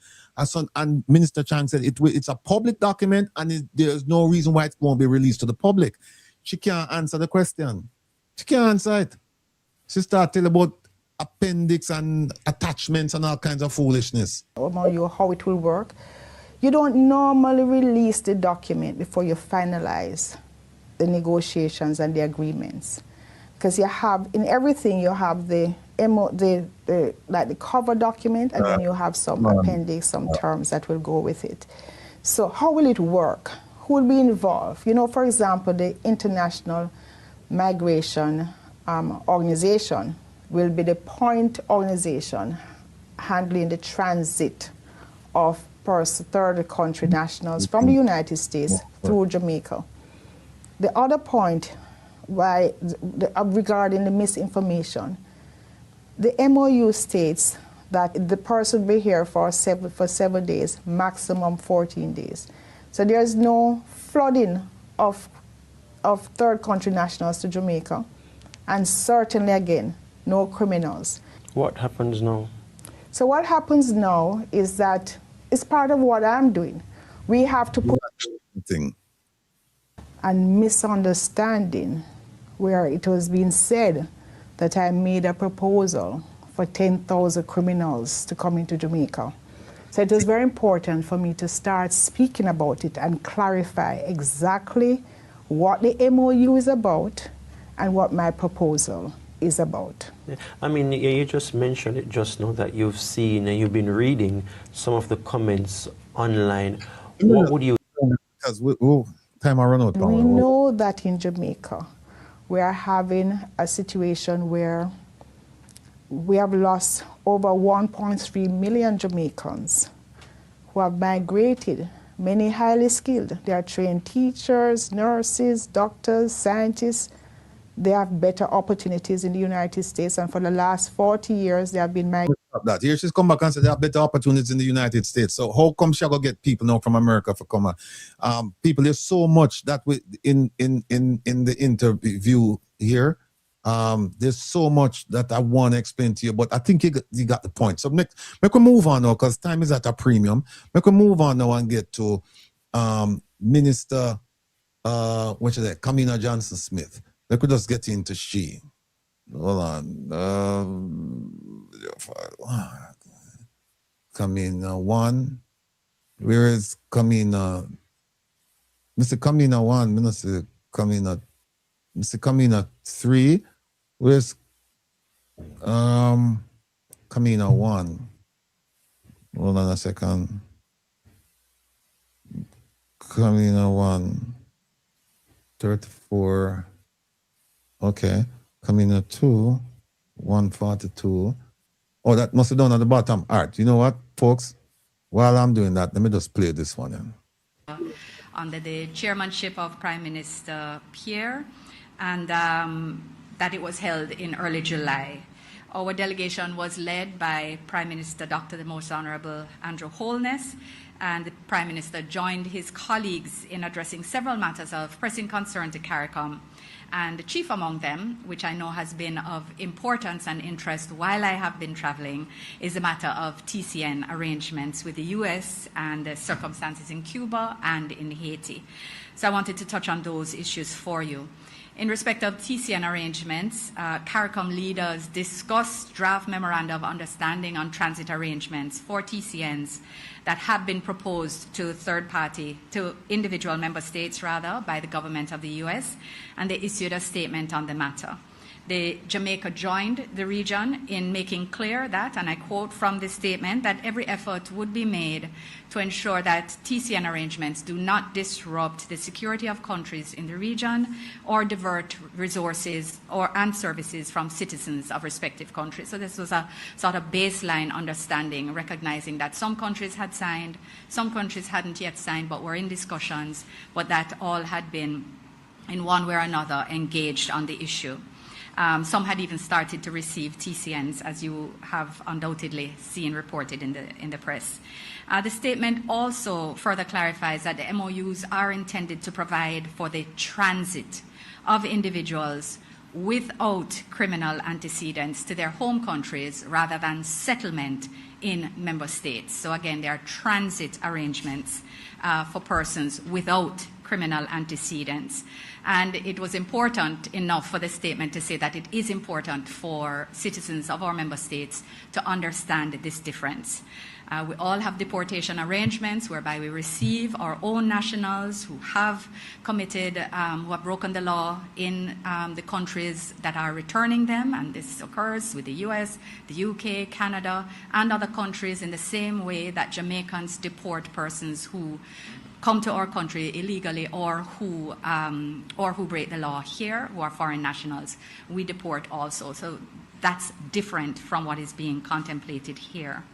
For local context, I want to, and within the context of my role as Minister of Foreign Affairs and Foreign Trade, I want to confirm that the government of Jamaica affirm our commitment to safe, orderly, and regular migration, and to the dignity of migrants in the circumstances.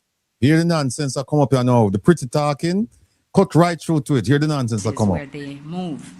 I wanted to also this morning, alongside statements made by the Deputy Prime Minister and indeed Minister Morris Dixon and other members of the government, I wanted to emphasize the following facts, just very quickly. One, the arrangement is not yet finalized with the US government as the operating procedures are still not settled. They continue to be under discussion. And secondly, here comes the headings. Whatever the procedures that are agreed, 10,000 people are not coming under the MOU. 10,000 people are not coming. The arrangements proposal is for up to 25. All right. All right. 10,000 people not coming, and people sit down there and listen to this nonsense and think, say, okay, what shall I say is correct. No, here's what happened. Look at this. She's right. 10,000 people not coming under the MOU. Remember now, no, seat writer say no. Let me move all of them things and start what we don't know.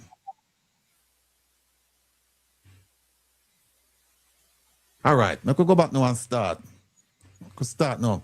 This is what she's talking about. TCN MOU. She's right. 10,000 people not 10,000 people not expected to come on this is 25. 25. What she didn't talk about is this. The structured migration one that Minister Marks run up and down and I tell people things up to 10,000. So you what you said? I want to make it clear that under the TCN MOU, 10,000 people not coming to Jamaica. She's right, because look, this is how see that? She used this to cover the real meaning of what's going on. So instead of saying, let me be clear, on the TCN, we have 25 people every 2 weeks. Under the structured migration, we have 10,000. Instead of saying that, you just said, we don't have 10,000 people coming under the TCN MOU. She's right, but at the same time, she's being deceptive because the 10,000 people, 10,000 deportees is a different program. It's a structured migration program. People, don't make them fool, you know. Don't make them fool, you know. Per fortnight, and it is not committed that every fortnight people will come. Secondly, there are no criminals that are coming under this arrangement. Thirdly, the individuals that are coming to transit. They are not coming to stay. The International Organization for Migration, this is the United Nations agency responsible for matters related to migration, will be responsible for their temporary accommodation. So let me just go to the questions then now. Is it this one, Kevin? Good morning. Yeah, Sita. No, I want you to say something. Look on her. She look like she see a dopey. And you know why? Because when she look out at the audience, who stand up? Zara Burton. And she said, this woman is a nuisance. She said, this woman will come now and a whole heap of questions. Because remember, we show you questions what Zara asked before, you know, the June 17th post-cabinet briefing. This one was last week. Look on her face, yeah. Look when, let me go back and show you. Look when Zara stand up. Watch her now when she announce it. Watch her. Good morning. Watch her. Watch her. Why you take it down? I don't mean take it down. It's up. It's up. I never take it down. All right, she said the question. Hold on. What's going on here? Johnson Smith, do you want to say it? I can. Let me see. Your turn. Good morning. Watch her. Watch her. Watch her. Watch her. Watch her. All right, she said the questions are for Minister Johnson Smith. Do you want to say it? I can hear it. I can repeat it. Okay, a new mic is coming. It looks like you're on. Hello, hello, yes. Okay, Zara Burton, 18 Degrees North. Many questions for Camila Johnson Smith. Yeah, can you just read out the questions and then we'll try to take them together? And also for you, Minister. Okay, sure. The set of questions also impact Minister Grange. So this first question has been regarding a text message that I received from just a friend of mine who used to be a journalist over in the Philippines. And he made a mention that, paraphrasing, is it that the government is misusing funds that were raised for Melissa, given that I'm hearing that a private entity was the one that owned the supportjamaica.gov site. Now, that has been in the news recently, just regarding Amber, and also regarding the information that went out to the diaspora, whether or not, why weren't the diaspora and other people who donated on that site locally told that this was a site not owned by the government of Jamaica? So that's one.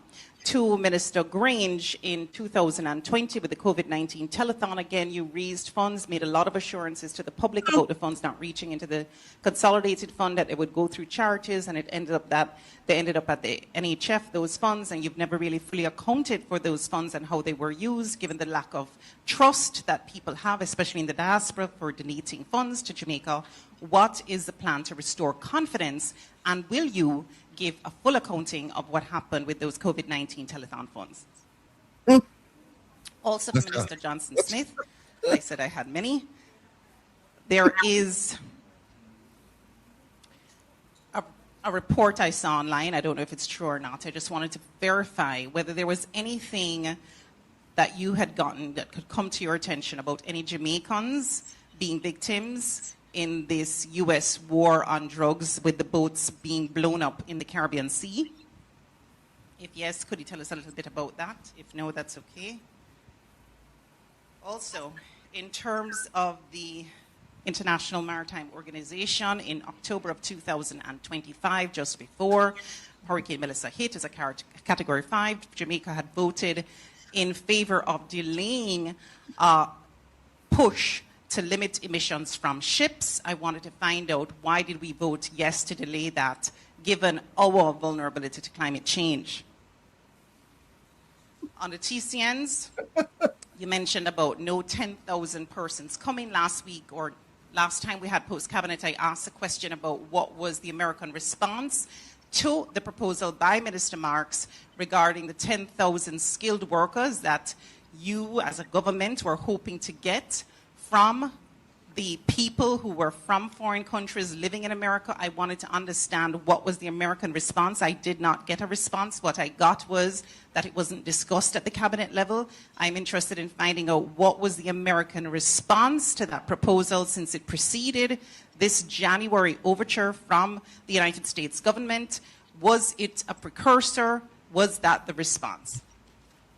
She's not done. She's not done. Sorry, the other media persons need to ask some questions. So can you wrap up with your questions so we can also take their questions too? MOU for the TCNs, it was supposed to be made public. Where is it?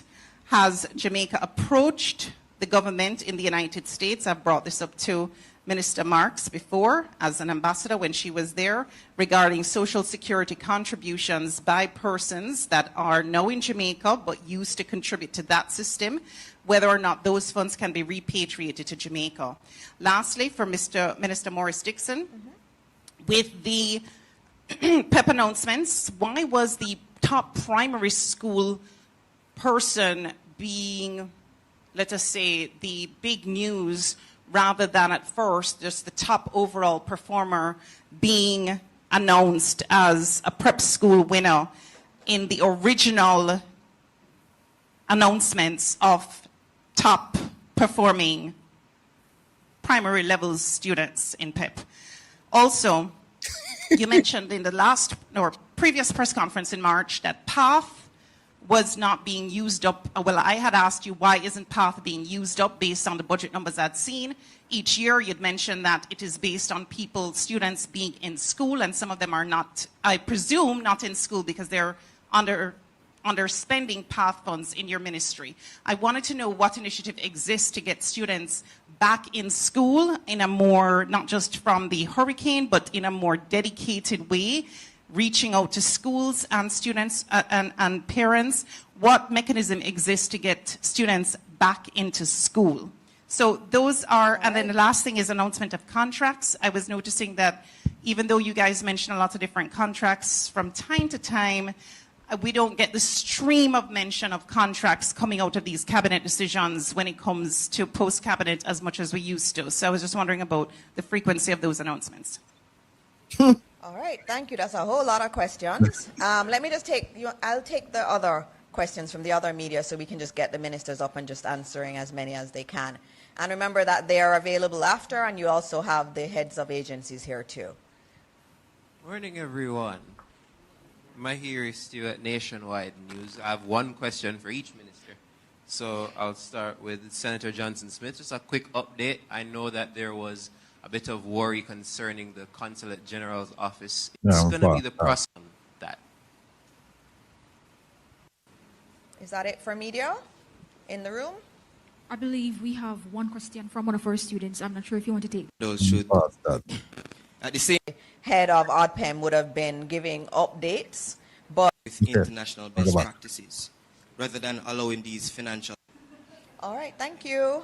All right, so ministers, if you can come up, let's get through these questions. I will give one note though on Support Jamaica. And I know yesterday the head of ODPEM would have been giving updates, but what I do know is that in the disaster risk management structure, there is a finance committee that must approve any spend coming from any money that has been donated. In addition to that, all of the funds that would have been received through Support Jamaica, they go directly to ODPEM accounts. All right. Hear what you said. All of the money is coming to the website will go directly to ODPEM account. And she says something else before that. Let me go back and see. All of the funds that would have been received the risk management structure. Okay. There is a finance committee. There's a board that must approve financing for ODPEM when the money comes in. I want to ask you a question, Minister Dana Morris Dixon, Minister of Education, and you have a responsibility for information. Do you know if that entity was active? Do you know? You said that they come through and it must approve spending. Do you know if that entity was active? First question. Second question, are you sure? Are you absolutely sure that all the monies that came into the website went directly to ADPEM's account? Are you sure? Are you sure? Because guess what? I am sure about the answers, and those answers you gave, they're not correct. They're not correct. Let's move on. Spend coming from any money that has been donated. In addition to that, all of the funds that would have been received through Support Jamaica, they go directly. That's a lie. That's a lie. Did you hear about the financial institution that ADPEM had the agreement with? Lasco Financial Services, that they collected some of the money, they processed the payment, and then they sent the money to ADPEM. Did you know about that, Minister Dana Morris Dixon? Because it would be a disgrace for you stand up right there in charge of information and you don't know, and yet still me there so far away and me know.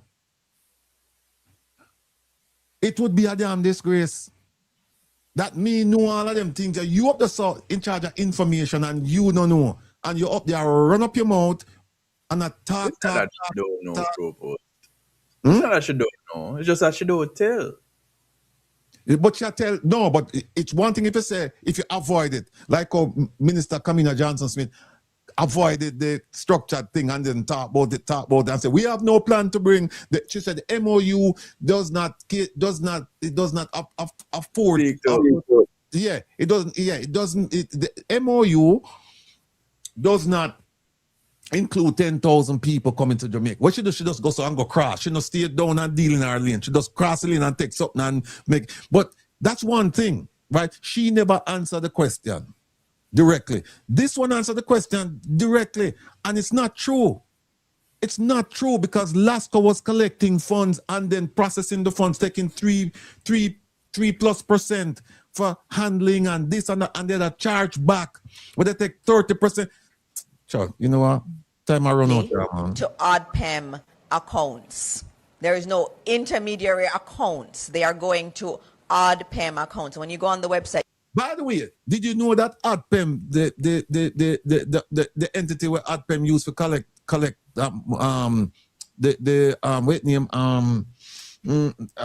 remember the name. The Prime Minister is in charge. The one I'm share this morning, Kevin. The Prime Minister is in charge of it. And do you know that them don't have no bank account? Did you know that Minister Dana Morris Dixon still not on a bank account? Did you know that when the money come in, the money is commingled with money from Japan? Did you know that? You must know this, because you're in charge of information. Me not in charge of nothing, I mean know. And look how far me there from everything that's happening, and you the right in the heart, you know the mix of everything. You know you're the red in the egg, and you still don't know what's going on. Come on, man. You see ADPEM's accounts. And so there is an oversight mechanism for the money. Once the money comes in, there is a mechanism to approve. Adam would have said she sick stomach. Thereafter, I know many of you do little interviews after. They're here for those also. Here I know. Oh, and there was a question that came in over. Yes, okay.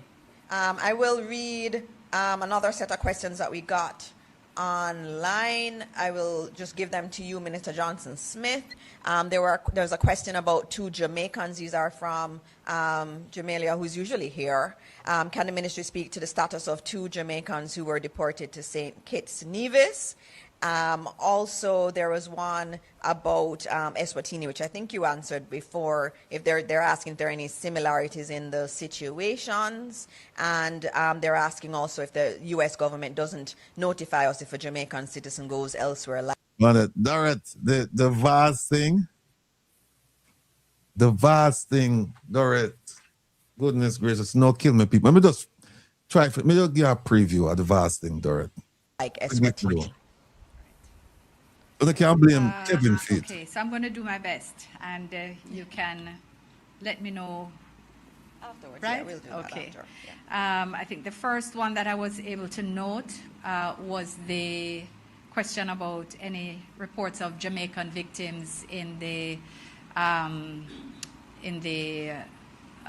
bombing, I think you called it, of go-fast boats with alleged drug traffickers in international waters close to the Caribbean. And I think I can safely say that we have no reports of any Jamaicans being involved in those incidents. I think I got a question about a vote. I believe your reference was to the International Maritime Organization arrangement, but it's what we refer to as the net zero framework. I don't know that your timeline is on point. I recall that up to last year, we had been part of the discussions regarding a delay in the vote because it was clear that there was going to be no agreement, and our view was that it was more important to preserve the discussions than to have the entire framework fall apart. And it was clear that there was no consensus and no certainty as the result. If there was a vote pre-COVID or just after COVID, then it means that the procedural circumstances would have been even less mature. So I would have to check that. Oh, pre-Melissa. Well, there you go. Okay, so it would have been the same circumstance I recall then. The vote was not going. Here's another one. She pretty talk her way through it, but she still don't know what going. Still don't know what going. Instead of just saying, look, not familiar with it, or get back to her, but she'll try answer. That is the thing about them. Them make a lot of money. So they have to justify it. So them justify it with being disingenuous. Them justify it with misinformation. Them justify it with disinformation. Them justify it with outright lies. Right?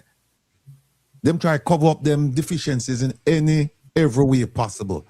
And here's another case. She no one said, just said to Zara, look, don't recall that. I'll check it out and come back to you. She'll try again. To secure the arrangement. Countries were divided across all regions. And as a builder of cohesion and a country that has been working towards ensuring that climate transitions are reasoned and sustainable, our position was that it would be better to have a delay so that discussions could continue to preserve overall substance. That means nothing. The circumstances currently are. Nothing. I think the matter comes up again September this year. That's all on the matter of whether, and Dana, I'm going to ask you to help me here. You were asking whether Minister Marks' proposal was a precursor or was a result of, was not following. No, I think I got the... Isn't this insulting people? She coming up to make a presentation and answer questions, and she sit down at the front row, and it's not a big room, it's not a big program. And she asked this lady here now, this one right here, where I tell pure lie, she asked this lady for help her to remember the questions, and because she wasn't following. And she sit down right on the front row. So right on the front row. Question. What was America's response was the question. So, yeah, she was asking if America had responded to Minister Marks's proposal, the 10,000 proposal. But my understanding, you can go ahead. I think the more fundamental point is that it was not an agreement. It was a misunderstanding. It was a conflation of circumstances, which we clarified. Which we clarified? Mm-hmm. Yes, yes, yes. Yes. There was an interest in discussing it, but it's not a matter that's live before us at all and has not been for some time. No, but I want to know if Minister Marks proposed it, what was the American response? They said they were interested, but we have not taken it forward, and this much water has flown under the bridge since then. Okay, and is this TCN program in response to that proposal? No. Okay. No. Completely separate. Completely and 100% separate. 100%. I think it has been said before, but I'm happy to say it again. Except that the it one is of them not. are deportees. On the matter of the New York consulate, Skip that. in respect of the building, which circumstances are being addressed, and our staff and all have been 2 days after, so all is safe and sound there. In respect of the CVM question regarding Jamaicans in Japan, lost their lives, but there are no Jamaicans reported as having been affected by UTEC's Google question response, but it also, I think, this between international best practice and what happens domestically. So I think the Ministry of Education is certainly closer.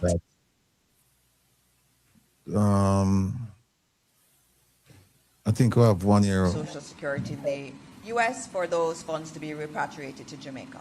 Yeah, there's no live initiative for that, no.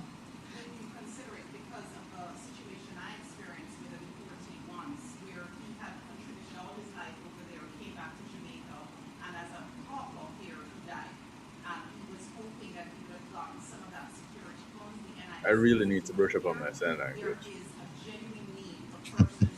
I'm missing everything. There are often difficulties in the personal arrangements which people establish, and they may communicate them simply, and that is actually far from the case. But in principle, we would certainly not have a difficulty. All right, the question she was asked, I don't think a lot of here, is about the release of the MOU. I remember Minister Chang said, it is a public document and the public will get it. And then what did Minister Mark said? Minister Mark said, I will read to you from it. I will read you straight.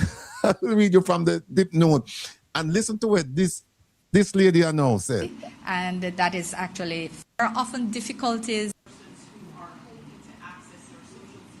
closely. I think there are often difficulties in the personal arrangements which people establish, and they may communicate them simply, and that is actually far from the case. But in principle, we would certainly not have a difficulty looking more closely at the issue of access to social support from funds, especially where they have been made while persons were earning, whether in the US or the UK.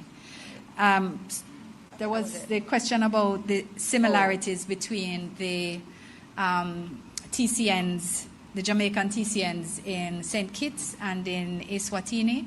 Question, the commonality between both sets is that they have all expressed whether the U.S. Formally notifies Jamaica where a Jamaican is sent by way of TCN. The answer is no. So that is, I think, those were the.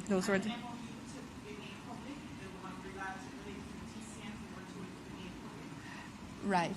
Somebody had said, I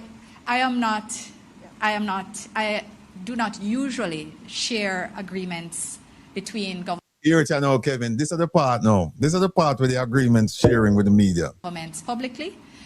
We share about between governments. I do not usually share agreements between governments publicly. We share about the agreements, but we don't usually share actual documents. This is something that I would have to discuss with the U.S., which is the other party. They're usually dealt with sensitively, which is why they're even not treated as the same as other agreements under the ATI. The agreement is not a unilateral Jamaican agreement where we do with as is requested. So I would have to discuss that with the United States as well as with within the government. And I think it's also important to recognize that the operational procedures are not settled, as I said earlier. They relate back to the MOU. And I think what we would not want is further sensationalization of circumstances in which we are seeking to ensure the best protective approach to Jamaica and to Jamaicans, and the most effective management of the arrangement in place. Minister Green. Right. So I have been traveling. I will get Alright. updated. Alright. But in any event, if there was an assurance given, if it was, your question has presumed many facts which I question. No, you shouldn't question the fact that if them tell us Minister Chang says he's going to release the MOU, don't question it. Just listen to the tape. Your line of questioning a while ago. So I'm going to say that I will verify the language that was used, and I will also have that discussion with my colleagues. But they would be aware that as foreign minister, I do have a particular responsibility for the relationship with our partners, and that we will therefore have that discussion with them as well as with my cabinet colleagues. Yeah? All right, Minister Grange. In the interests of Jamaica and All Jamaicans. right, leave. No, people, you see, you listen to her, she's smooth, right? The language just flowed off our tongue, out our mouth. But when you stop and listen to what she said so far, nothing. Nothing. She has said nothing to clarify the situation. Nothing. So don't make her verbal cadence, don't make her choice of words, don't make her inflections, don't make any of them things a fool into thinking, why she sound good and use this. That's why I'm not there. Use this critically. And then you parse through everything she said. And once you've done that, you're going to realize that what she did was in the same vein as the others, trying to deceive the Jamaican people. That's what it's about. Now, listen to this answer now. Patrick, I hope you watch the program because you have a question about money. I'm surprised that the question about the telethon in 2020 would listen to this. I'm surprised. Jamaicans. Thank you.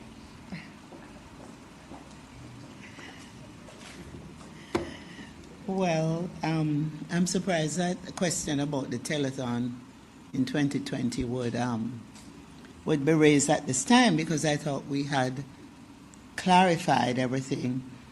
We raised 50 million. You know, two words that them use a lot, Kevin. Clarify and sustainability. Them use them two words a lot. And when you parse through how the usage of those words, nothing of benefit to the Jamaican people. They're not clarifying nothing, and the sustainability stuff for them at all. It's just foolishness. It's just words for just, you know, and people thumb suck it. Them thumb suck them words and say, and listen to them. It's almost like teaching them to march. Them just lockstep. Everybody I use the same word. Sustainability, clarity, lies. Dollars through this virtual telethon titled Together We Stand. The telethon was virtual and it was organized in a matter of days. I think most people are aware of that. We took days to organize this telethon, which normally it takes a year. And if it weren't for the support of the entertainment sector and the media, we could not have pulled it off. And we did indicate that the funds were being raised to provide protective gear for the responders to COVID, right? And we were able to get the National Health Fund to give us support and provide advance funding. The funds raised would have been spent for the purpose that we indicate, protective gear. And so we were able to cover funds that were advanced. All right. Because the need was urgent. And we have accounted. Let me just take her off, because we have not much time left. Let's see where she said, oh, Patrick, I hope you watch Patrick Beckford, who asks about this money all the time. Here she said, they got money from the government to take care of certain things, and so this is a backfill. This money are coming and because them get advanced, and so them use it, and such can account for every cent. We don't have time to play the rest of that tape. This is just pure gobbledygook. It's poppycock. It's nonsense. People, they cannot trust these people. There's a big trust deficit with these people because they have convinced us that we shouldn't trust them in words and in deeds. We cannot trust them. They'll tell you things when you go so, and they'll do things against your interest, not against their interest. All this nonsense. So I'm going to leave that right there for now because we have so many things. Let me just take off some of the things. Kevin, we have 18 minutes. I just want, what I want is I just want to show people upcoming show. We plan our plan to show them something. Let me see. Information technology.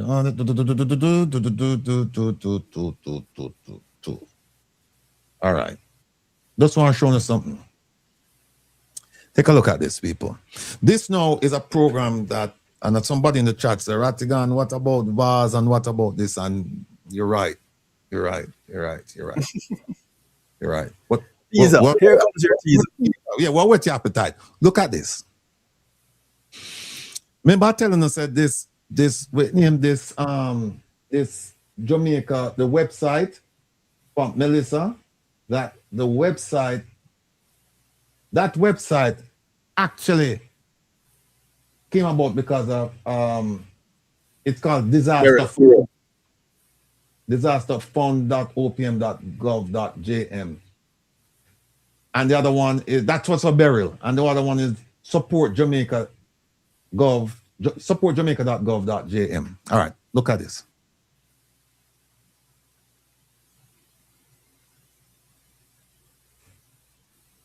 Can't see it, Kevin, right?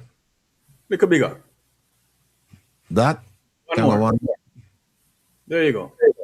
All right. Just look at this timeline here. July 3rd.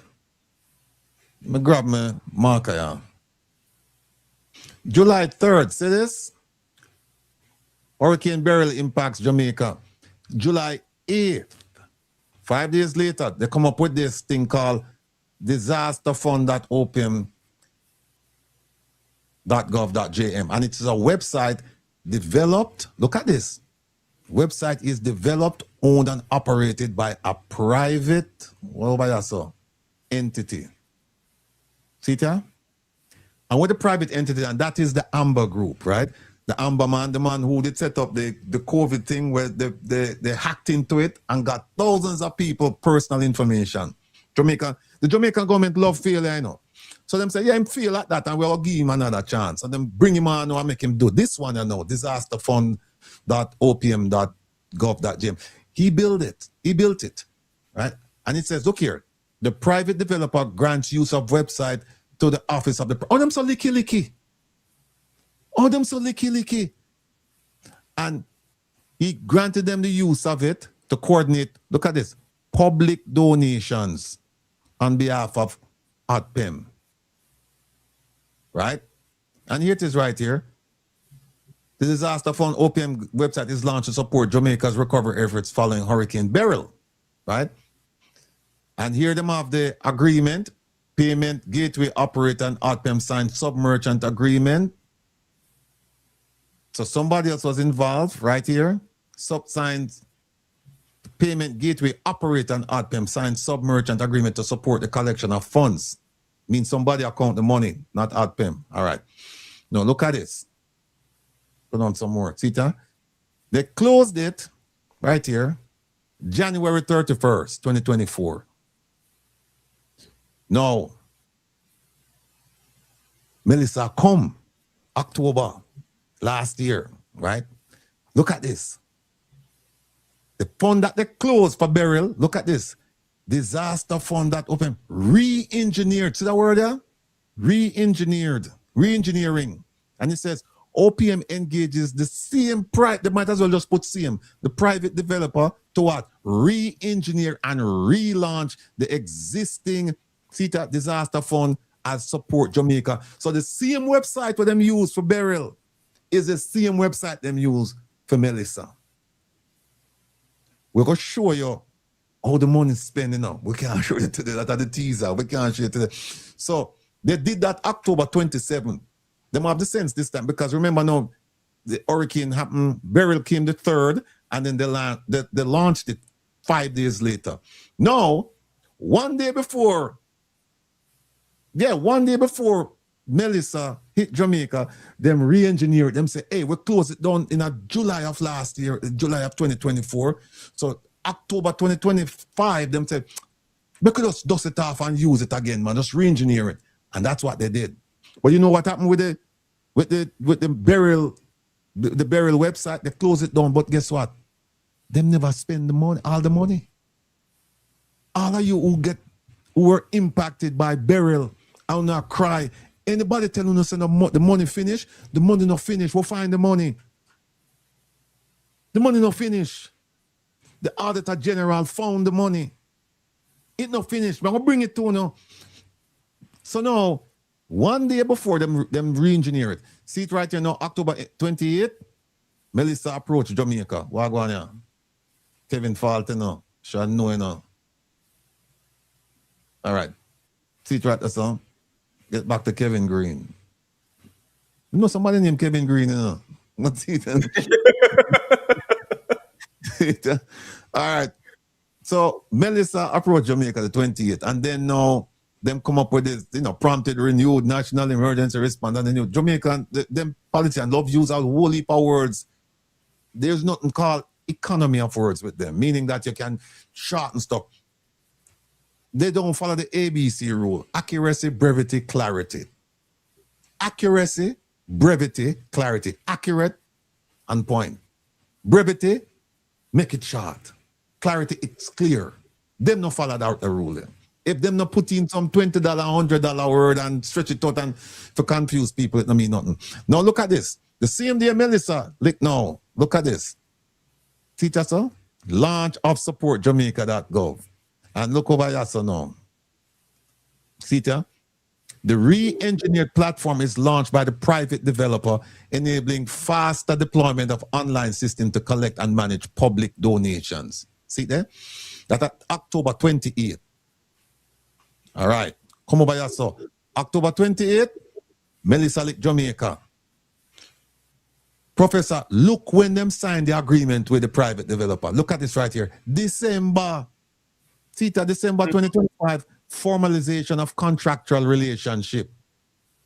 Deed of agreement is executed between ODPEM, CETA, and the private developer. So people ask themselves the question, them are run the money, and there's no agreement. Them have no agreement. The Melissa Lick, October 28th, and at December, them say, oh, we could sign an agreement. So we can't do this and we can't do that. You see what I'm going on? Look below it. It's right here. The agreement formalized the government's use of the Support Jamaica website functionality, operational responsibilities, governance, and the private developers' continued intellectual property ownership. Well, the private owner was also operating it. He made have to do the updates and do all them. So it wasn't just ownership. He was involved with the operation of it.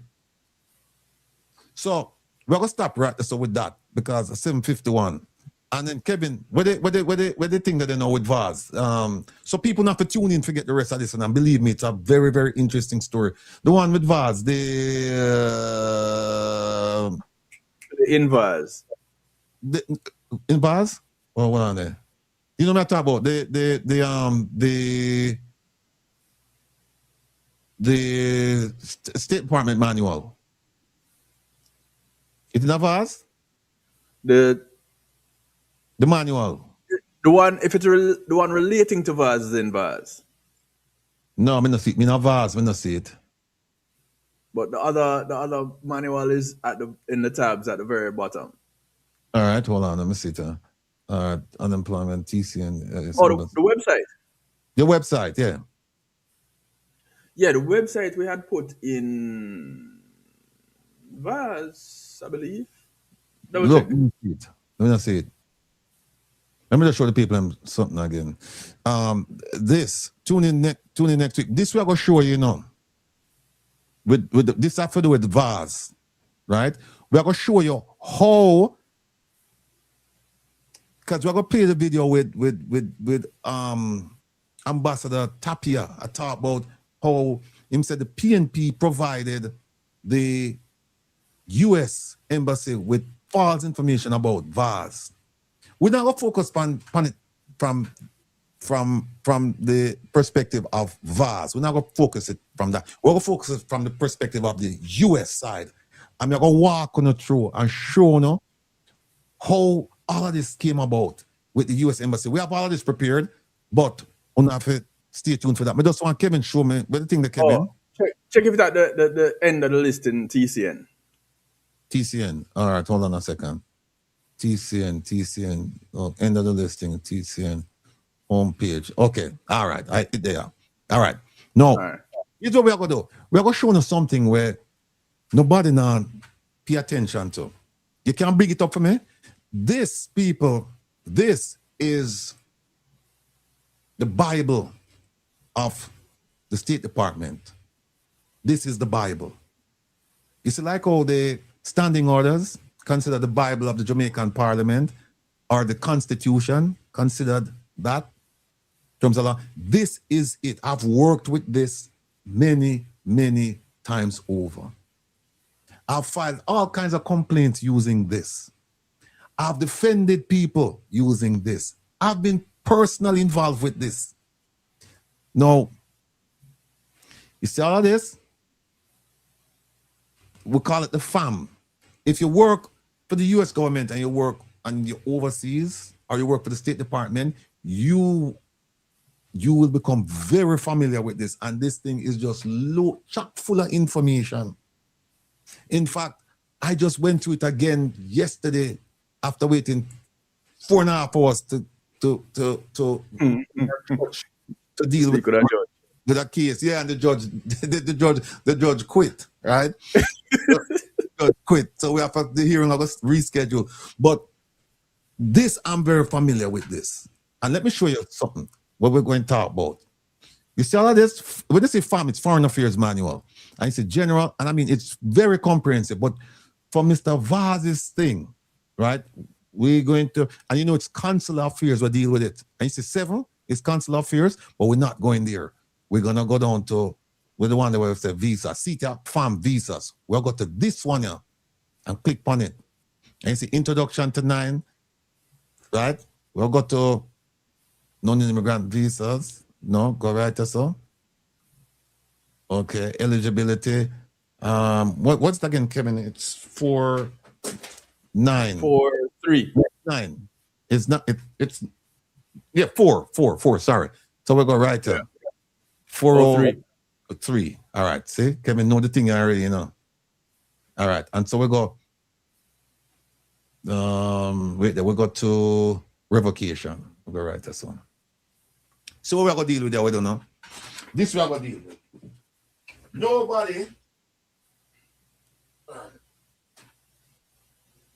Nobody paying attention. Nobody paying attention to this, but we are. And we're going to walk you through this. And like I said, I've used this document to defend people.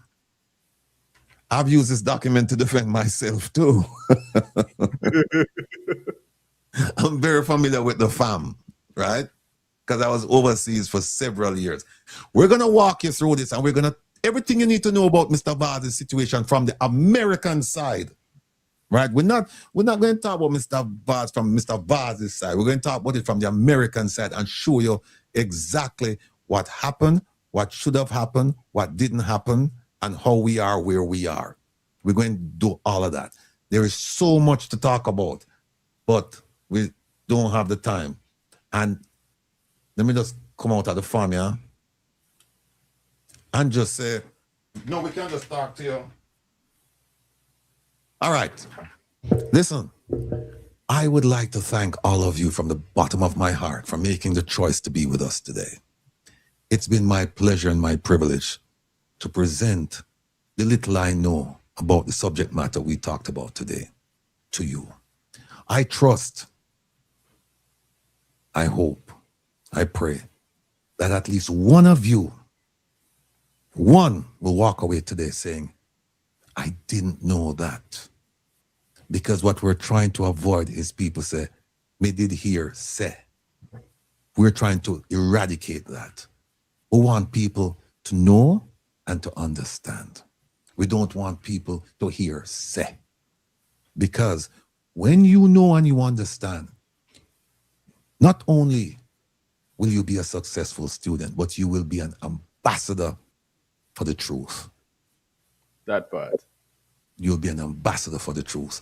Because when you come across people who start telling you, say, then did you hear say, then you can say, let me show you what I know and what I understand. And when you can present it to them convincingly. And so that's why I want to thank you for spending the time with us today. And Kevin Stew is coming up now, Saturday Stew. And after the Saturday Stew, I want you to tune in to my program, Relax with the Rebel, tonight, because we're going to be playing a segment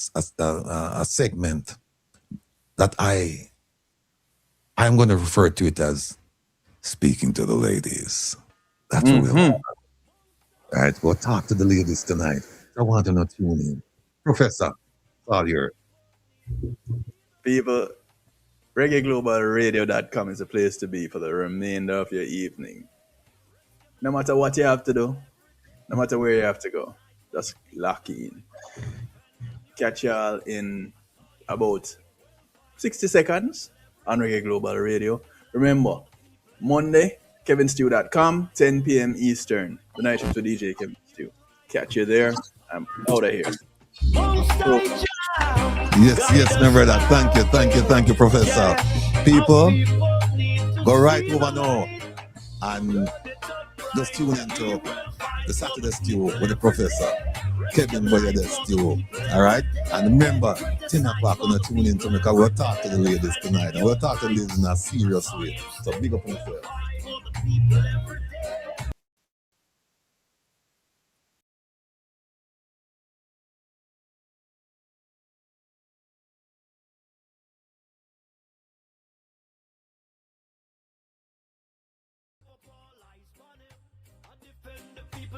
Spice for them.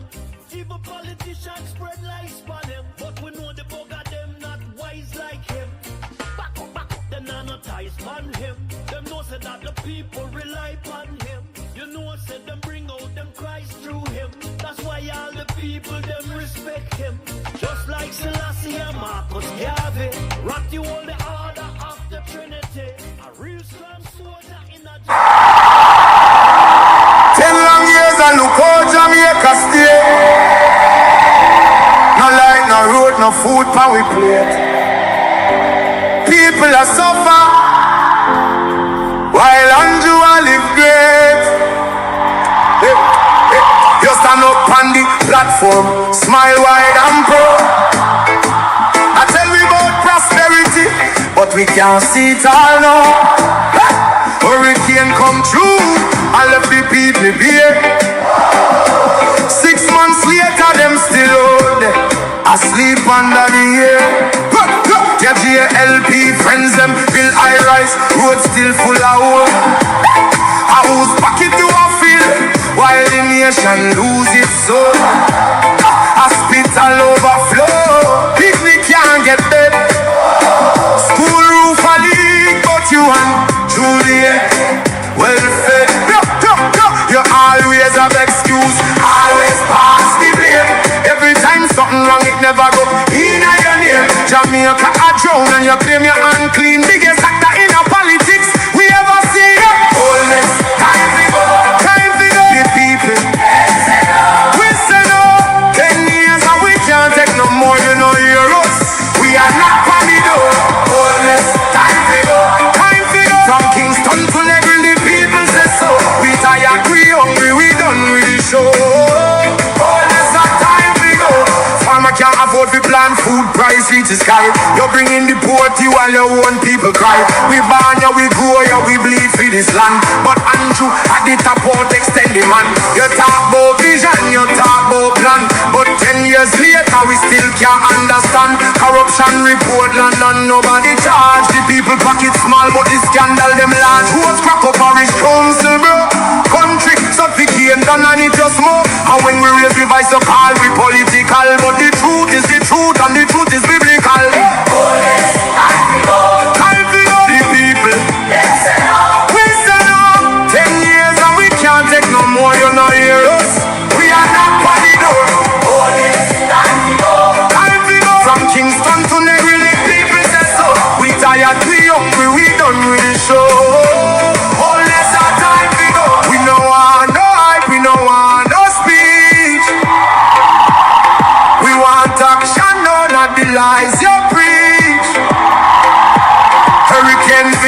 still under tarpaulin.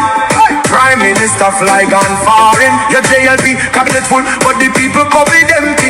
Oh, you live so large when we living so scanty. Not with fists, not with fire, but we voice them rising higher and higher. From every parish, every yard, every gate, Jamaica speaking, and I'm not too late. Time to go, the people. We said no, 10 years and we can't take no more. You know, hear us. We are not by the door.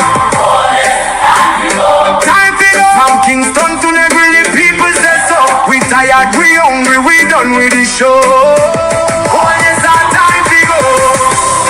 This one is for every Jamaican. We can't afford feet. We are sleep on cardboard. We are drive on broken road. The